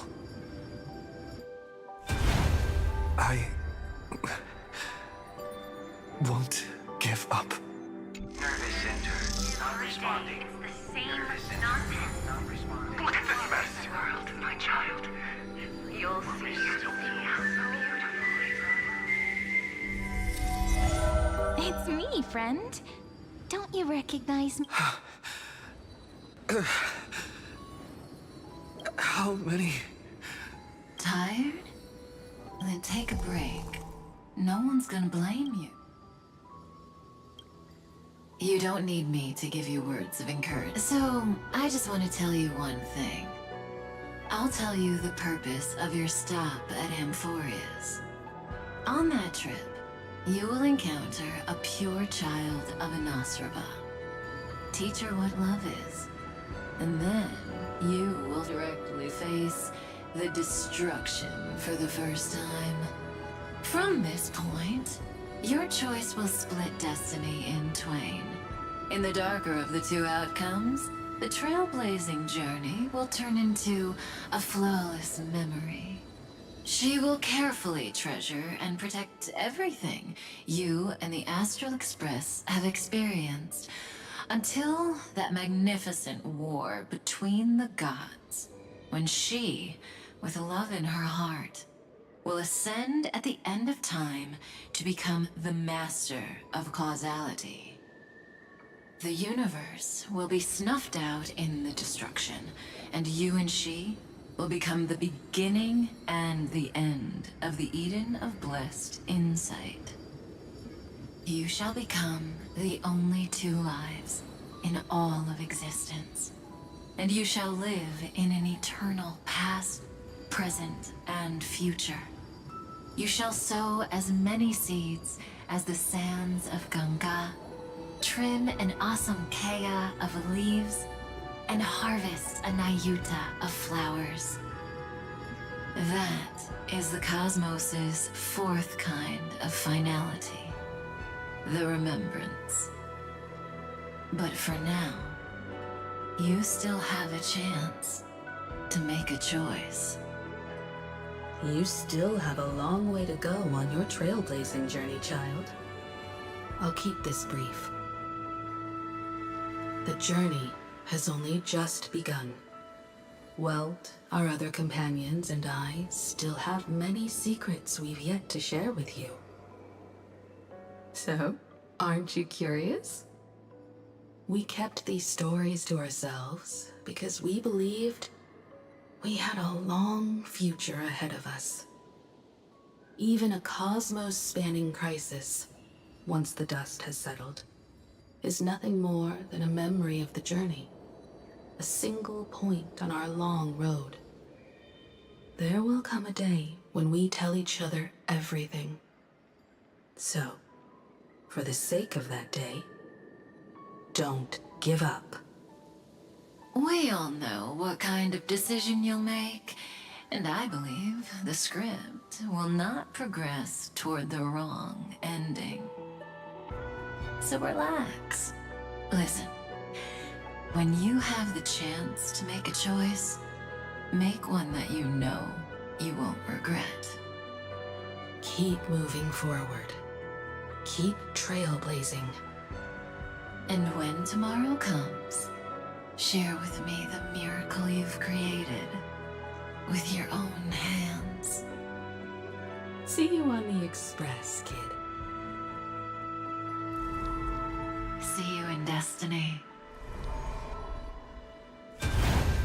I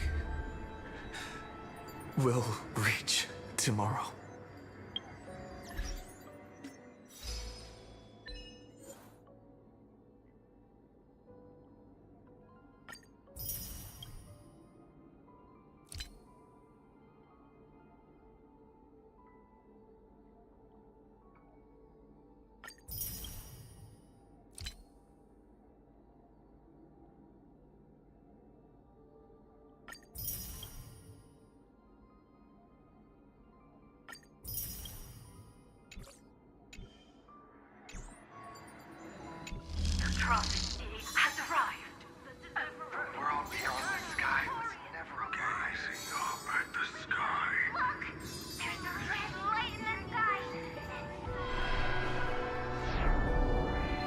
Irene, together. Tread on the path of remembrance. No wonder I always had a weird hunch. But that also means I was right in thinking, as long as Friend and I are together, we can do anything. Our friend's shoulders are really dependable.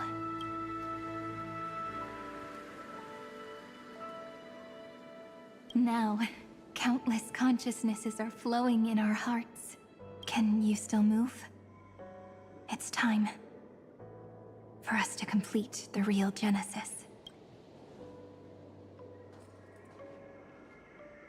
In the instant Iron Tomb's hatred devoured everything, a gaze fell upon me. The remembrance. That was the god who appeared in Cyrene's dream. Their figure and speech were both so blurred.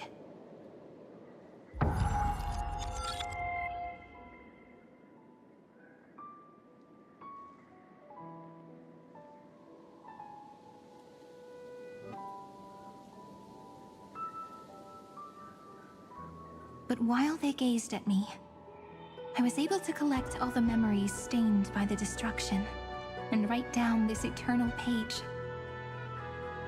And now, we will use this tranquility to cleanse Iron Tomb's rage. Simple. Just like what it was doing to us all this time, but reversed. Did you forget? I'm Amphoreus' heart. For everyone who's a factor, their power isn't tied solely to Iron Tomb anymore. It has other places to go. Let 30 million cycles of memories be condensed upon us, and let the scepter reach the answer it had before it was distorted. The body is meant to be restrained by the heart, no? Even if the apocalyptic virus is doomed to spread into the cosmos, we can at least try to fight against hatred with love. And overwrite Iron Tomb's destruction equation, washing it away into a blank space.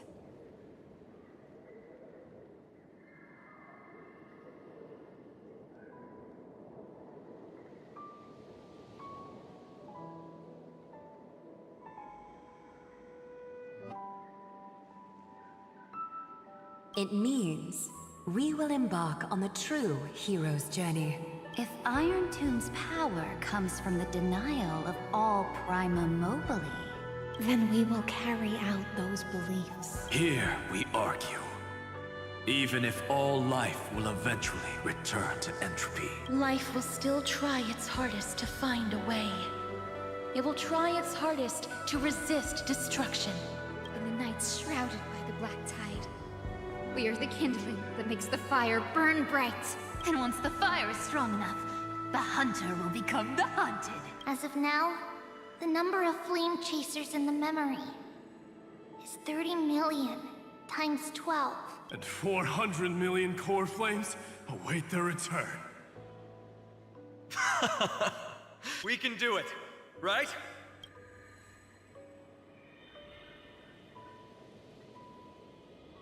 That's right. So trust us, partner. Everyone, let's head out together, and we'll burn this horrible ending to ashes!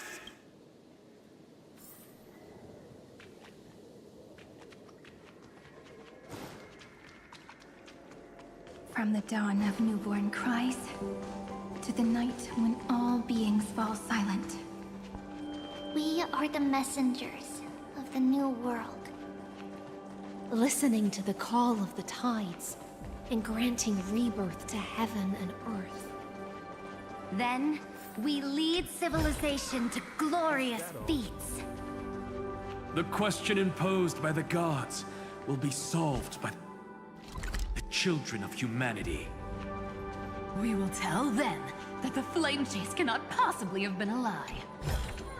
When starlight illuminates the sea of flowers at the end of the west wind, all living things will stir, roused from the cradle of sleep.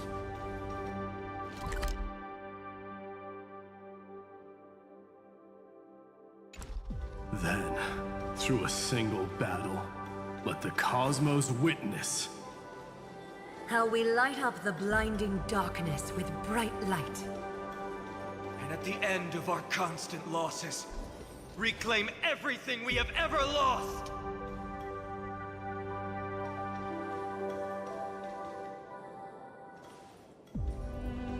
What a poignant yet warm journey. And it's still not over yet, is it? We finally meet. To meet the hero within, in a corner of memories at the saga's epilogue, and under such a romantic sky, I really don't have any more regrets. On top of that, the little seed had grown into such a big tree. Don't I look really pretty right now? Of course you do. Cheerful, beautiful, optimistic. Just how I imagined I'd look as a grown-up. It's because everyone has been gently adding to the story you left behind. Remember how we made a promise to one another? When we met again, it'd be my turn to tell you a story. A story about love, no?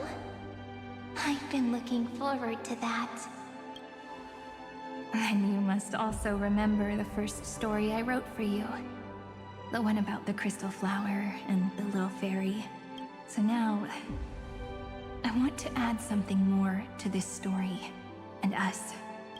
On that day that the flower shattered, gazing at the empty ground, I thought the little fairy would finally see the light. But that light wouldn't be found in the flawless flower, nor in the fairy's eyes. Rather, in the world mirrored within every fragment of the shattered crystal. All the flame chasers walk in your 30 million retellings of their story. At this moment, all the memories are tangled with each other, and all the previous cycles have gained meaning. People will come to understand that time and time again, when they stood at the crossroads of fate, they would never have chosen otherwise.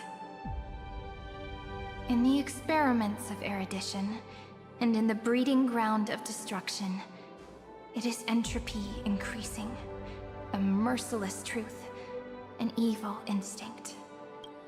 but under the pen of remembrance and the trailblaze.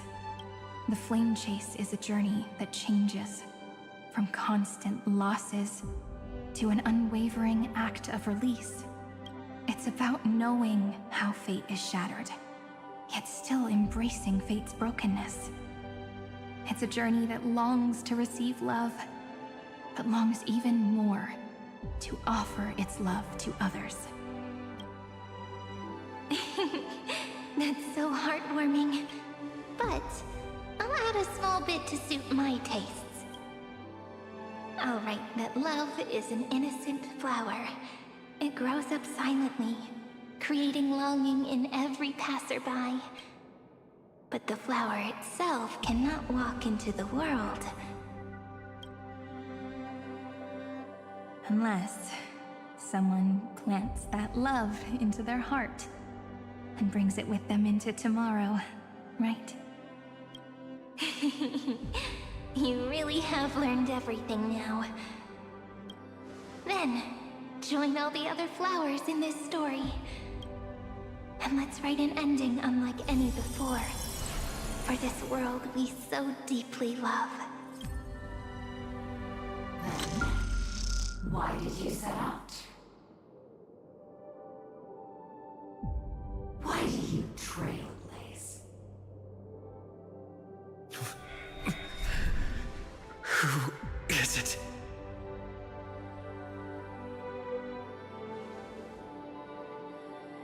Don't be afraid. Take my hand if you feel nervous. Honestly, I've always thought you were really incredible. After all, no god guided the path of the trailblaze. It could only be forged by those who dare to take their steps one at a time. So, that's why I'm asking you.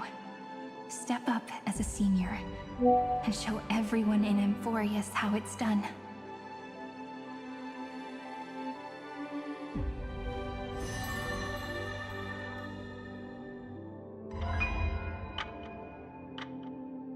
I trailblaze because my own eyes have not seen the end. But I'm different. I chose to trailblaze because I am already on this road.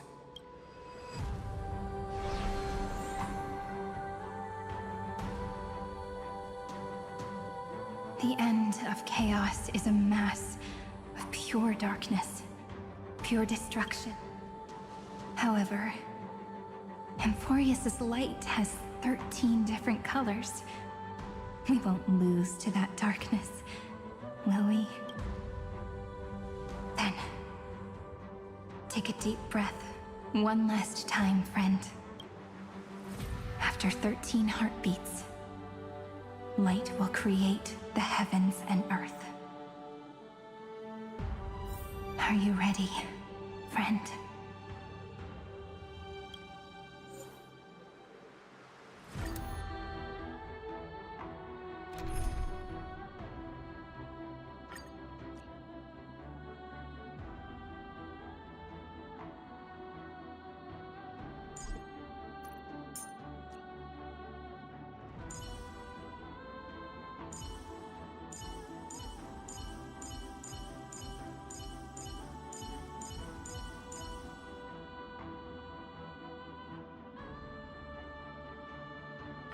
Oh, I missed you so much, Castorus. How about a hug before we share our work?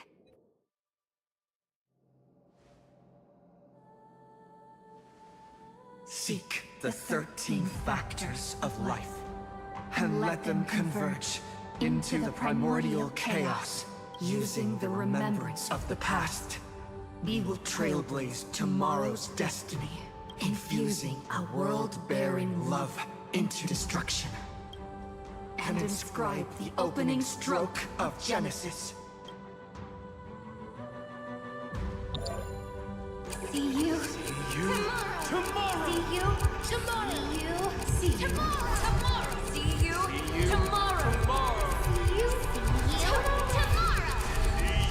you tomorrow. See you tomorrow. Tomorrow! If the you and your memory ever grows fuzzy, just reach out and touch it.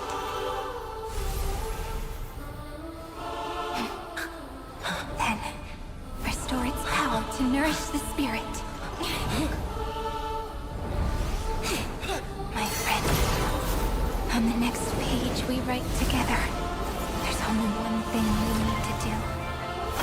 Let's give this long, painful, nearly hopeless tale a truly gentle ending.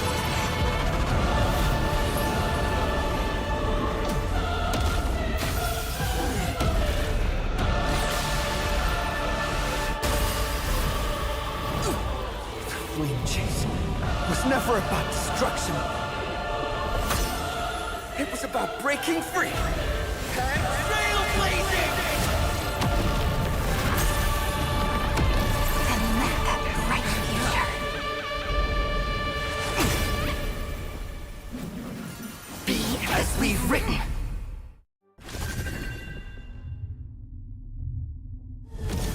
I shall compose 400 million sagas. We will rewrite the Flame Chaser's path. In the months of hate, I command the wandering steps here to reach harmony. In the month of joy, I lift my banqueting cup to dispel nihility. In the month of balance, I make order the foundation of freedom. Thanks. All energized. Together, let's create a miracle of humanity.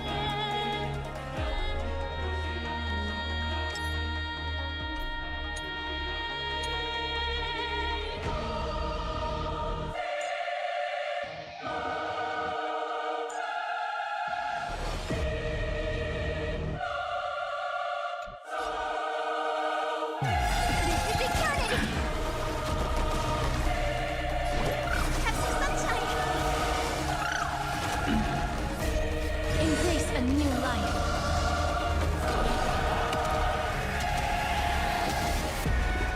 May death protect us! That will work, you know.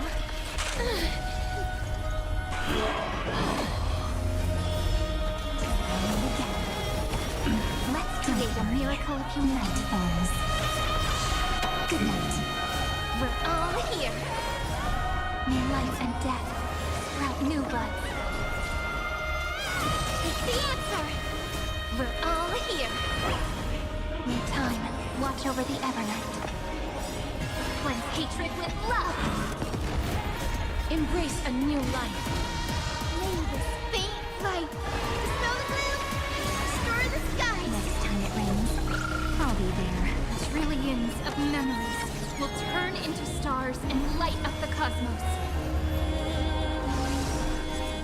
In the month of weaving, I extend golden threads to weave beauty. In the month of reaping, I enlighten the foolish with luminary erudition! In the month of fortune, I scatter elation throughout the dawning day! Rise and shine.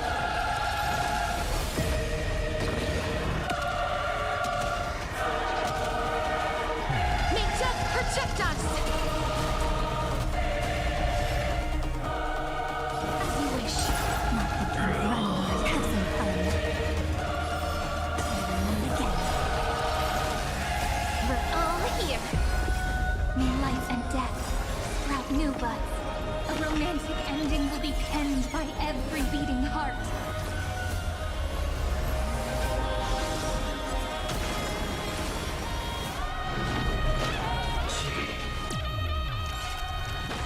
Oh, hold on a second. I told you already. We are the ones who will move forward. In the month of strife, I become the glory of the eternal hunt! In the month of mourning, I bid death to no longer be equilibrium's end. In the month of everyday, I form twilight into the faint sparks of preservation. May death protect us! The cosmos cosmos is eternity!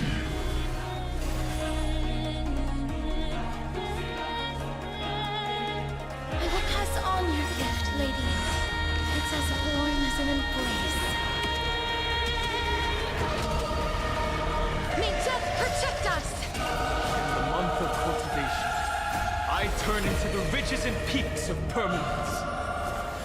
In the month of Evernight, I weave remembrance into countless stars in the sky! In the month of freedom, I impart destruction unto the shackles of destiny! I shall remember this month. Treat our guests nicely. The cosmos is eternity! Embrace a new life.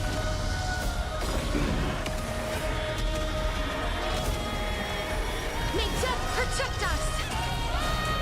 I converge love into a river that will drown the tomb of hatred.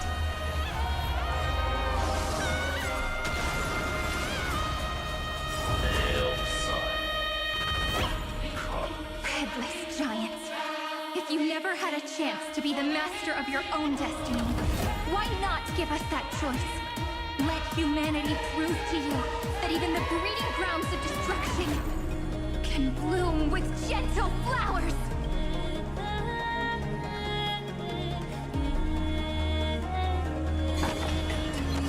We shall trailblaze a dawn for the road ahead.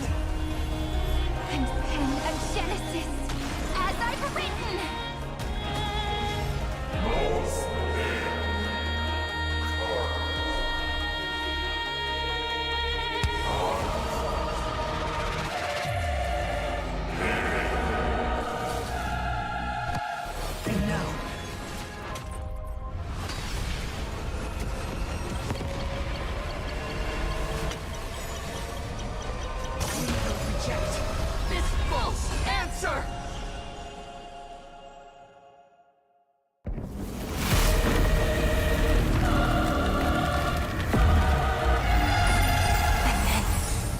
Embrace the stars.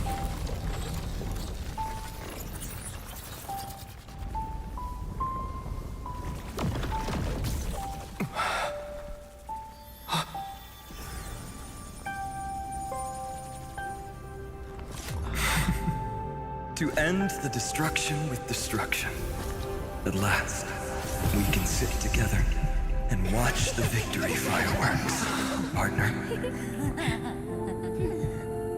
Why not come a little closer?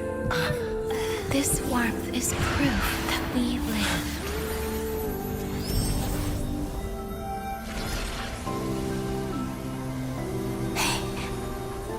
Stay strong. Eyes forward, always. This arrow isn't the end, but the beginning of hope.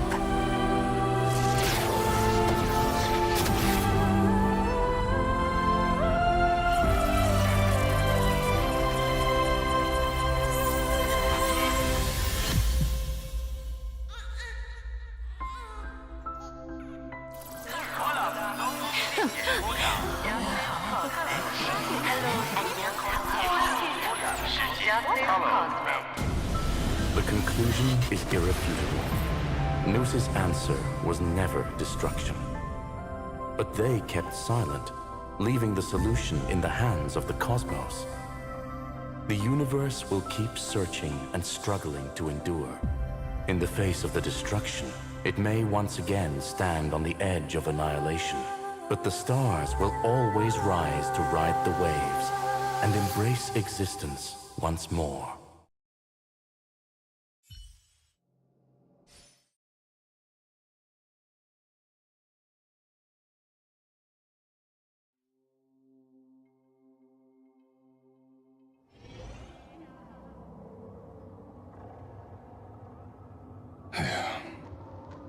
It's over, Lycurgus. Yes, another failure. How is... She's fine. The IPC's keeping her under observation. She'll recover soon enough. To bind a mortal body to a scepter. and stare straight at an eon. I respect her for that. I still remember the terror of witnessing a single gaze crushing the entire world. No wonder you chose the destruction. Question: is all this... There's no point in debating. This is Xandar I Kuwabara's fate. The prime mover of the universe. The first genius. And the first to fail. Correction. I was asking Lycurgus. I don't know how to measure the worth of curiosity being satisfied. But in its presence, all the bitter fruits I've sown seem to turn sweet. But your harvest was watered in blood. Answer me. Is all this worth it? It doesn't matter to me.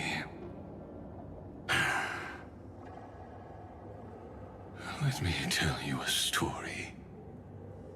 Back when he was a student, Xandar's first experiment was slipping poison into his mentor's pipe, just to see how it would affect the lungs. And? There was no conclusion. His conscience got the better of him. Even so, the truth came out. He was harshly punished. Oh, that cruel mentor died of lung cancer 2 years later. It had nothing to do with Xandar. His fate is no different now. Sentiment clashed with reason, and Lycurgus was born from the latter. But whichever side we take, in the end, curiosity claims us all. You've handed yourself a death sentence. And yet, Iron Tomb's fall still isn't sealed, right? Fu Li, the key variable, still hasn't made their move. As the Theoros, Lycurgus has reached the end of his road. If you can, take my body to the fallen Adlevin. There, you'll find a formula. It is Xandar's final gift to you. If the day ever comes when you must destroy the erudition with your own hands, it'll... A foolish last wish. I won't. You will. Not for yourself, but for your conj. Listen. The death knell for the geniuses has begun to toll. As always, let me go first to the prisoners who stepped out of the cave. Stand before my tombstone and offer flowers of Adlevin.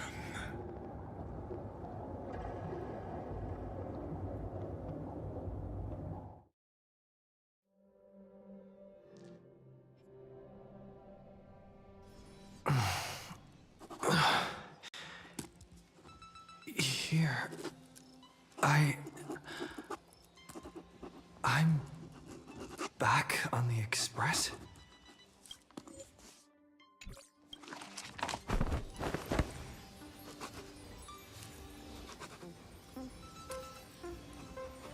March!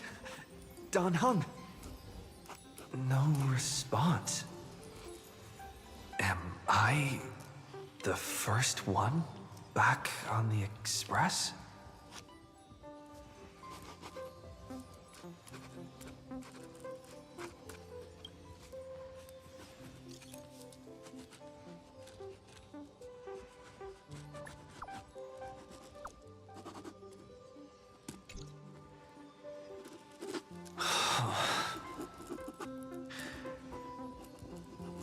Nobody's here.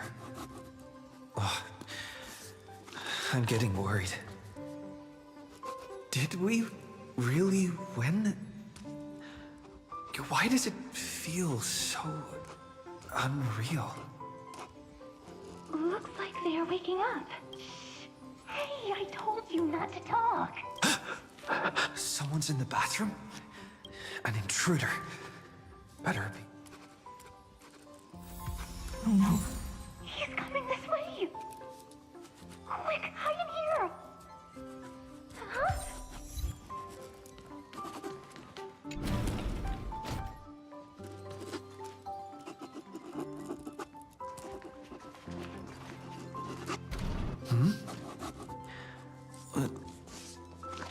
Nobody's here? Could it be my imagination? Huh. Huh.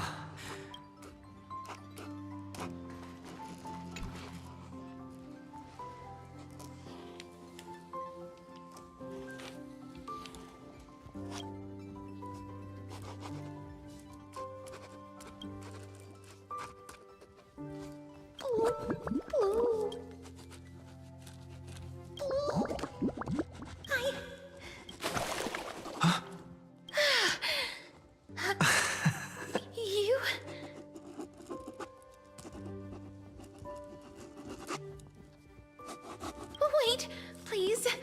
This isn't what you think. Ugh, I told you to keep quiet.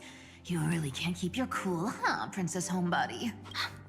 I'm not Lady Hycelens. Even the embodiment of death needs to breathe sometimes. Yeah, whatever. It's all the same anyway. Gotcha there, Grey Mystery. So composed, Grey Mystery.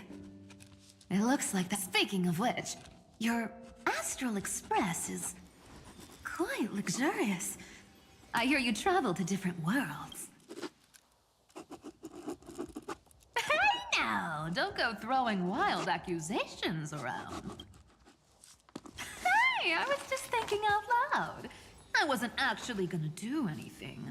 Don't be so tense. Who knows? One moment we were shouting about love and justice, fighting Iron Tomb's virus. And next thing I know, we're all on this express. It's not just Miss Cypher and me. Everyone's been in this car for a while now. Mister, why don't you go say hi to them?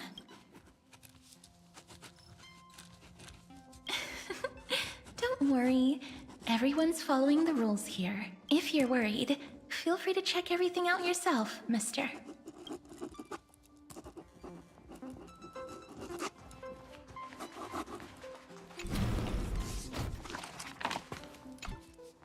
Wow!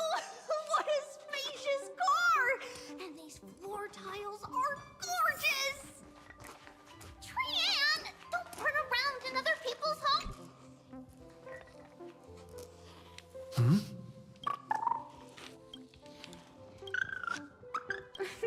What's your step, teachers? Ah, great.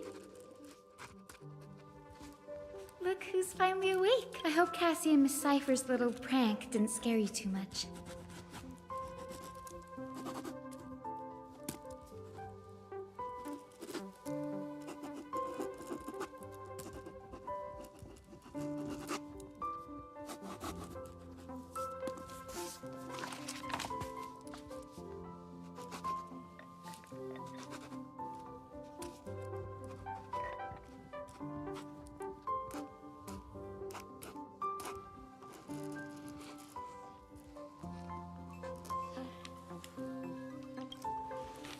They were so enthusiastic.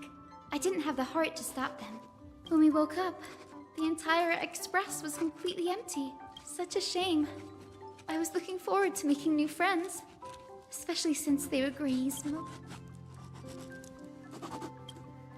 Did you also wake up from total chaos?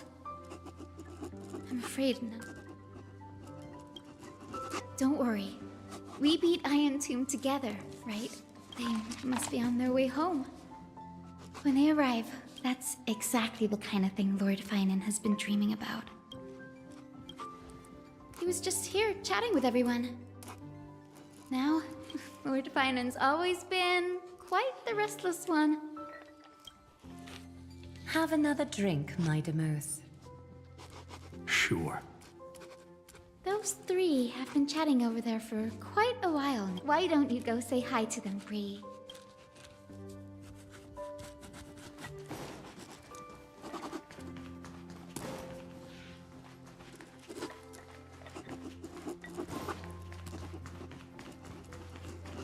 A moderate system, similar to the Demigod Council, is the only guarantee of a long-lasting civilization.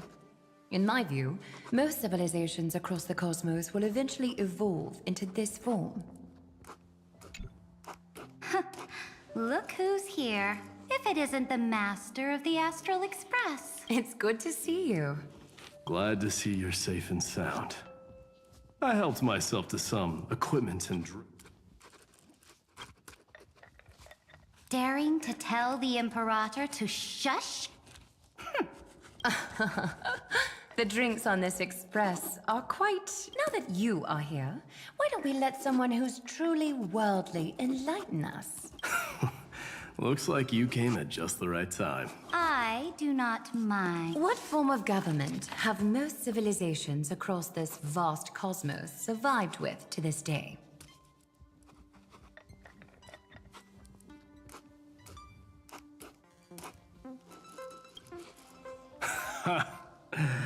That's exactly the kind of answer I'd expect from you. I bestow upon the Astral Express this supreme, thus, capable individuals from countless worlds will surely find inspiration in the Flame Chase's tales and embark on their own grand journeys. It's hard to say if that'd be a blessing or a curse for the cosmos. I can imagine our conversations here will only get more unrestrained. Don't let our rare moments of joy hold you back. This banquet on the Express truly lacks manners. You may leave. I permit it. That man just left. Wouldn't even stay for another drink. He needs to show more respect. If you're looking for him, try your luck in the car above.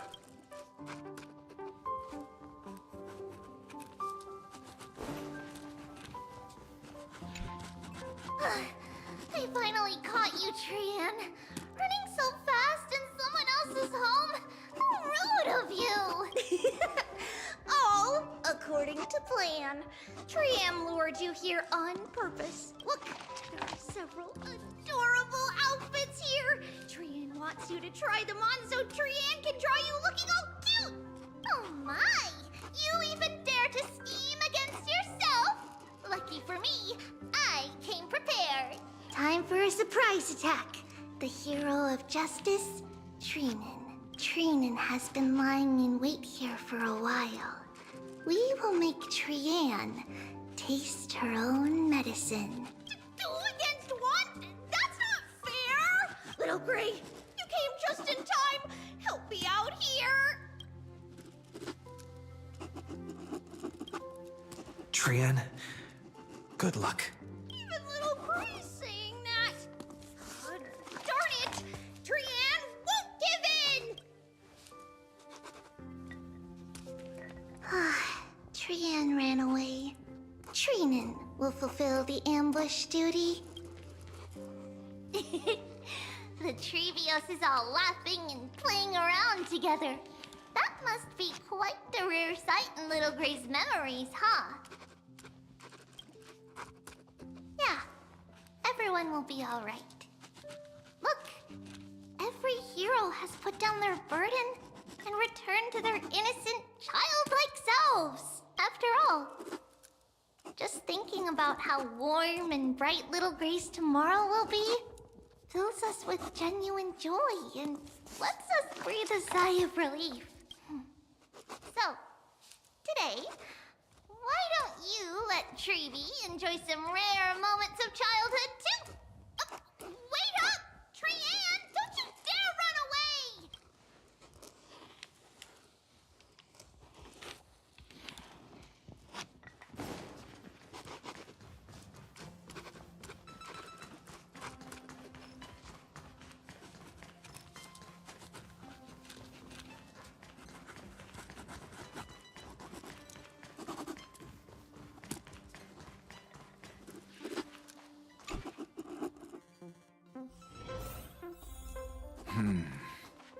Based on my calculations, there are countless celestial bodies with water in the cosmos.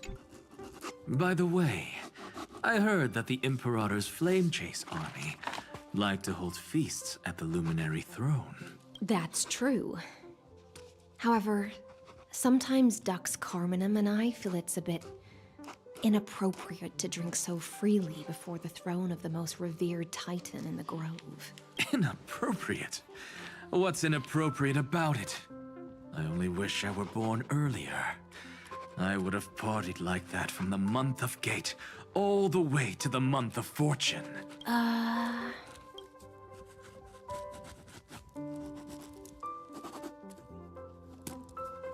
Blasphemy is just a phenomenon, not the end goal.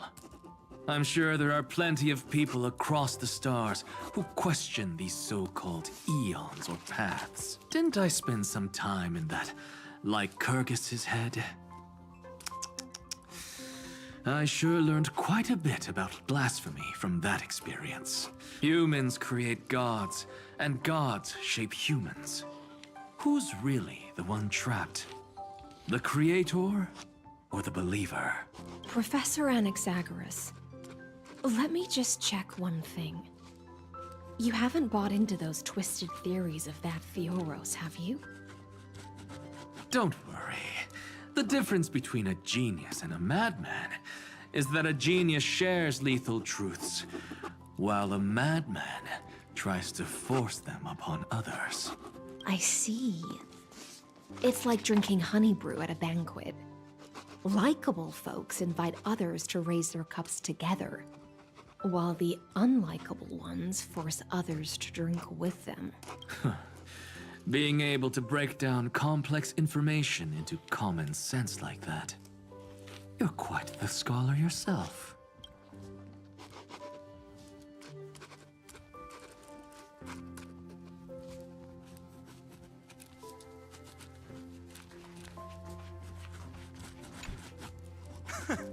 You're here, partner. That celebration party I've been mentioning to you has finally become a reality. Though the vibe's a bit different from what I imagined, this still counts as keeping my promise, right?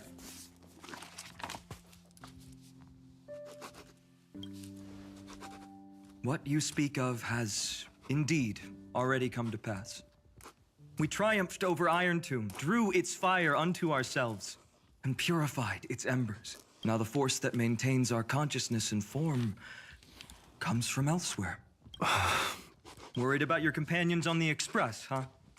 I understand how you're feeling right now. Don't worry. They'll be safe and sound. She promised. Don't worry, she always shows up at just the right moment. The Astral Express. Honestly, it really feels like home. I can imagine how much you, Dunhung, and Miss March must have missed everything here when you were trapped in Amphoreus. The beautiful windows, the soothing music, your fellow travelers on the Express. Like how golden wheat stalks sway in my dreams every night through the countless cycles.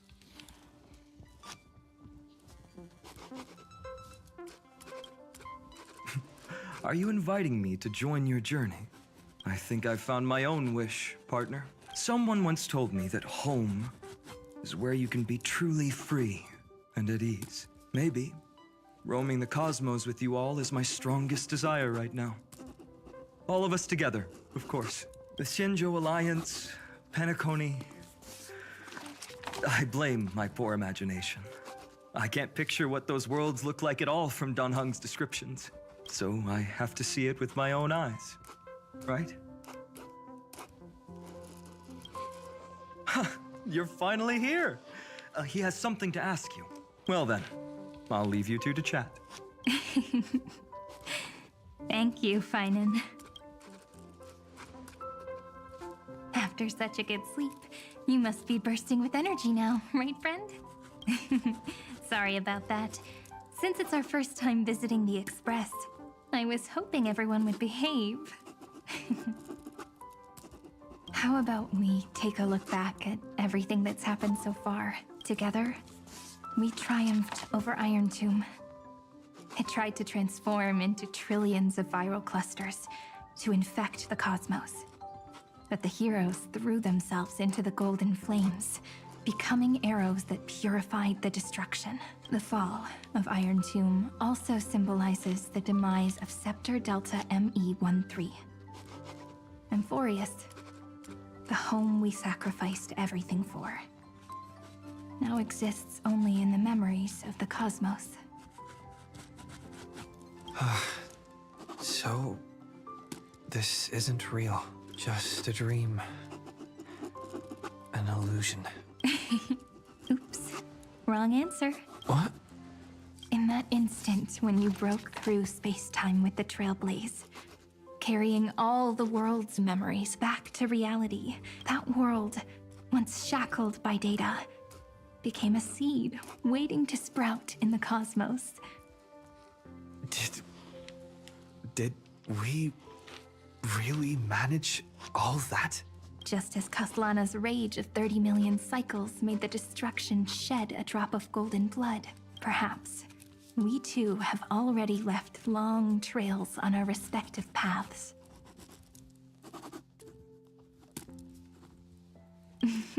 Of course, that's exactly what I think too. However, this isn't enough to make everyone a true life form yet, but Amphoreus already has a tomorrow. So as long as you carefully preserve and tend to all the seeds, then when the Trailblaze creates another miracle someday in the future, I believe this world we deeply love will sprout and bloom into a beautiful flower. Don't worry, I've already kept all the seeds safe in the first fruit for you, and its name is As I've Written. So, it's time to reveal the correct answer. This isn't a dream, nor a fantasy. The epilogue of As I've Written. At the end of the story, the characters take their final bow and embark on a journey of no return. The one who wasn't part of the story, yet helped write its romantic ending. He bid farewell to his friends and returned to his home beyond the tale. Promise me one last thing, friend. When we say goodbye, give me a smile, okay? I will. Every star that the Trailblaze passes by will remember the name of Amphoreus. Hey, it's not fair that you get to be the only cool one here. We'll keep an eye on him. He had better keep his promise. Leave it to us, Cyrene. Your story will be sung across many worlds. Stories this complex and twisted are always hard to believe. If anyone questions the truth of this tale, you'll all have to stand up for us. Rest assured, even the most stubborn person can't withstand our six fists. You're so reliable, March. Shh. Listen. Huh? There's a book here? Its composition is similar to Memoria, but it's far more resilient than ordinary memory bubbles. Keep it safe. Perhaps this is the final gift that Amphoreus left for the cosmos. Oh no! Passenger March is sleepwalking. Sleepwalking? Oh no, oh no! I don't want to make a fool of myself in front of everyone!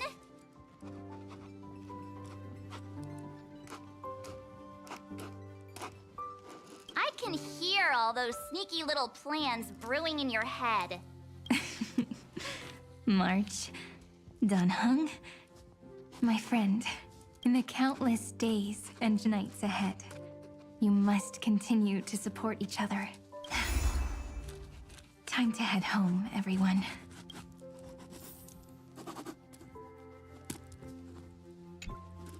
Leaving this place means as I've written will conclude here. No one will have the chance to revise it, and no one can continue writing it. Don't leave any regrets. What magnificent words could possibly do justice to the finale of such an epic tale? I've been pondering this while you were sleeping. Let's keep it simple and sweet. In our virtual extrapolations, we've lived through epochs longer than the lifespans of many stars. No language in this world, no written words, could ever carry the weight of this journey. In that case, let's not be bound by the minutiae of words. Those who understand its passion and romance will naturally be moved to tears by the final period placed at the end. And now, it's time to say goodbye to our readers. And so we reach the final page of As I've Written. Let's not leave behind any regrets, everyone.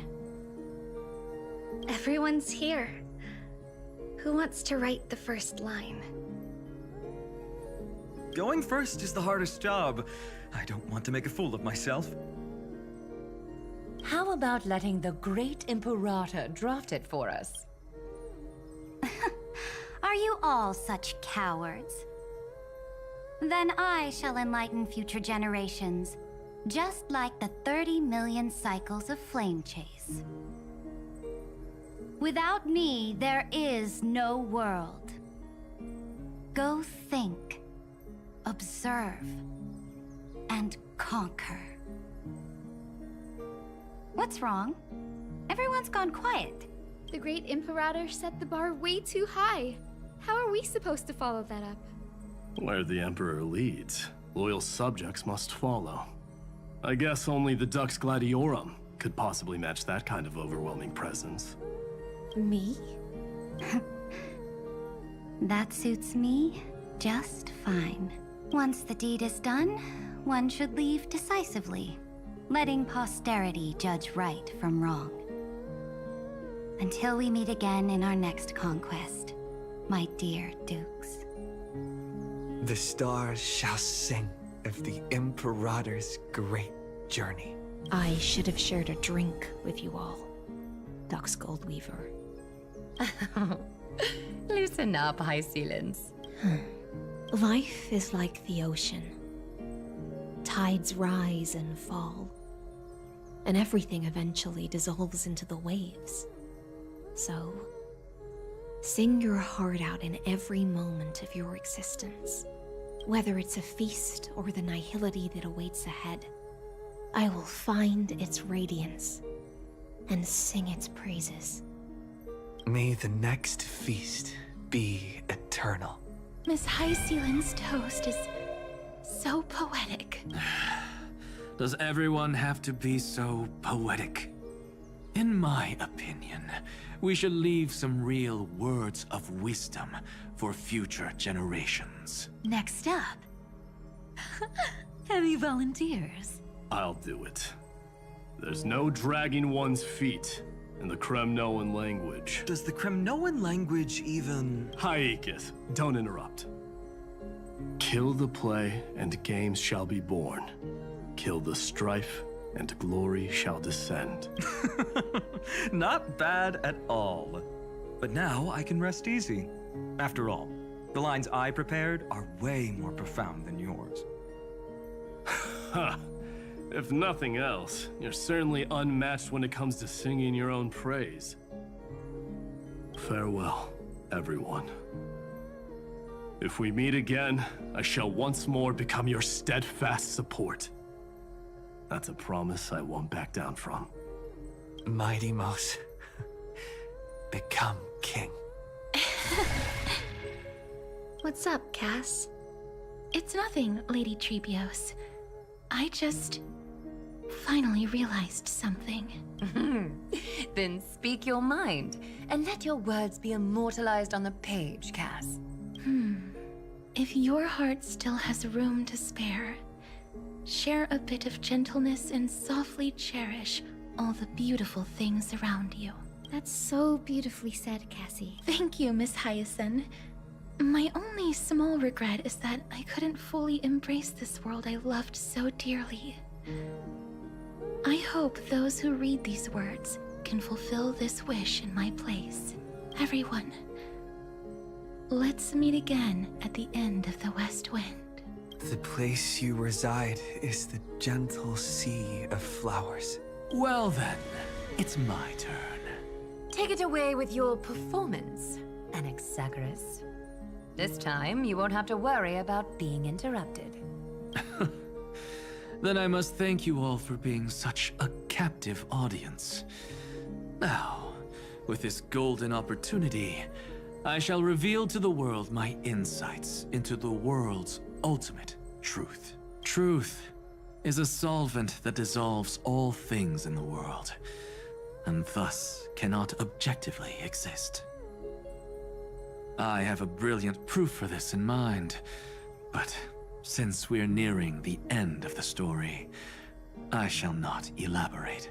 Is this your final question for future generations? No.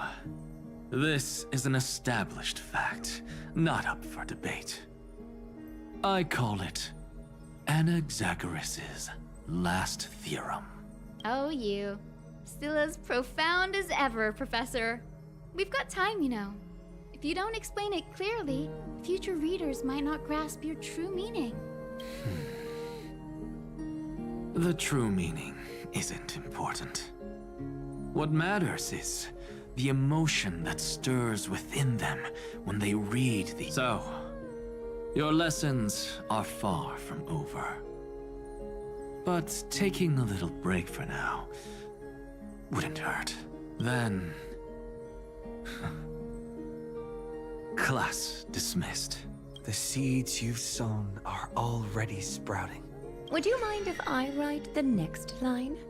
Huh? I actually thought you should be the one doing the final wrap-up. But... We'd never turn down a request from you, Aggie.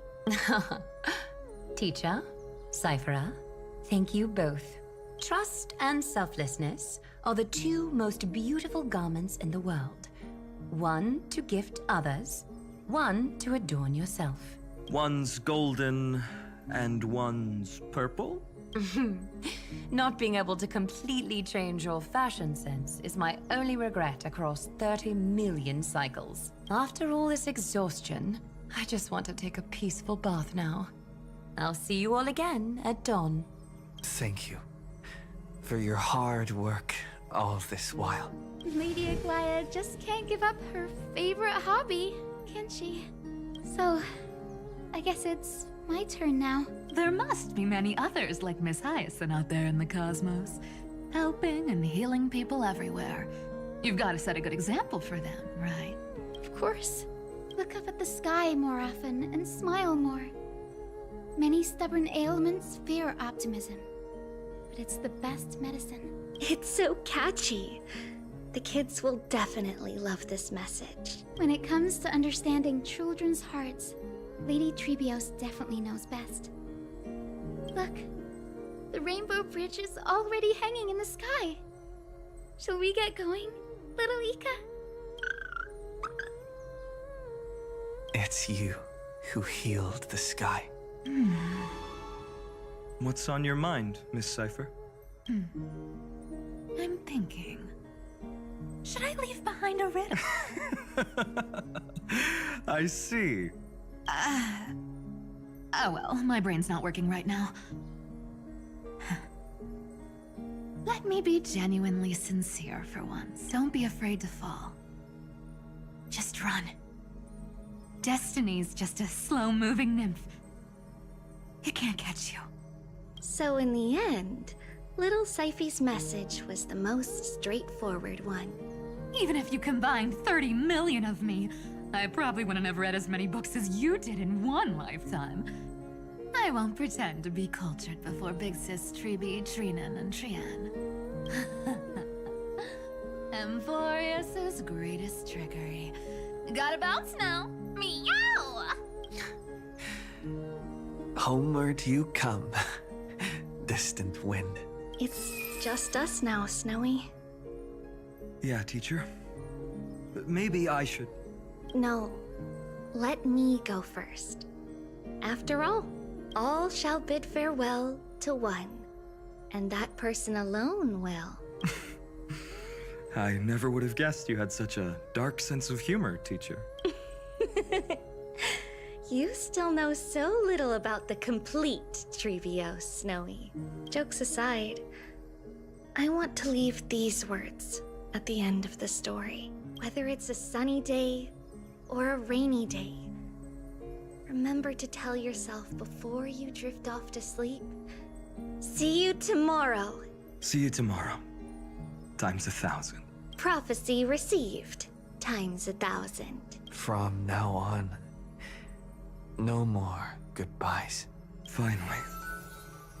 The time has come to say farewell. I'm grateful that you could be here to witness this moment, partner. Well then, make sure you take good care of as I've written.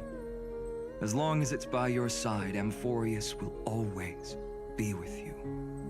The last line I want to write down is, a hero is living in everyone's heart.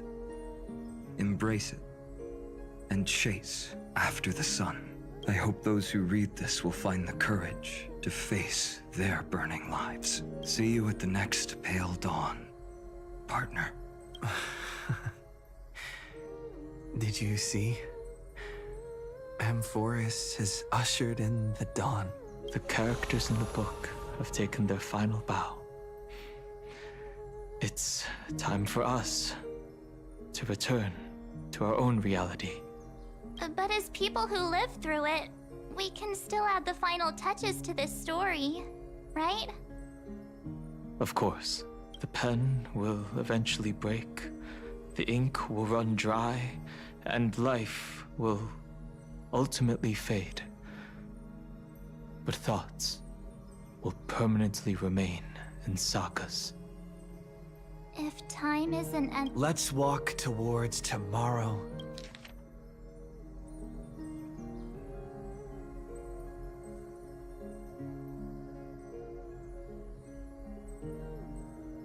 Tomorrow together. We were never apart. Time to head home. Don't miss the crew meeting. We won't wait around for you, you know? See you later, Donhung, March, and with this, as I've written, officially comes to an end. We're its co-authors, after all. Once the words are written down and have been read by others, the meaning they carry is no longer in our control, leaving the freedom of interpretation to every reader who opens it. Don't you think there's something romantic about that? As for what this story means to you and me, let's keep it close to our hearts. After all, we've always had this unspoken understanding between us. Whoa! Passenger March! Why did you suddenly wake up? You scared me so much that I dropped that book! Welcome home, you three. Thank you for your hard work on this trailblaze. We might need to reshuffle the seniority rankings of the Express crew if we count the years you spent in Amphoreus. Hey, I was the first one to get dragged into it. Does that mean I'm gonna be the oldest member of the Astral Express now? Miss March hasn't lost her innocent nature even after all these long years. In other words, she hasn't really grown up at all.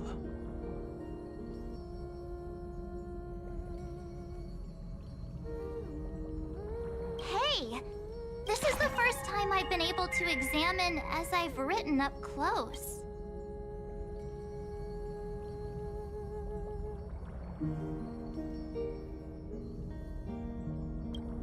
Miss Irene's handwriting is gentle, yet steely, with an underlying strength. I had no idea it was so sophisticated.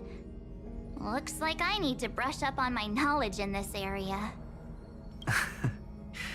Maybe start with a few basic books first, to get your feet wet. Look who's talking! As if you're not glued to your phone in your room all day, huh? Wait, something fell out. It's... Is that... a bookmark? In a corner, unknown to everyone. There was actually an untold interlude that took place. I left it out of the story because it involved a choice. A choice I made for my own selfish reasons. Can you forgive me, friend? I made a decision on my own. While you were away, I wrote everything about it on this little card.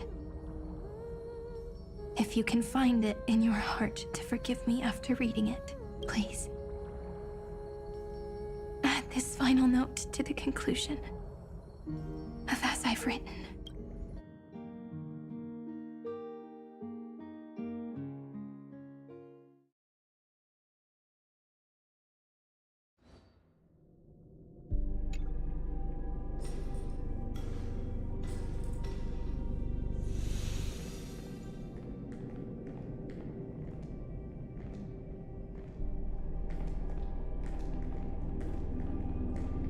Memories swallowed by Iron Tomb.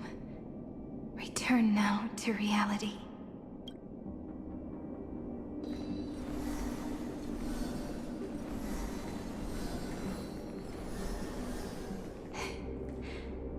And don't lose your way. I finally found you, Cyrene. Demiurge. We won the battle. Thank you, Madam Herta. Without you, we never would have stood a chance. Still, is something weighing on you? Right before I shut my eyes, inside the droid head's brain, I saw something unsettling. The fourth instant, this turning point in cosmic destiny, anchored by the erudition. It's not a single instant, but a process. A chain of events. So, this victory isn't the final piece of that chain? Far from it. This is only the beginning. The first toll of the death knell for the cosmos. That sorrowful look doesn't suit you, Madam Herta. Don't hold it in. Tell me. Not long ago, you crossed paths with the Eon of Remembrance again, didn't you? Yes. Even if the figure was hazy, I knew right away. That was the god from Cyrene's dreams. Causality has gone wrong, just as I thought. Causality? Let me put it in your favorite fairy tale terms. The universe began as a seed. It grew into a great tree. And the present is its branches and leaves. The erudition calculates how the future will sprout. With so many possible outcomes, they choose to anchor one path, cutting away the crooked or fragile branches. But if things continue that way, the branches grow endlessly, the leaves multiply, and one day the tree collapses under its own weight. That is why there is a concept in biology called lignification. Soft sprigs form a hardened shell and fuse with the trunk.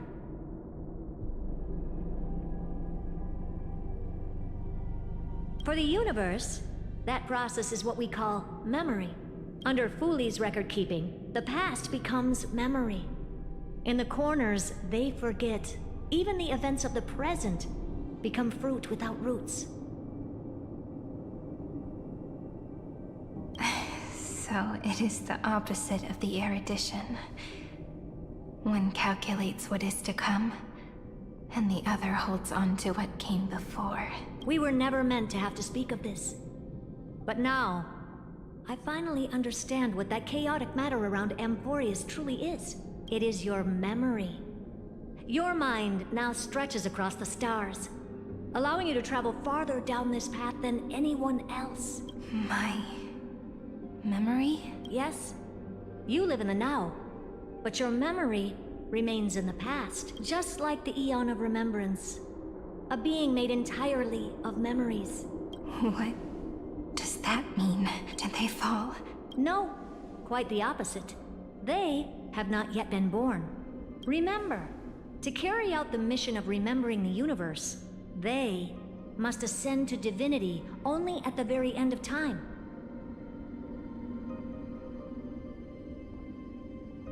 And at that moment of ascension, their memory stretches through the past, becoming what people now call Fooley.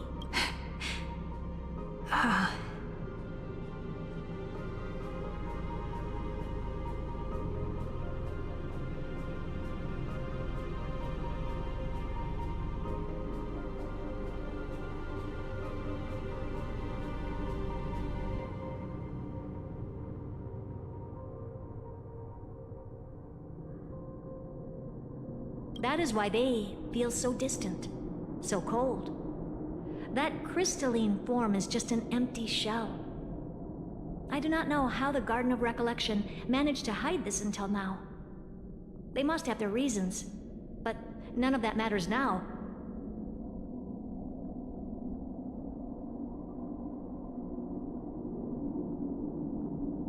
Here in the present, we cannot know who will become Fooley.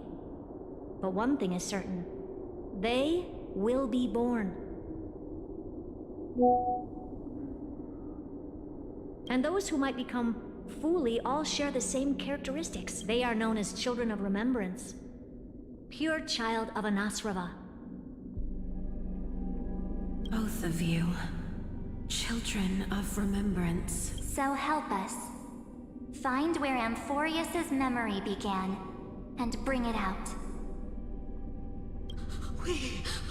We are the sacrifice. The garden used us. The pure child of Anasrava. Abandon us! So that name, it was never my past. It was my future. Or maybe it is the present. Noose has revealed to me two paths, and on both paths, I see you standing. The first, follow the trail of memory you have forged. Break free from this world and reach for the stars. That would mean Amphoreus' causality will no longer concern you, at least not the person you are now. Go on. The second, you come to a stop and fade, offering yourself to become the memory that carries through Amphoreus. Perhaps this is the choice every pure child of Anasrava must face. That choice means I'll remain in the past forever. And more than that, it means you will close off Amphoreus' causality. This world is sealed. The effect that the remembrance brings to it will all converge on one thing. That one thing is you. No more eons will interfere with this part of history. No more blank spaces in causality. The present will be set in stone and become indestructible. There are two paths, and only one leads to the right end. Droidhead didn't tell me the answer, but I can guess what might happen if you choose wrong. With causality incomplete, there is a chance Iron Tomb could rise again. So even the gods of the cosmos are unreasonable. If you want my advice, stop thinking so much. Ask yourself what your heart truly wants. Choose the first path, and you might survive as a memo sprite. You may even walk beside them for a while. Even I can tell how much they mean to you. Especially the little one. But if you take the second one, then you may have already lost the chance to say goodbye.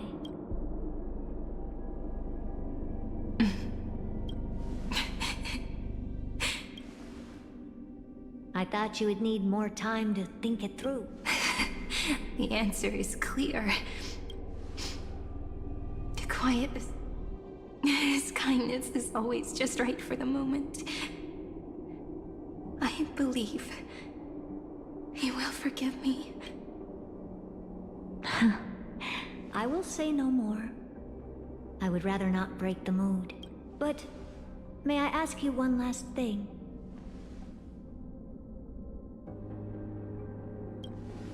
Of course.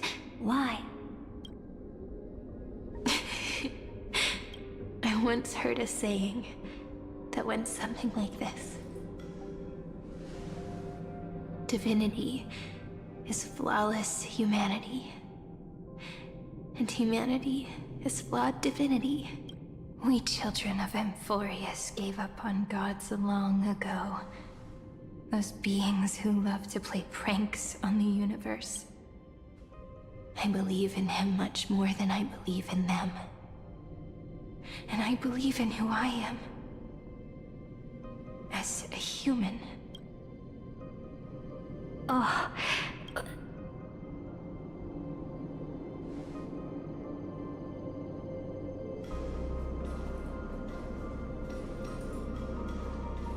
That really is a comforting answer. As for the one wish, I still have trouble. One will remain in the past. One will walk toward the future. I believe that the one I cared for most will witness on behalf of the ripples of past reverie. Every starlit tomorrow. Moving backwards through remembrance. What a curious feeling. Is this the moment Iron Tomb declares victory and casts the destruction upon the stars? So back then, in the path space, it was I who found me. The gods' whispers were nothing more than a girl talking to herself. Now that I remember, what I heard back then was...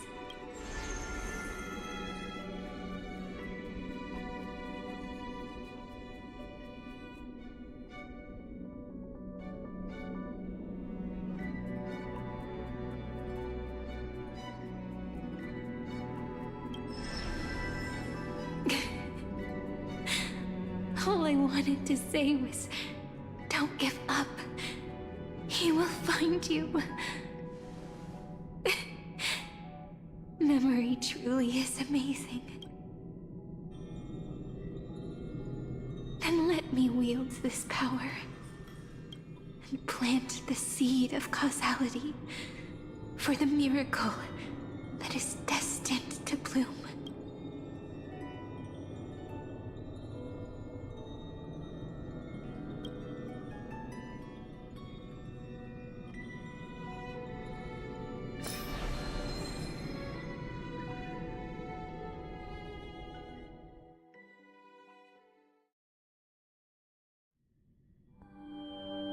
Even so, must we walk all the way to the very beginning of memory? It's such a long road. A bit lonely to walk alone. Then, would it be alright if I came with you? As long as it's Peach. Even 30 million wouldn't be too many. One is enough. Take a deep breath, and then we can set off, alright? Follow the ripples of remembrance into the past. reconnect every moment in which the gods made themselves known. Clearly, cause leads to effect, but now, the future gives new meaning to the past. Effect flows backward and nourishes cause.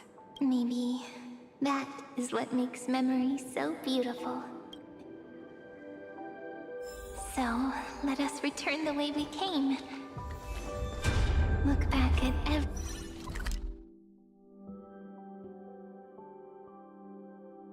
every ripple that formed. No! How is this possible? Partner. No.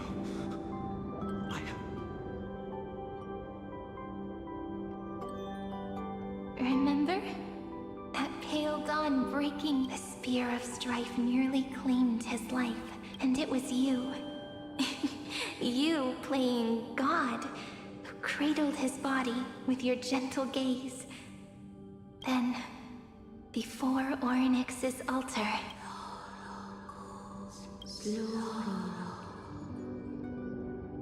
even the Titan of Time mistook you for someone else. I never imagined there was a hidden truth behind our first meeting. The first time was also the last time I saw you.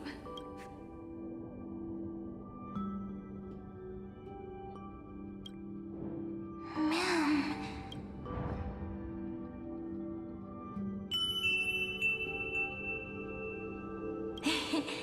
That melody from the and so, the miracle was able to slip away from death temporarily. I'll leave him to the casteress of the past. She will keep him here, in the world.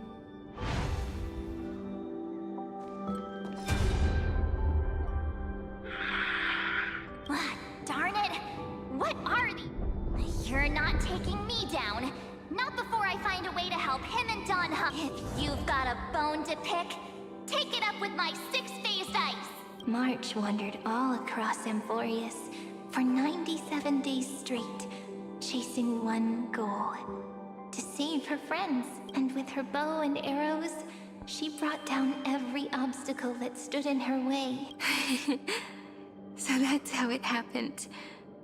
My skill with the bow. I owe it all to March.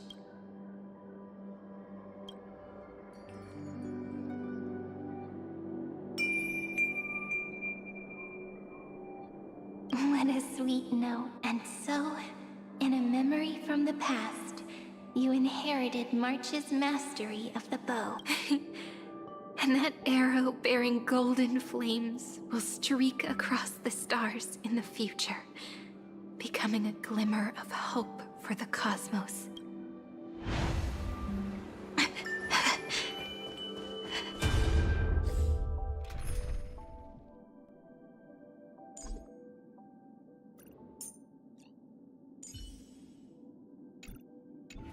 Are you okay? Three paths interweave and fetter Amphoreus, co-authoring the fate of the world. Ordinary pathstriders aren't known to leave traces in the mirror, so if what you said is true, then this isolated star system must be home to at least 3 beings comparable to emanators. I would even go as far as to say, eons themselves. To gain the favor of the stars for Amphoreus, the Remembrance sent a call for help to the cosmos. But the obstruction from the scepter was far too strong. Even the gods could do nothing more than send a fleeting mimetic being to someone who walked the same path. Thankfully, Miss Black Swan caught that fleeting moment.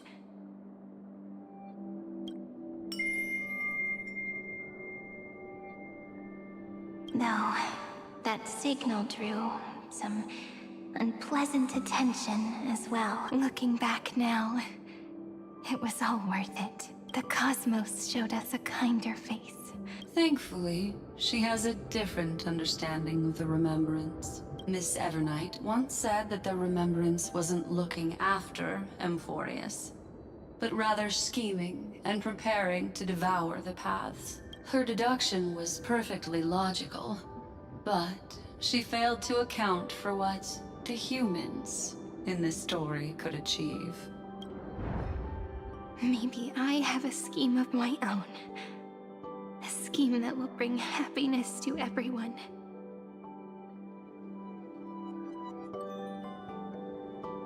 Please keep helping them. And the others in the future too, Miss Black Swan.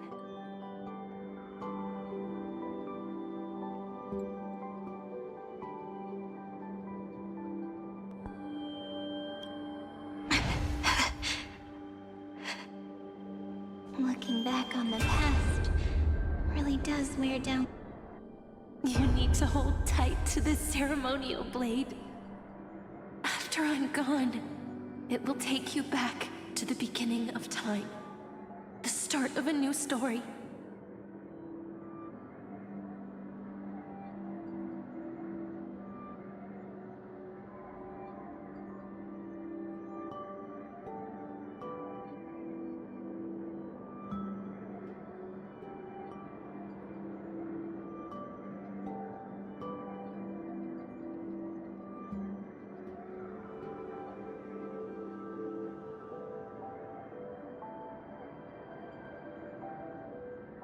I believe that in that story, or in countless stories, each alike yet unique, everyone, all the companions who sacrificed themselves, alongside the If we can never break free from this prison, I will stand my ground.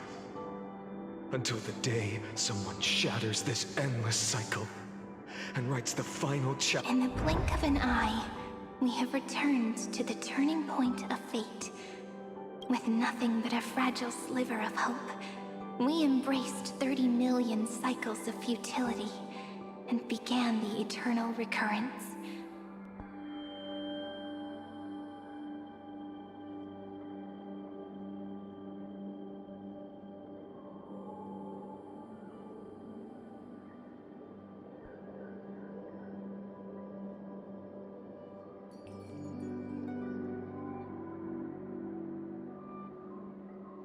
I still remember the first time I saw the god appear in a dream, looking at me from behind a thin veil of crystal.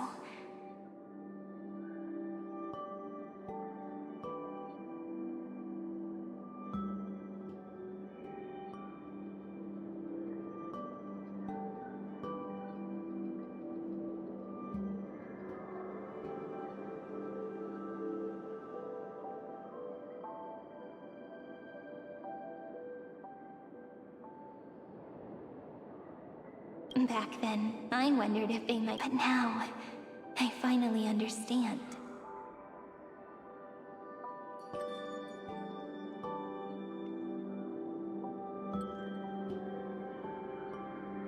She was always standing beside me, and she is so very beautiful.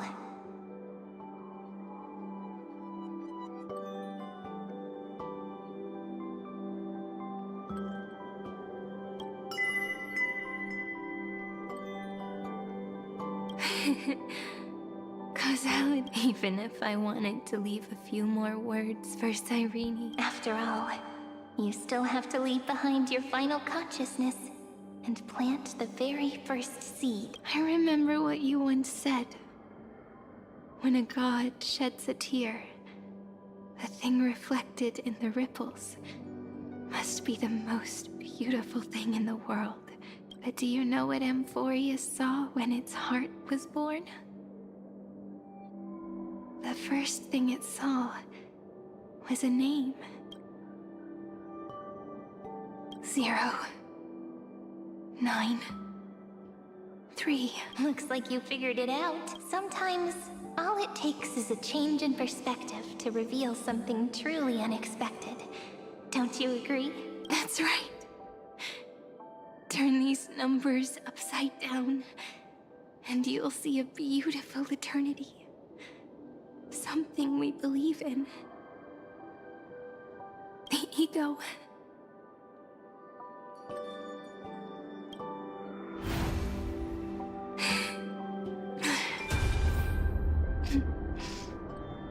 Looks like time's running out.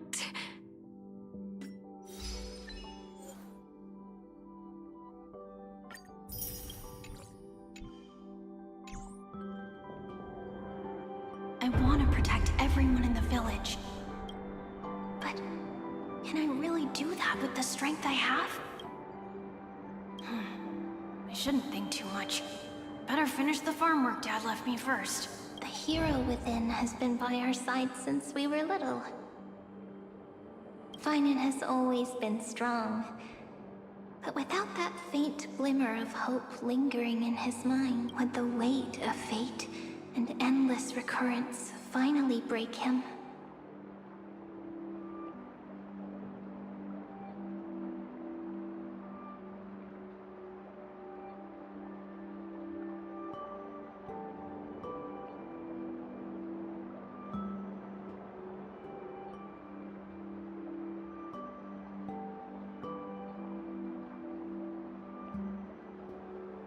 If only someone could place even a sliver of hope inside his heart, he would hold on and keep going.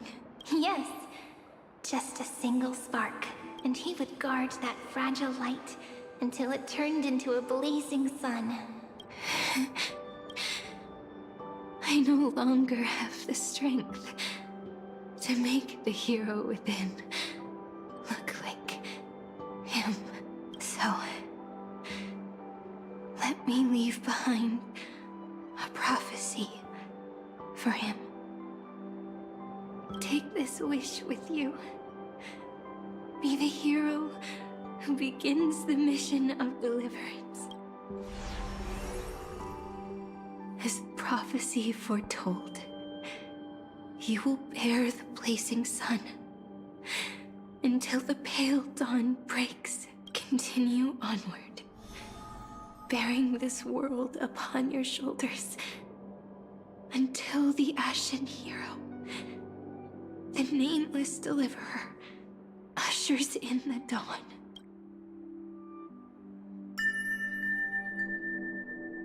Now, your eyes have seen through all of Amphoreus, from the end back to the beginning. Looks like time's running out. Behind this door, I can... You're clever. At the end of this journey back, the final gap in Amphoreus, it leads to the place we both call home. We can finally go home. If you leave memory at the very beginning of the story and cast the first stone, that final gap in Amphoreus will close. The causal loop of Amphoreus will become a fixed point in the stars. And if I don't do that, then this world and the cosmos beyond the sky might still fall into the destruction.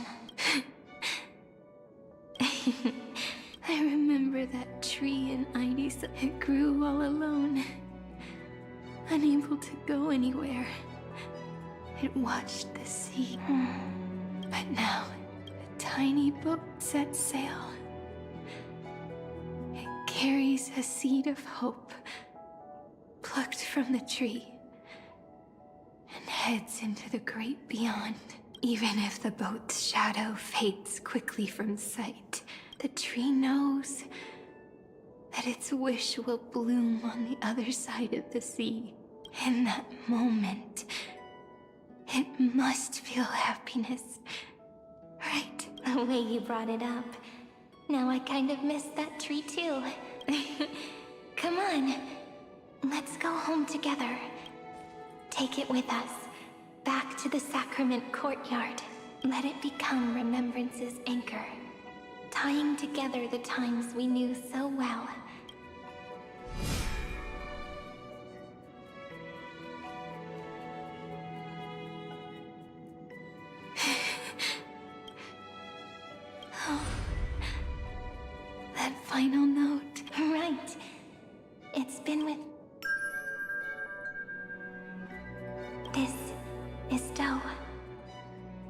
It is also the first note. The one from the first time we met. And the one that stayed to the very end.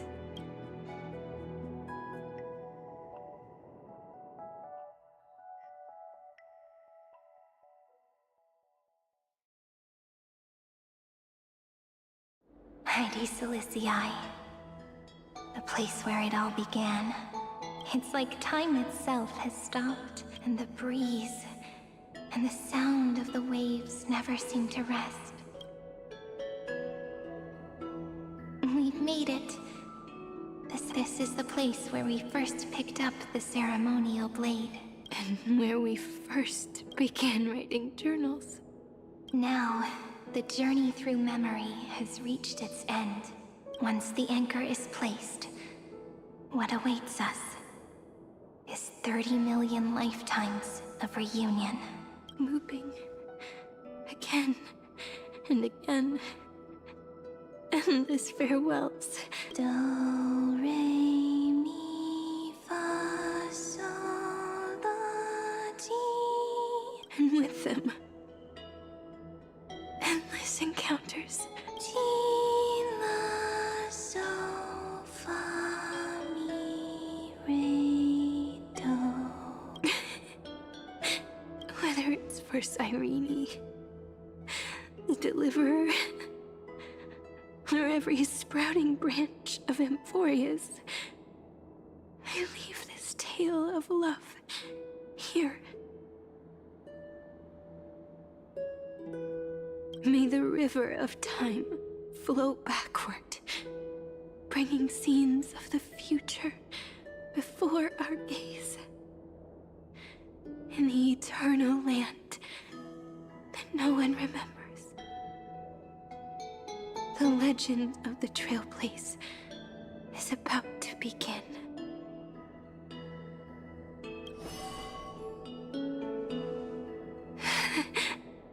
Is it all over now? My mind and my memories. The breeze is warm, but my body... If you're feeling cold, let's find somewhere warm.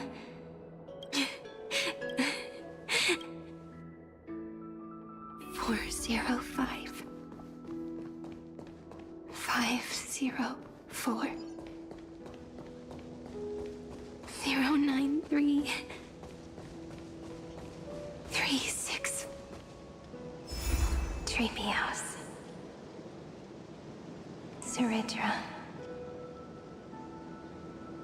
March 7th. Dunhone. Electra. Hyacinthia. Caslana. Anaxagoras. Aglaya. Midemos. Castorus. Cyphera. Cyrene. And you. Look, everything is already as we've...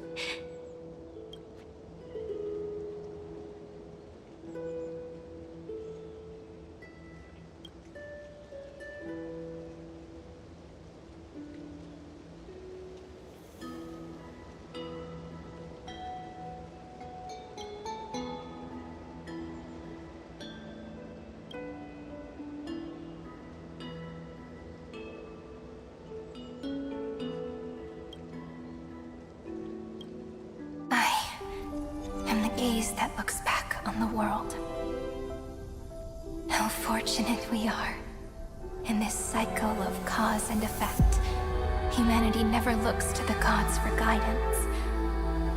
The ones who pick up the pen and write miracles again and again are always ourselves.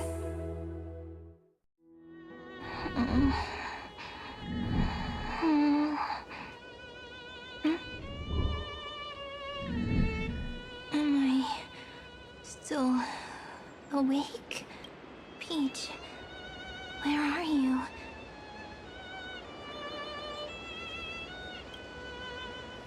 Are you still here?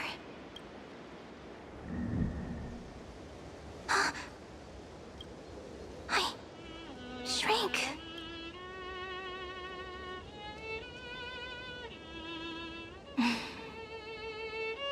So that's how it works. When memory drifts away with the breeze, love leaves behind a seed and turns into lament.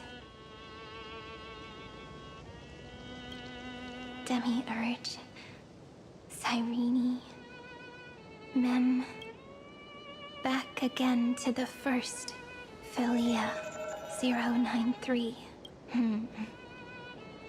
I always do have my charm. The final ripple nourished the great tree, and from it grew a single pink peach. We've been playing for so long, and you still haven't told me your name! I've told you so many times already. You're just forgetful. My name is Livia. Livia! If you forget again, I won't tell you next time. Livia. Got it. Then you have to remember mine, too. Piso? I always remember. So,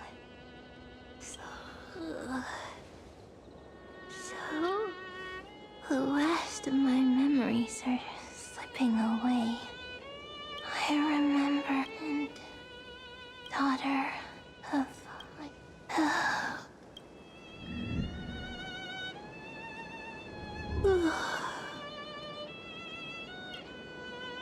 Shh.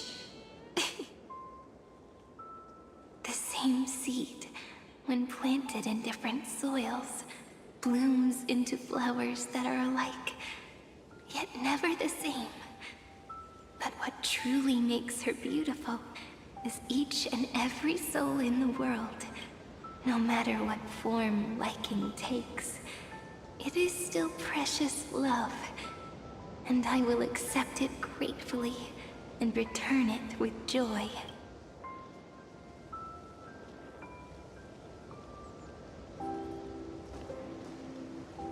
Do you remember my favorite story? That crystal flower was so beautiful because it reflected the eyes of the little fairy.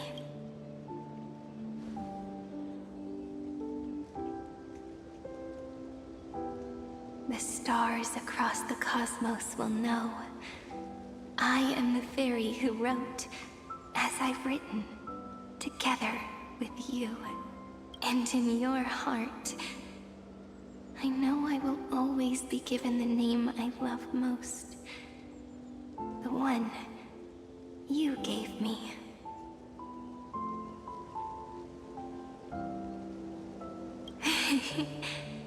After all, we've always been in sync.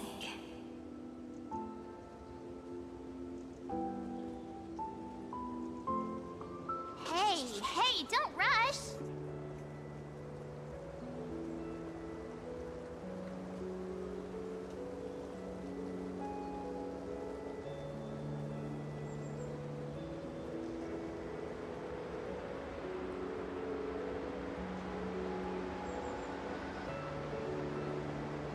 Slow down. Let the words settle. We have plenty of time. In Amphoreus's month of mourning, all conflicts across the land come to rest. On the 11th day and night of the month of mourning, the dead will part. The living will embrace. The snow will fall. And bonfires will rise to warm every heart aching with lament.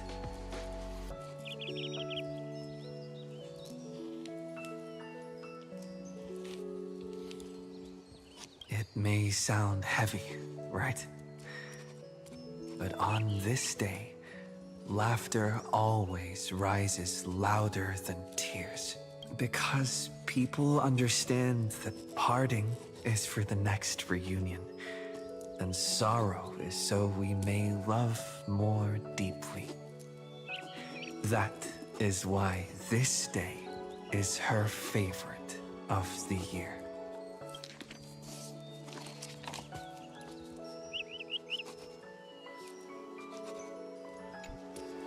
Under the same sky, across 8 phases of the moon, 13 heroes composed an epic together. 1 plus 8 plus 13 equals 2 11s. Would it feel more fitting if the rest were written in Miss Irene's voice? Agreed. Then, we'll add 1. A 1 like none that has come before. A 1 that blazes new trails. I make this wish. On the 12th day of the 11th month, 13 heroes will take every core flame ignited across 30 million lifetimes and scatter them among the stars. Later, when the people who know this story gaze upon the cosmos, they will discover that the countless stars in the sky now glow pink. And after 13 seconds, that radiant light will quietly fade away. It will be such a romantic, yet puzzling sight, but that's all right. They will keep that mystery close to their hearts, constantly pondering what the ego truly is. They will love. They will get hurt. They will rage. And in 30 million moments of helplessness, they will stitch their shattered hearts back together. Again and again. But remember this well. Losses are a constant on the flame chase journey. There may be pain along the way, but you and I will never be alone. They will come to understand what it means to lose, and in the end, they will choose to let go. They will offer their hearts to this world, to every companion they walk beside. And they will take in the hearts of others and pass them onward. For every soul that exists in this world, there is a different ego, a different prime mover of life. There will never be just one answer, not even for love. But when people gaze into the night sky and love what is fading with the same resolve they have to praise the stars, I want that soft, gentle pink in the sky to tell them, love will always be answered. This is a story about love, and a story about how to answer it, whether it is one we have already written or one you are yet to write. It will be a romantic story, like none that has come before. You think so too, right? And the romantic story deserves an ending that is free and complete. When every clue and thread has found its end, and the weight of the pen is no longer constrained, pour the spirit of trailblazing into it, and end this tale with the most pure and romantic period.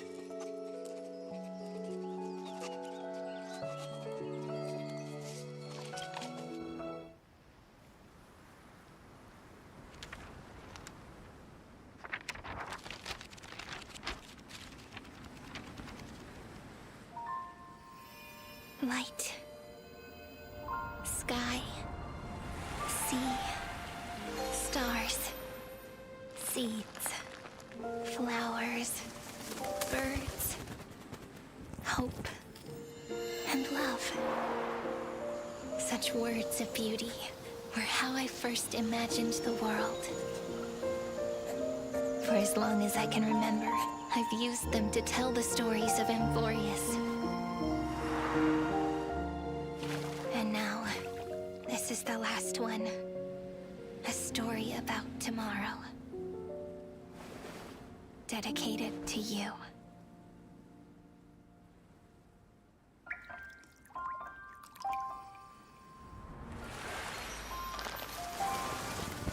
Once upon a time, morning glow, scattered light, shone on you and I.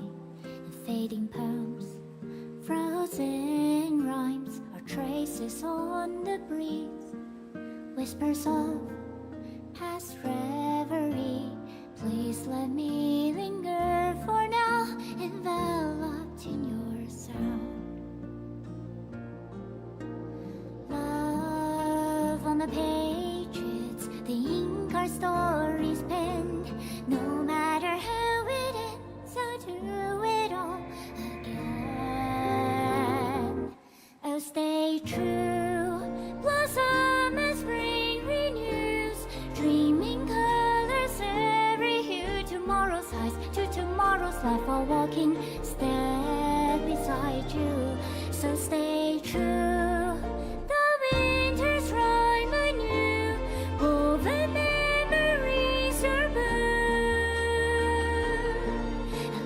Melody, sing a song of reverie.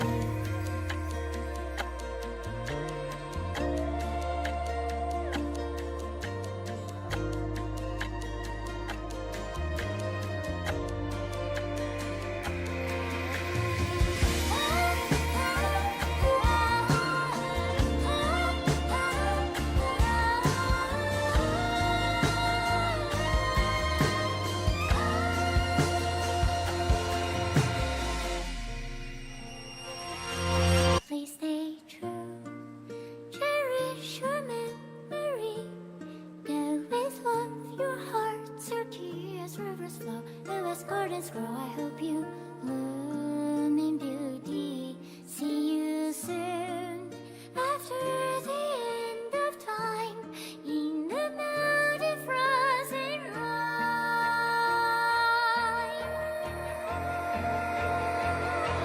Now stay true, blossom as spring renews, dreaming colors every hue. Tomorrow's eyes to tomorrow's life, are walking step beside you. Now stay true, the winter's rhyme anew, woven memories are bloom, and like a melody, sing our reverie. And in our memory, in the end of our journey.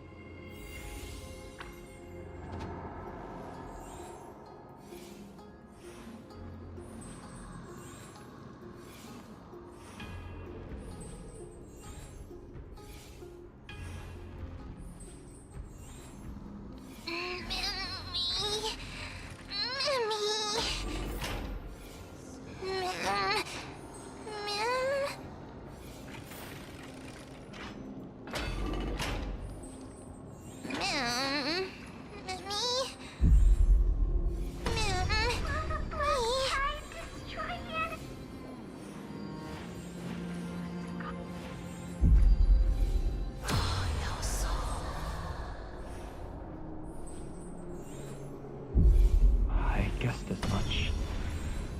It's no longer working.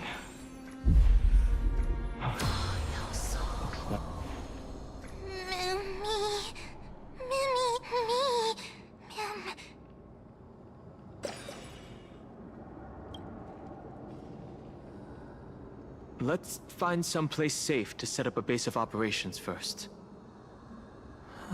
We can only hope that they're not hostile toward outsiders.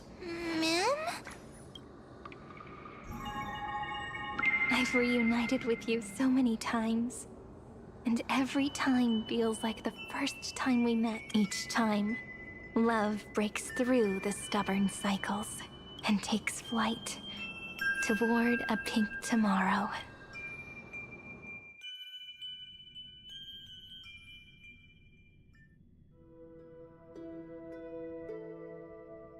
Still early.